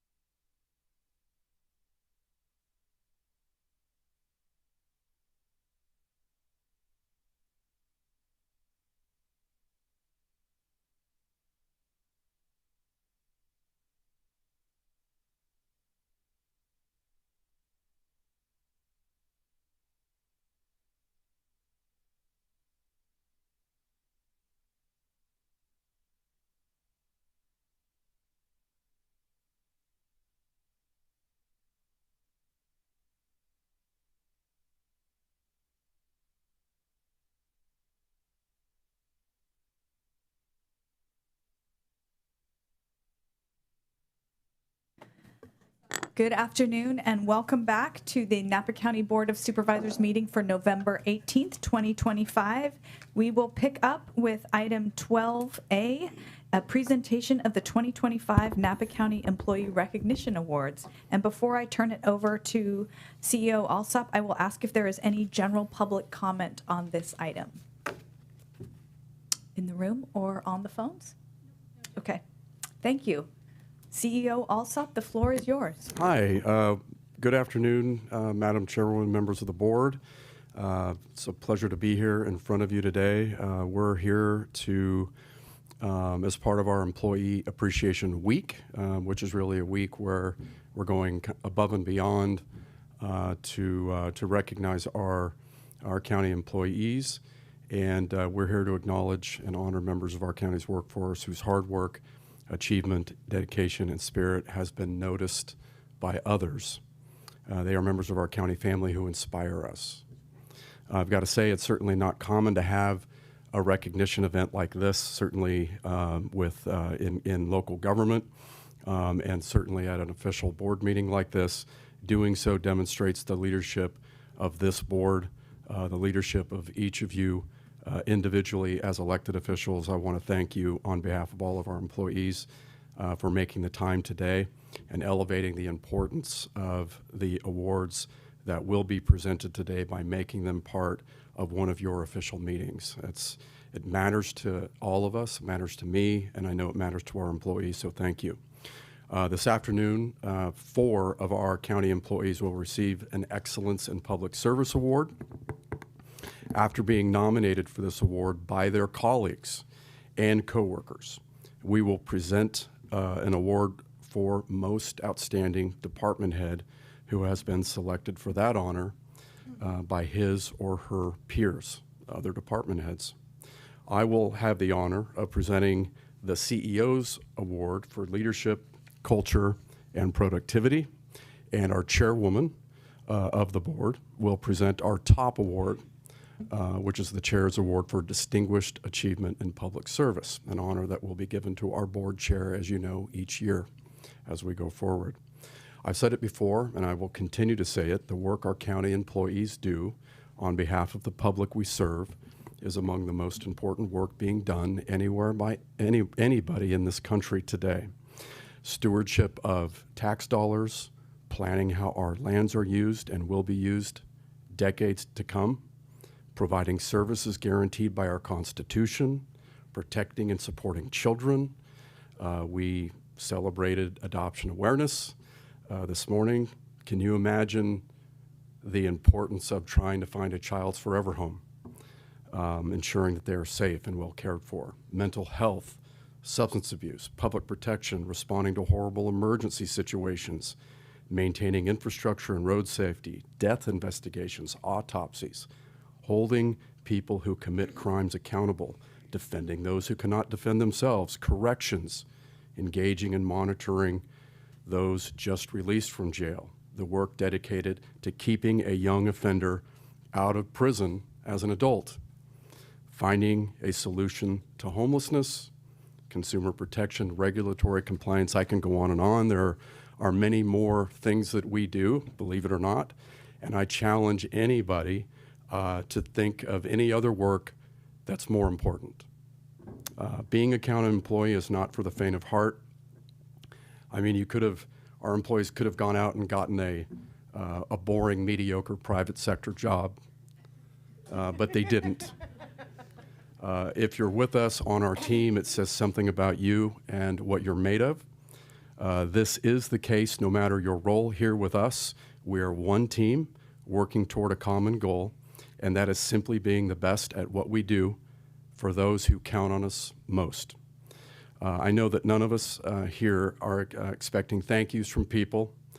We do our jobs no matter what, although I can say that a thank you once in a while from a member of the public goes a long way, especially if it's delivered at the right time. And it can send you home with a smile. And if you're lucky, maybe a bit of a catalyst to forgetting about your very challenging and for some of us, sometimes traumatic day at work. So on behalf of our Board of Supervisors, I'm saying this now to the public and all of our employees, all of our county's leadership, and on behalf of the people of Napa County, I want to thank all of our employees for their service. We're very lucky to have all of you. We appreciate you, and please keep up the great work you do every day. Now, before we get into the awards, I have a couple of special recognitions that I want to make to a couple of employees that each have over 30 years of service here to the county. One of whom is Erlene Geske. Unfortunately, Erlene is not able to be here with us today, but be that as it may, it's still important to acknowledge her. We are grateful for her service. She started in '94 as a corrections officer and promoted up to a classification specialist in corrections. She's been there 30 years. We're very, very lucky to have her. And with us today is Marciela Lopez, who is with HHSA. We had a little reception for her in the back of the house there. She started as an extra help community aide in '93. Spent some limited time working as an eligibility worker, then promoted into an eligibility worker 2, and then in 2019 to an eligibility specialist 2, again with HHSA. And so I want to acknowledge her and ask her to stand up. We'd like to give you a round of applause for your service. Thank you so much. Okay. With that, I am acting as MC here, so thank you for that. I am going to ask our Supervisor Gallagher to come down and present our first Excellence in Public Service Award.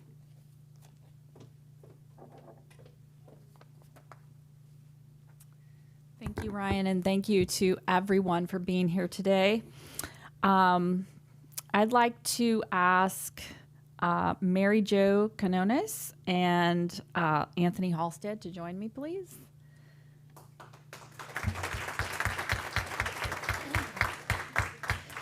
I'm pleased to present a 2025 Excellence in Public Service Award to Mary Jo Canones and Library Associate 2 in the Children's section of the Napa County Library.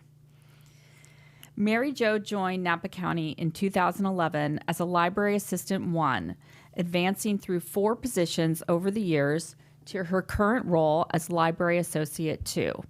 Before joining Napa County, she worked in the banking industry for 10 years and later at the Solano County Library, experiences that prepared her to combine strong customer service skills with her love of learning and literacy.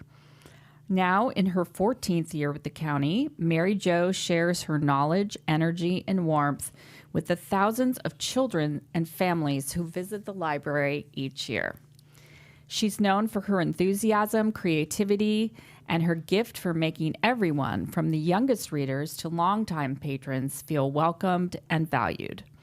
When asked what she loves most about her work, Mary Jo said she enjoys helping children discover books that spark their imagination, and that even a toddler's smile feels like a major victory. She leads STEAM classes such as Lego Robotics, Ozobot, and other science programs, inspiring creativity and curiosity in every child she meets. She says she always looks forward to coming to work every day, which she credits to her amazing coworkers and the joy of serving her community. Mary Jo, we are so happy that you're part of our team here at the county. Here are just some of the things your nominator said about you. Mary Jo always goes above and beyond to help everyone in the library. She's a great resource in the children's room, and her positive attitude, especially during the busy summer reading season, is amazing.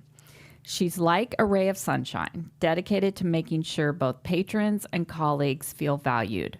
Her energy and can-do attitude spread joy to everyone she meets. Her creativity shines through in programs like her robotics events, which have become favorites for kids and parents alike.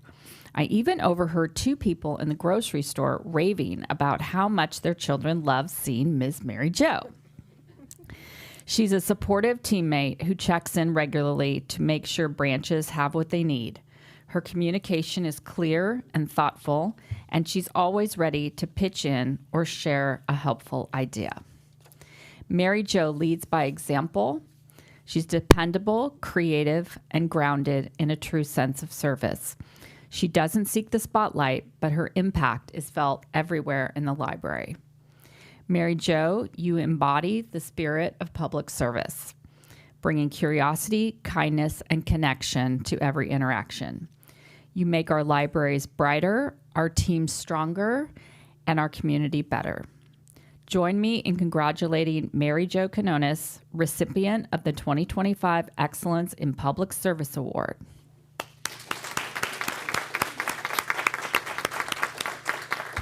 And now I'm going to invite Anthony Halstead to say a few words, and then Mary Jo, if you'd like to say a few words as well. First out of the gate, it's really exciting. I will say that it is a pleasure to work with Mary Jo at our library. She's the type of person that we all love to come to work with. If we are doing outreach events, for instance, things maybe that I've been involved in, and at the last minute realize I don't have anything to do at my table when I'm going to be at Conley Ranch or at Bike Fest or at Earth Day, I'll talk to Mary Jo. She whips something up amazing, has it super well organized, lays out all the things on how to put it together. For those of us who have struggles with assembly instructions, she makes it easy for us. When we have things that are unexpected, for instance, this morning, where we had a staff member away unexpectedly and a story time followed by a class visit. I walked down at 8 o'clock in the morning to see what I could do to help start the day. She was already setting up the space for story time. She already had things going. She just intuitively knows what people need and is there to respond to it. I think that her appeal within our library is universal, both from the staff perspective. So glad to hear the things that people had said about her. And again, from the public's perspective, we do hear compliments all the time about Mary Jo. One of the things she does is she just makes you feel like she's giving you 100% of her attention. If you are talking to her, you're the only thing that matters when you are having that interaction.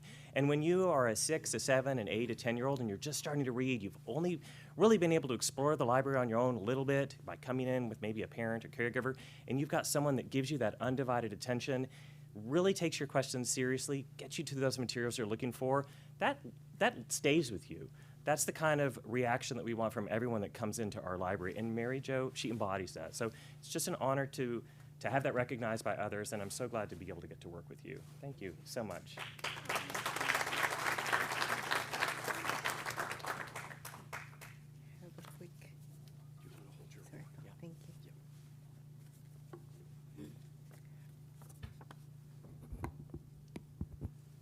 I'm deeply honored to be recognized as a Public Service Awardee.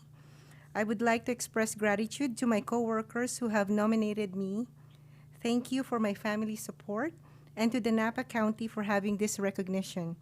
This award reflects not just my individual effort, but also the collective dedication of the entire library team. Receiving this recognition inspires me to continue serving with integrity and to uphold the standards that this award represents. Once again, thank you.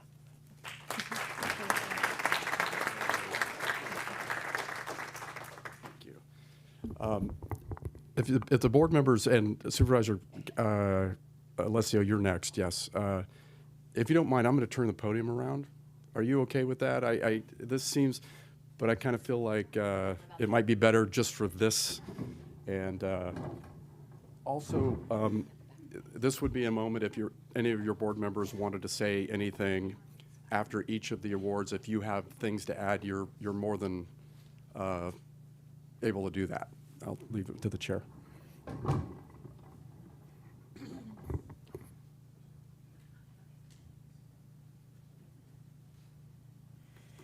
Well, good afternoon. Yeah, this is a better view. Good idea. No offense to my colleagues. Love you all. Thank you so much for your opening remarks, CEO Ryan Alsop.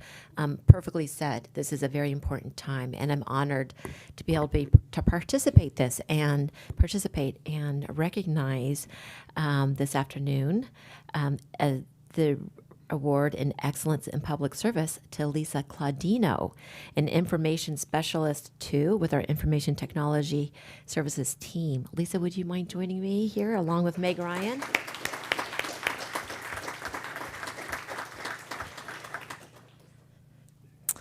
So a little bit about Lisa.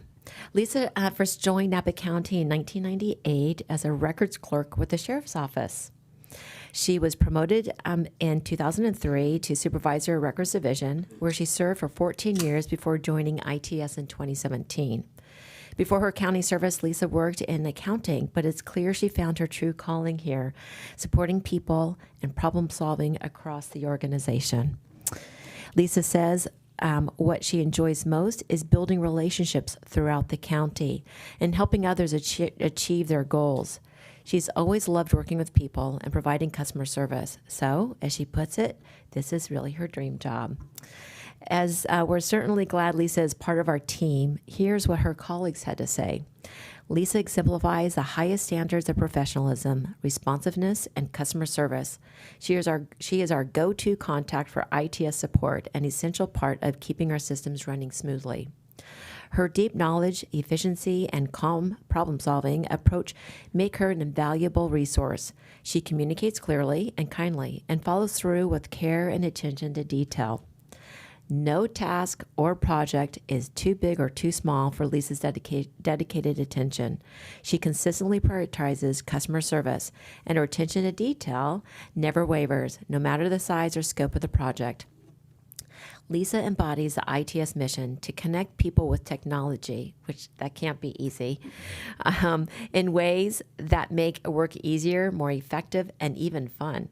She serves as a critical bridge between systems and users, making technology accessible for everyone. Lisa, your professionalism, kindness, and get-it-done spirit embodies the very best of public service.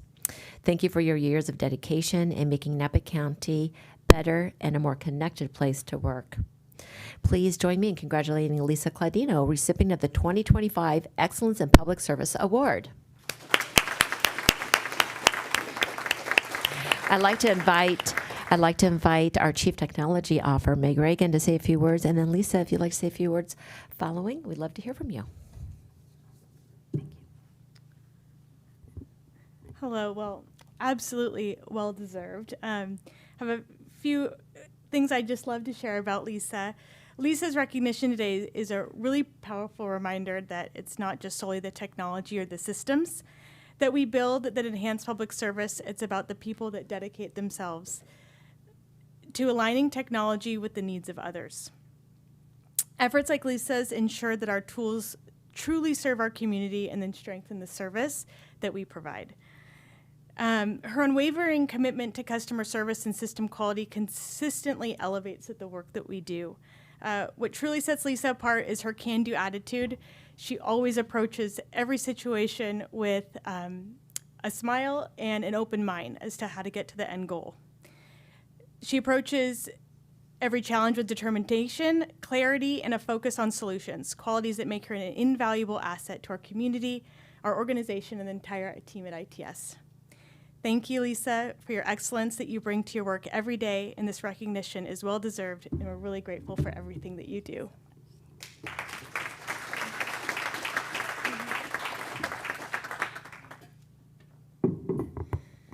So I started with the county when I was 22, so I pretty much grew up here, and I wouldn't have it any other way. I love it here. I've been fortunate enough to work with many people in the county in all different departments, and everybody's always so amazing. So I love my job, and I just really appreciate this, that people think I'm awesome too, I guess. So thank you very much. Thank you.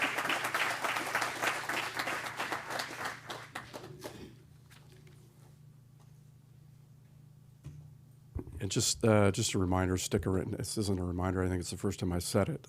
Please stick around for photos at the end here in the well with the board members, and we do family photos as well and other things. So please stick around. Thank you. Good afternoon, everyone. I'm Amber Manfrey. This afternoon, I'm pleased to present a 2025 Excellence in Public Service Award to Deputy Agricultural Commissioner Andre Napolitano. Andre, do you want to join me? Yay! Thank you. Good to see you. And also Agricultural Commissioner Tracy Cleveland. Thank you for joining us. Andre has been with Napa County since 2013, beginning as an agricultural and standard service worker and steadily advancing through the ranks to Deputy Agricultural Commissioner in 2023. His journey reflects both dedication and deep expertise shaped by a lifelong connection to agriculture and a genuine commitment to community service. In his current role, Andre helps lead the department's pest detection, weights and measures, and direct marketing programs, ensuring the safety, fairness, and sustainability of Napa County's agricultural economy. He oversees programs that protect vineyards and crops from invasive species, promote fair competition in the marketplace, and strengthen partnerships with growers, wineries, and community organizations. Andre grew up on a small farm, developing a firsthand understanding of the challenges farmers faced and a passion for supporting those who work the land. That background, combined with his education and multilingual skills in English, Spanish, Portuguese, and Italian, allows him to connect with diverse growers and agricultural workers across the county. Andre describes public service as a calling, one that allows him to make a tangible difference in people's lives by protecting and promoting local agriculture while safeguarding public health and the environment. Here's what his colleagues had to say. Well, they voted you here. It's got to be good. Andre developed and implemented new technology to monitor harmful pests, dramatically improving efficiency and helping protect the local wine industry. His innovation has been shared statewide, making a major impact on invasive pest detection. His outreach to Spanish-speaking agricultural workers is inspiring. He creates and delivers safety education that ensures vital information reaches those who need it most. As a leader, he fosters a positive and inclusive environment, mentoring staff, encouraging innovation, and leading with empathy and professionalism. Andre is one of the kindest and most caring individuals you will ever meet, respected by everyone who knows him, and admired for his upbeat spirit and unwavering commitment to his work and his community. Andre's leadership, integrity, and compassion embody the very best of public service. He leads by example, innovating, mentoring, and serving with humility and heart. I would add that Andre has contagious positivity, which I first noticed many years ago when he appeared as a student in a GIS class I was teaching at UC Davis. And absolutely made an impression on me, along with his colleagues Tuesday Melito, and who now Assistant Ag Commissioner, and Greg Music, who at the time was in the class too. So great to see that you're still with the county after all this time and putting those skills to work all the time, I'm sure. Please join me in congratulating Andre Napolitano, recipient of the 2025 Excellence in Public Service Award. Well deserved. I'd like to invite our Agricultural Commissioner, Tracy Cleveland, to say a few words.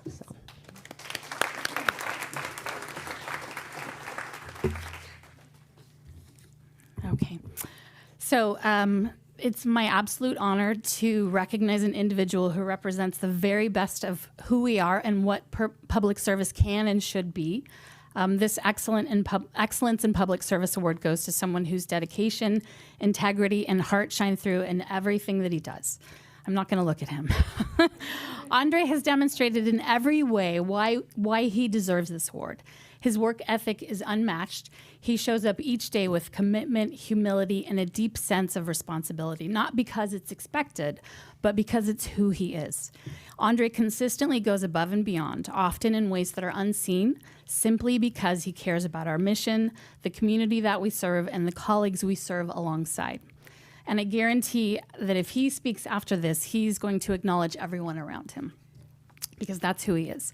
What truly sets Andre apart is the way he leads, with empathy, patience, and genuine kindness. Andre has a remarkable gift for making everyone feel welcome and valued. He treats people not as strangers, but as friends he simply hasn't met yet. And that spirit is felt across our entire department and outside of it. For me, that particular trait is the one that I admire most about Andre and that I aspire to embrace myself. Andre's support for our team is unwavering. He lifts others up, he encourages them, and shows through his actions what leadership really looks like. He mentors experienced staff and new staff. He encourages personal growth and development, and he helps our team succeed. He's built trust, he's strengthened teamwork, and he's inspired all of us to strive for the same level of excellence and character that he demonstrates every day. Andre, on behalf of our entire department, who are watching online in a group watch party and probably cheering very loudly and screaming, as well as his family, who has occupied a whole row here. And then on behalf of the community that we serve, thank you for your dedication, for your compassion, and for the countless ways you elevate those around you. You deserve this recognition, and we are proud, deeply proud of you. Congratulations, and thank you for all the ways that you inspire and make us better. That's it.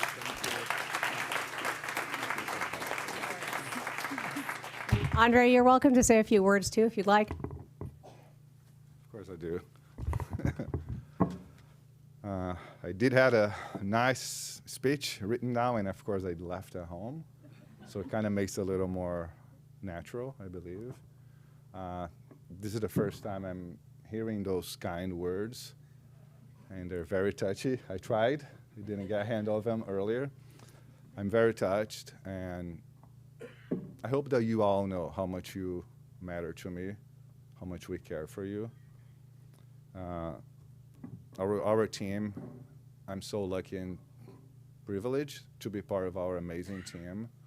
I think I mentioned this before, they're not just great professionals, they're great professionals and wonderful human beings.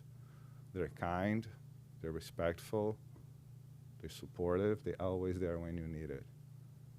They're more than just co-workers, they're real friends. I'm also very proud to work and be part of this institution. I think our CEO mentioned this earlier. We heard through Mary Jo and Lisa's nominations. There's a common theme. It's kindness, it's respect, support. And I think this don't reflect just our values or our department values. It does reflect the institution that you guys helped to build. We are very proud to serve our community, and it goes from the boots on the ground through our department heads, our CEO, and our wonderful board of supervisors, which ultimately represents the people of Napa. Those are values that we all hold together as individuals, as a community. I think we heard a little bit from Tracy that's here. I also want to acknowledge my direct supervisor, Tuesday Malito. You both have been with me every step of my career. Has always been there for me. You heard a lot about, Tracy mentioned the work family that we have it. And I know we say it takes a village. This is the village at work. But I have a part of my other village that's here today, and I cannot walk away without acknowledging them. I have my lovely wife here, my beloved son, my in-laws, uncles, aunties, all being here for us. Who knows, maybe even people from Brazil watching this live. Mom and dad, hi. I want to tell everyone that we also share same values. There are a lot of us out there that care and respect, and I think we can make a bigger difference. I would like to say one thing before I leave. For those that know me, it's probably expecting. I would like to somewhat paraphrase and quote one of my favorite philosophers. He's a German philosopher, Immanuel Kant. And there's one thing he says on one of his books. We should always, and we must always treat humans and also humanity as its whole, as an end within themselves. We should not treat others as a mean to achieve our own goals, and that's what we stand for. That's it. Thank you all.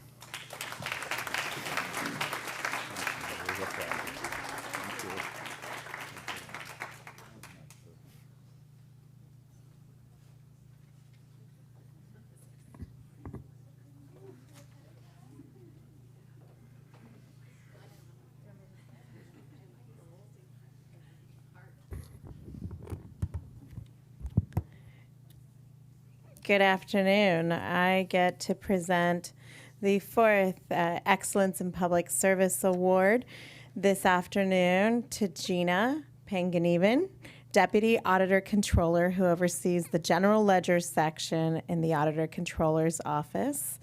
And joining her is our Auditor Controller, Tracy Schultze.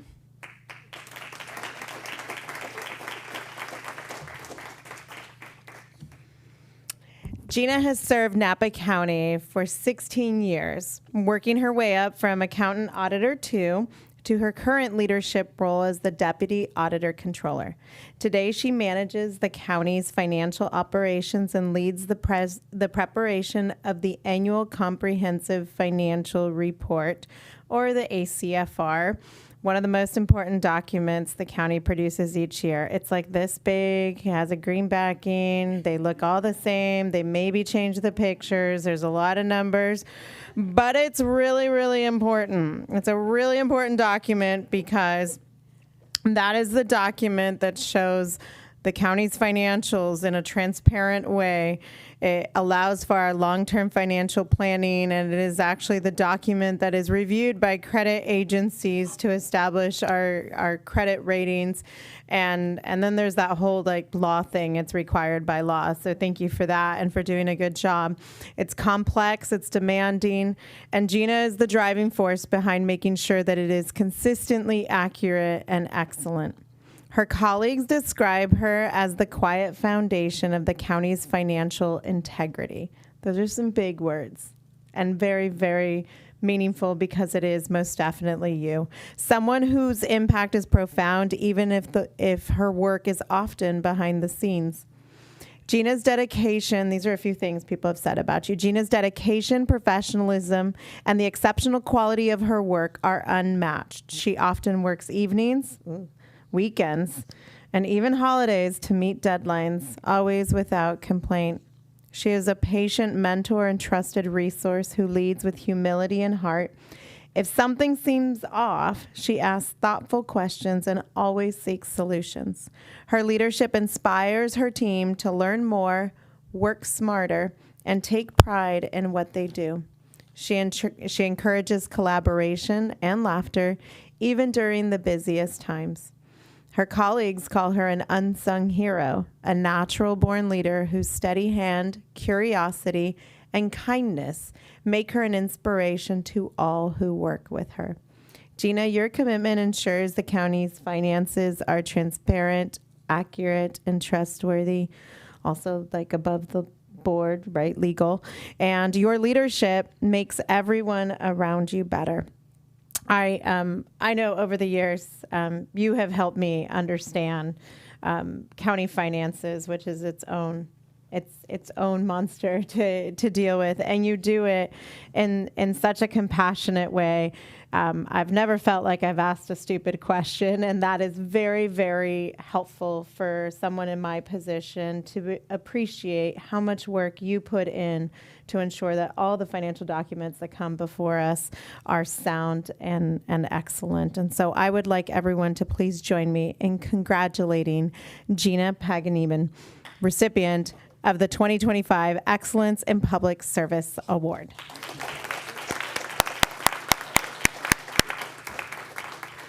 And now Tracy, our Auditor Controller, will say a few words. Thank you. I wasn't really sure what was going to be said, so a lot of this might be a little repeated, but I think it's worth it. So I've had the privilege of hiring Georgina back in 2009 as an accountant auditor too. Since then, she's moved up to senior accountant auditor and deputy auditor controller in June of 2021. Currently in this role, managing and leading the accounting and financial reporting team in the office. She's not only an exceptional professional, but she is also an incredible person. 16 years, 2 children later, and countless milestones, it's safe to say that Gina is truly one of those rare individuals who not only excels in the office, but also makes everyone around her better. When I was informed that Gina had received this award, I was very excited and very proud of her. In thinking of what to say, I wanted to answer the question, what would I say if somebody asked me, who is Gina? G. G is for generous and genuine. Gina is the type of person who is always ready to lend a helping hand, and she does so with a level of authenticity. She's honest, open, and always has her team's best interest at heart, even when it means making the tough calls. I is for inclusive and innovative. Gina's commitment to bringing people together and finding collaborative and sometimes out-of-the-box solutions is one of the things I admire most about her. N is for noble and nurturing. She has a strong moral compass and holds herself and those around her to the highest ethical standards. She is the kind of leader who invests in the growth and well-being of her team, providing support and guidance when needed, and always looking out for those that she leads. A is for admirable and ambitious. Gina commands respect not through authority, but through her actions and the way she treats others. It is because of Gina's continuous hard work and the passion and pride she brings each day that the county has received its 20th Award for Excellence in Financial Reporting from the Government Finance Officers Association and the 25th Award of Excellence for Financial Transactions Reporting from the State Controller's Office. This award is a testament to her excellence, and I'm genuinely honored to have Gina on my team.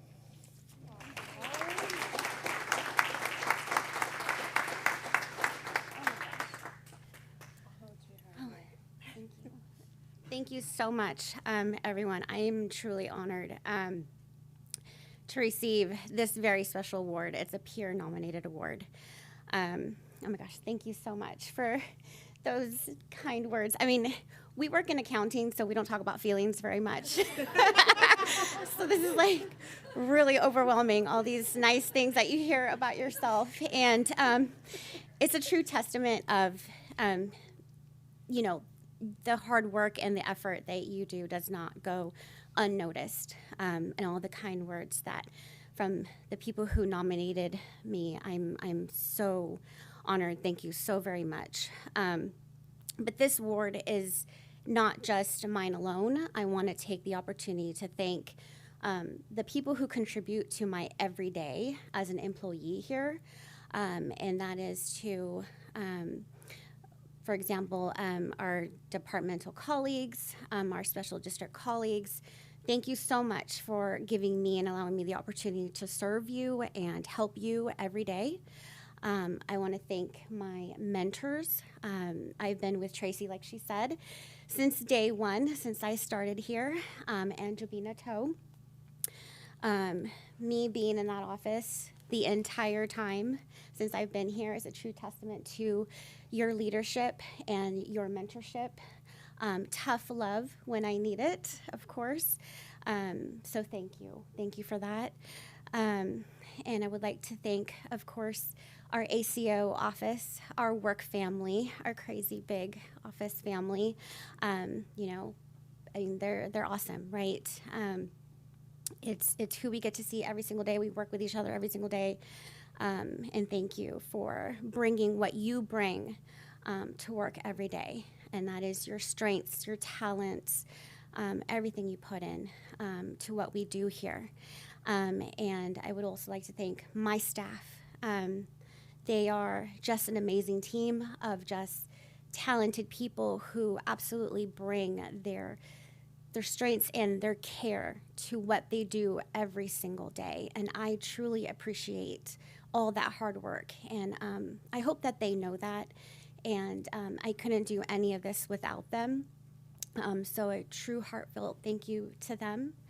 And of course, I know my family's not watching, they're not here today, but they, of course, for me to be the best who I can be here at work, I also have, you know, I have their support, right? So my family, my 2 kids, my husband, my dog, they, you know, they support me so that I can be the best that I can be at work, and to everybody who contributes to my every day.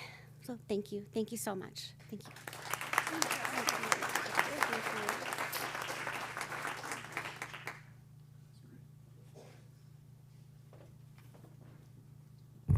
Okay. Gina, Mary Jo, Andre, Lisa, you're all exceptional. You're all exceptional people. We're really lucky to have you. And yeah, wow. All of you, good human beings. This next award is the 2025 Outstanding Department Head Award. The award honors a department head or elected department head who chosen by their peers. That's important, I think, which makes this one of the most important awards in addition to the excellence in public service. Really exemplifying the people that are exemplifying excellence and leadership in public service. The Outstanding Department Head Award goes to someone who leads with vision and integrity, who drives innovation, collaboration, and sound judgment, and who serves as a mentor, mediator, and thought leader within our organization. It's my pleasure to announce that this year's recipient, chosen by her peers, which is, again, the highest compliment of all, I think, is Napa County District Attorney Allison Haley. And Allison was unable to be with us today, but I'm going to ask Paul Giroux, the Assistant DA, to come up and please accept the award.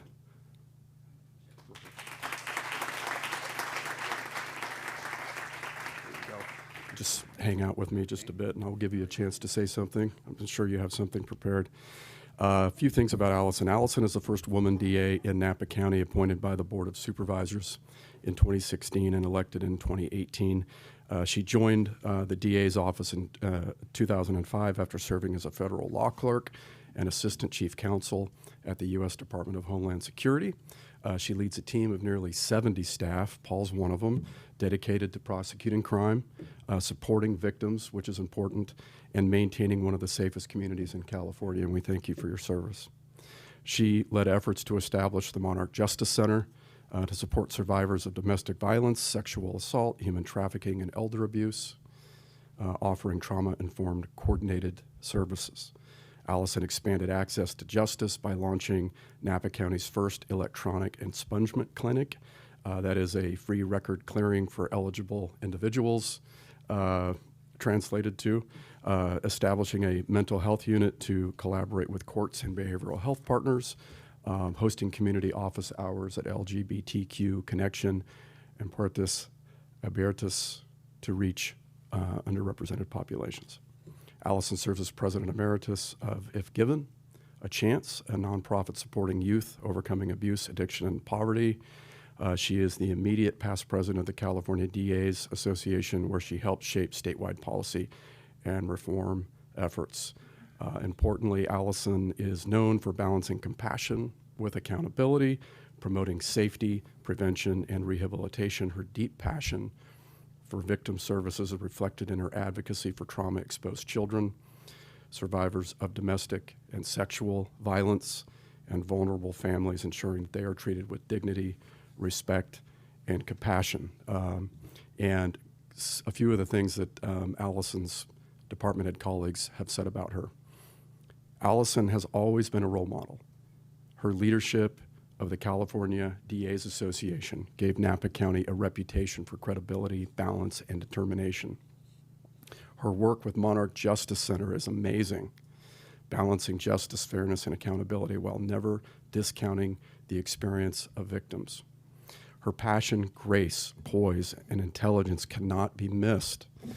She serves with distinction and balance, prioritizing both victims and offenders, and is open to new ways to serve these populations. She has a heart of gold and the grit to endure challenges, doing the right thing even when no one is looking.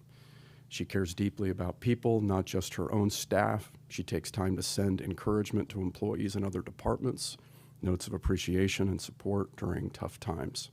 She's fierce. She is whip smart, strategic, and mission-driven. She continually evaluates and strengthens her team, ensuring alignment with the department's mission and community needs. She's not afraid to tackle hard things. Her authenticity and professionalism make her a trusted voice in our organization and community. Her team's presence in the community through National Night Out, Monarch Justice Center events, and educational outreach shows her commitment to transparency and partnership. Allison is admired as a thoughtful and principled and compassionate leader, a DA who embodies both justice and humanity. Her colleagues describe her as the real deal, someone who elevates everyone around her, leads with integrity, and makes Napa County safer, fairer, and more compassionate. I couldn't agree more, and I am fortunate to have the opportunity to work alongside her in the role that I occupy. And I just want to say, and I hope she may be watching or certainly watch this back, congratulations again, Allison, for your award and everything that you do for our county. And because you're not here, I'm going to ask your number two here to say a few words, if you'd like. Thank you, Ryan. Allison, so A for amazing. To take us, just kidding. Tracy stole my speech, so I'm honored to accept on her behalf. She is an amazing leader, and when you talked about vision, that's really what strikes me the most. I've worked with her for many, many years, and she does have an amazing vision. If she were here, she would not talk about herself. She would thank two groups of people, and so I'm going to do that for her. Number one, she would thank our staff. Their commitment to this county and our community is absolutely unparalleled, and they are amazing. And she would credit them with her own personal success. And second, she would absolutely thank her department head colleagues, but it's really the other departments that make us look good many times. And without your support and your partnership, we wouldn't be able to do what we do. And so definitely she would thank you as well. So thank you. Yep.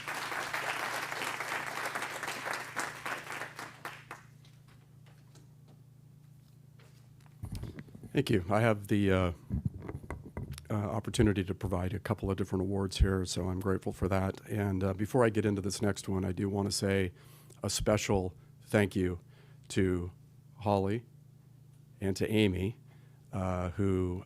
without whom this would not be organized at all.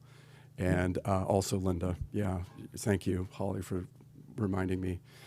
Thank you for your support in helping me put all this together. This is really important. Appreciate you all. Thank you. I'm honored to present the 2025 CEO Award this year.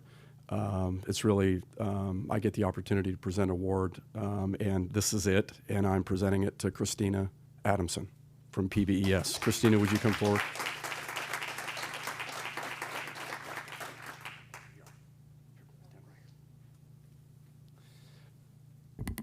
Christina joined Napa County not too long ago, just a year and a half ago, which makes giving her this kind of extraordinary. But I'll explain. In that short time, she's made a great impact, bringing private sector expertise, operational excellence, and a fresh perspective that truly embodies the spirit of public service. Before joining the county, she spent nearly 30 years with the Culinary Institute of America, serving as Senior Director of Operations and Finance for Strategic Initiatives, Director of Food and Beverage, General Manager of the Wine Spectator Greystone Restaurant, and Restaurant Operations Supervisor. I think I was speaking at an event, Amanda Gibbs might have been, I can't remember, but somebody said something about, was talking about customer service, and I said the best way to improve customer service is hire somebody from the hospitality industry.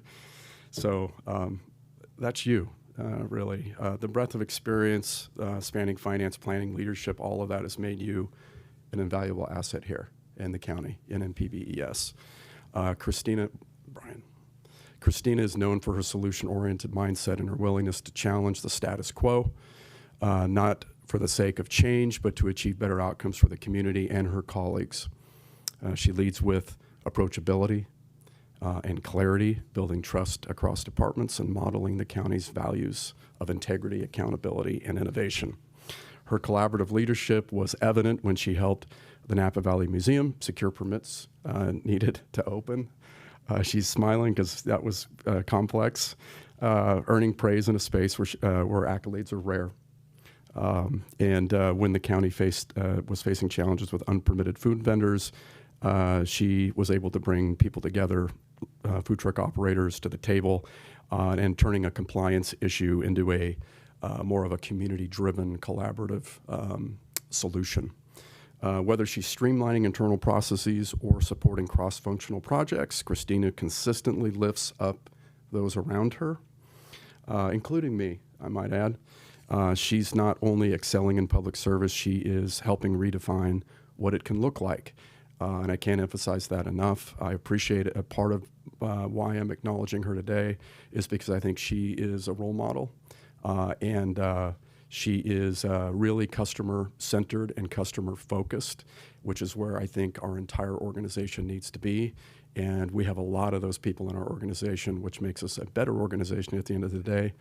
But I just want to applaud you for everything you're doing here and encourage you to continue on the path that you're on, and appreciate you very much. I want to ask, see if Brian would like to say a few words.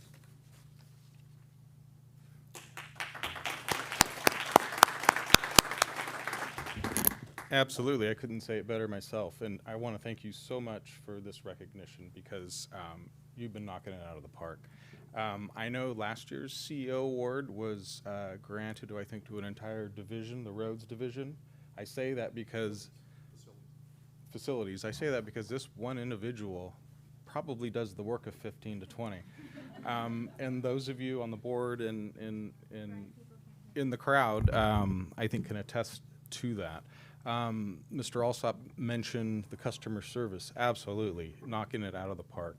I can't even begin to tell the stories, the problems you've solved, the solution-oriented approach.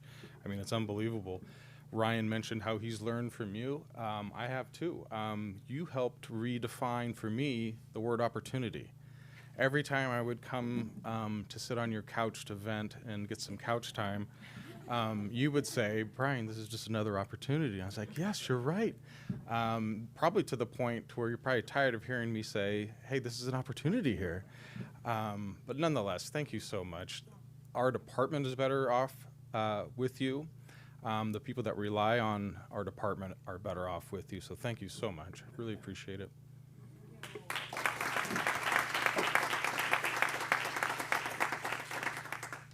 Oh my gosh. Thank you. This was really a huge honor. And I'm so humbled to be recognized, especially after my short time with the county, because gosh, there is so much service in this room and throughout the county. I feel like I should actually be thanking everyone else for being so patient with my gazillions of questions about why and how we do everything we do, and giving me grace to ask all of those questions and provide me clarity. And as I'm sure you guys can all tell, I don't really love when the attention is totally focused on me. I actually hate it. So this has put me in a in sort of an uncomfortable spot. And that said, really, truly, the spotlight should instead shine brightly across the entire planning, building, and environmental services team.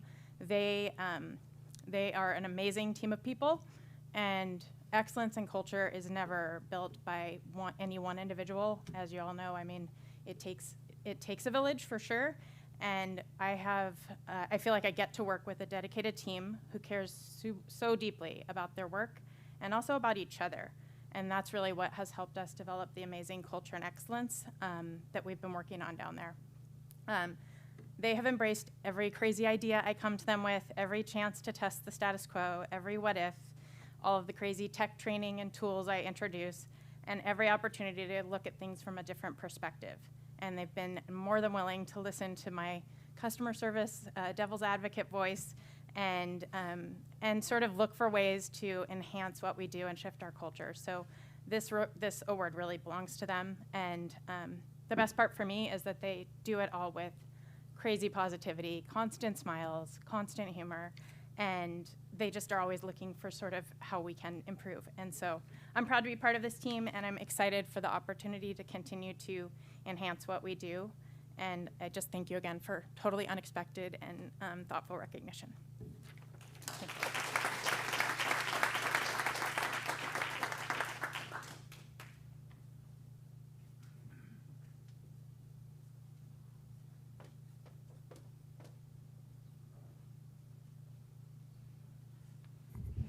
Good afternoon. Before I present the Chair's Award, I just wanted to say a thank you to our CEO, Ryan Alsop. It was his brainstorm that created this awards program, and I think it's an amazing opportunity to recognize so many outstanding employees, but also to hear about and showcase the incredible examples that we've heard of team culture, kindness, respect, hard work, and excellence. So thank you, Ryan.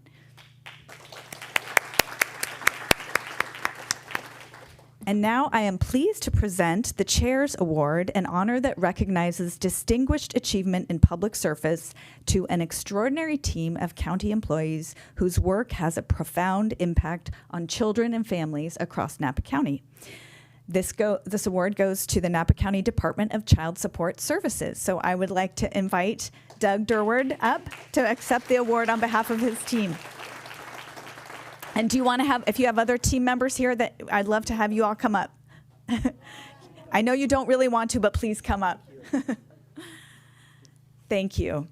So this team serves one of the most important roles in our county, helping to ensure that children and families have the financial support that they need and deserve. Yeah, come on in. The work they do each and every day has a profound impact on the lives of some of our most vulnerable residents, and they do it with compassion, professionalism, and care. The 2025 Chairs Award is presented to the Napa County Department of Child Support Services for delivering client-centered services that promote self-sufficiency and uphold the dignity and well-being of every family they serve. Each year, this dedicated team helps more than 2,400 families across Napa County navigate the child support process, educating parents, enforcing court orders, and connecting families with the resources they need. Their goal is simple but powerful: to ensure that every child receives the support they are entitled to. In federal fiscal year 2025, the department collected nearly $11 million in support payments, funds that went directly to local children and families. Napa County's Child Support Services team was also recognized as the second highest performing agency in California, second highest performing agency in the whole state of California, and has ranked in the top 5 statewide for 3 consecutive years, a record of consistency, excellency, and heart. And in September 2025, Napa County DSS was ranked #1 in the entire state of California based on federal performance measures that assess how effectively, did I get that right? You got it perfect. Okay, good. I'm glad you're cheering. But based on federal performance measures that assess how effectively local agencies serve families. So we have some data to back that up. This recognition reflects exceptional performance in identifying parents, securing support orders, collecting current payments, and recovering past due support, demonstrating the team's commitment to helping local families thrive and their dedication to excellence at every level. Their work extends far beyond numbers and data. Attorneys and staff appear in family, probate, and even bankruptcy court wherever they are needed to protect the rights and well-being of children. They meet families where they are, whether in person, by phone, or online, making the process easier to navigate and ensuring that every interaction reflects compassion and respect. On behalf of the Board of Supervisors, I want to express our deep appreciation for your commitment to fairness, integrity, and service. You are truly making a difference in people's lives. Please join me in congratulating the Department of Child Support Services on this well-deserved honor. And I'd like to, let's clap for a minute. And I'd like to invite Director Doug Durward to the podium to accept the award on behalf of his team and say a few words. Thank you. Thank you, Chairperson Cottrell. I'm actually in a comfort zone here. I'm loving that this isn't an individual award because I'd feel very awkward and weird, as with most of my staff, I know, but this is a team award, which means you're celebrating my team, and my team is amazing. I grew up in Los Angeles, and I had some experiences in government buildings and government offices, and they weren't positive. And when I hear about people, Mary Jo, Lisa, all of you, Andre, and what you're doing out there, it warms my heart. So thank you for everything you're doing. We're doing a lot over here, too, at Child Support. We are a group of people who I think our average employee span has been there for 18 years. They're dedicated professionals that have been there forever. When I showed up in 2006, Ms. Valisa was already there, as was half of the staff that is still there today. And we lift each other up, and we carry each other when needed, and often without asking. And if HR is here, don't worry, that was a metaphor. I was reflecting recently on Maslow's hierarchy of needs, and for those of you who knows what that is, it's kind of the concept of that no matter how intelligent a student might be, if you put him in a classroom, even with the best teachers and the best textbooks, he won't thrive or she won't thrive unless their basic needs have been met for their day, their food and their shelter. And I was thinking about how I have the opposite problem or the opposite issue at my work. And it's an amazing problem, an issue to have. I work with a team of seasoned experts who have long since mastered the fundamentals. There's no need to spend time on basics. We're freed up to focus on innovation, on improvements, on the extras that make our services not just effective, but exceptional. And when you have a team like that, the results, the numbers, they kind of work out for themselves. And so I'm so proud of my team. If you can't tell already, unfortunately, a lot of them couldn't be here, right here. Shanna is our newest member. I met her at she was teaching a group of 100 attorneys the law, just a few years out of law school herself down in Kern County. And I was so impressed. I basically begged her to come up here and work for us, and she did. I've been grateful every day since. Hector Plancarte is our fiscal manager. Directors around the state asked me to loan him out because of his work is so good. And I'm so proud of him, and he would never be here to acknowledge any of that. Valisa Langhorn and Alejandro Ochoa, who's back at the office doing work, are supervising case managers. I've yet to see either show a weakness of any sort. They're amazing, exceptional people, not only at work, but just people, good people. So with that, I'd like to say thank you to the county and the board for everything you guys do to support the county and the workers and the environment that we have here. And I'm thrilled that the county has taken a moment to applaud the extraordinary work that my team has been doing and continues to do and will hopefully keep doing well into the future. So thank you very much. Appreciate it. Thank you. Thanks.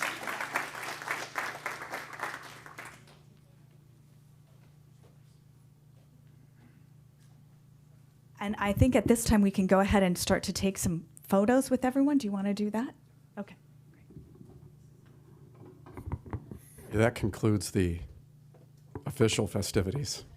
We're going to go into photos. So what I'd like to do is ask the board members to come down, if you would, in front of the well here, or in the well, in front of the dais. And we'll ask Mary Jo, would you like to come up?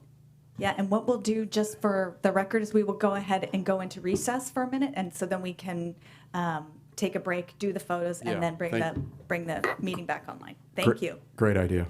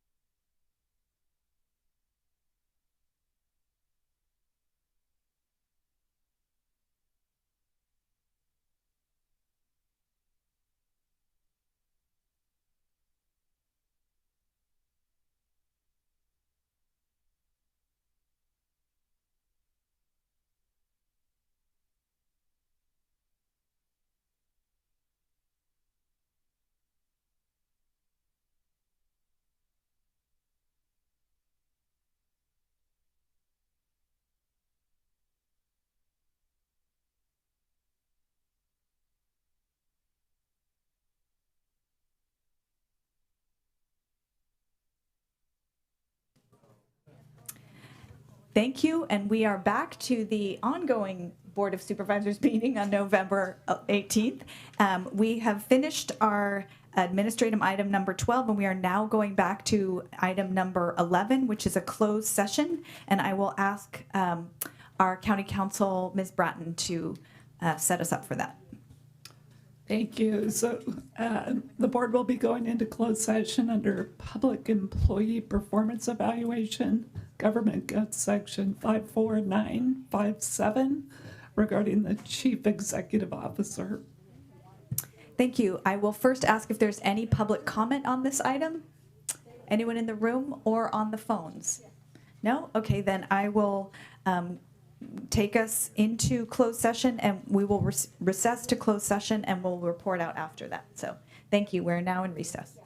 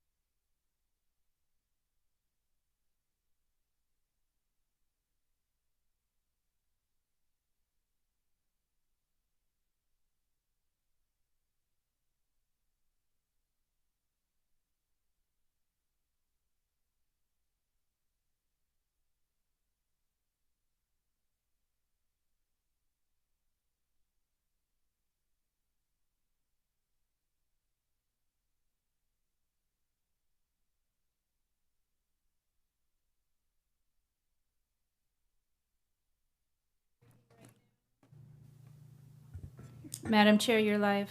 Thank you. And we are back after our closed session, and I will turn to Ms. Bratton for any report out. Thank you. The board met in closed session today under item 11A, public employee performance evaluation regarding the chief executive officer. There is no reportable action taken. Thank you. Thank you. And with that, I will go ahead and adjourn the meeting until November 25th. Thank you. We are adjourned.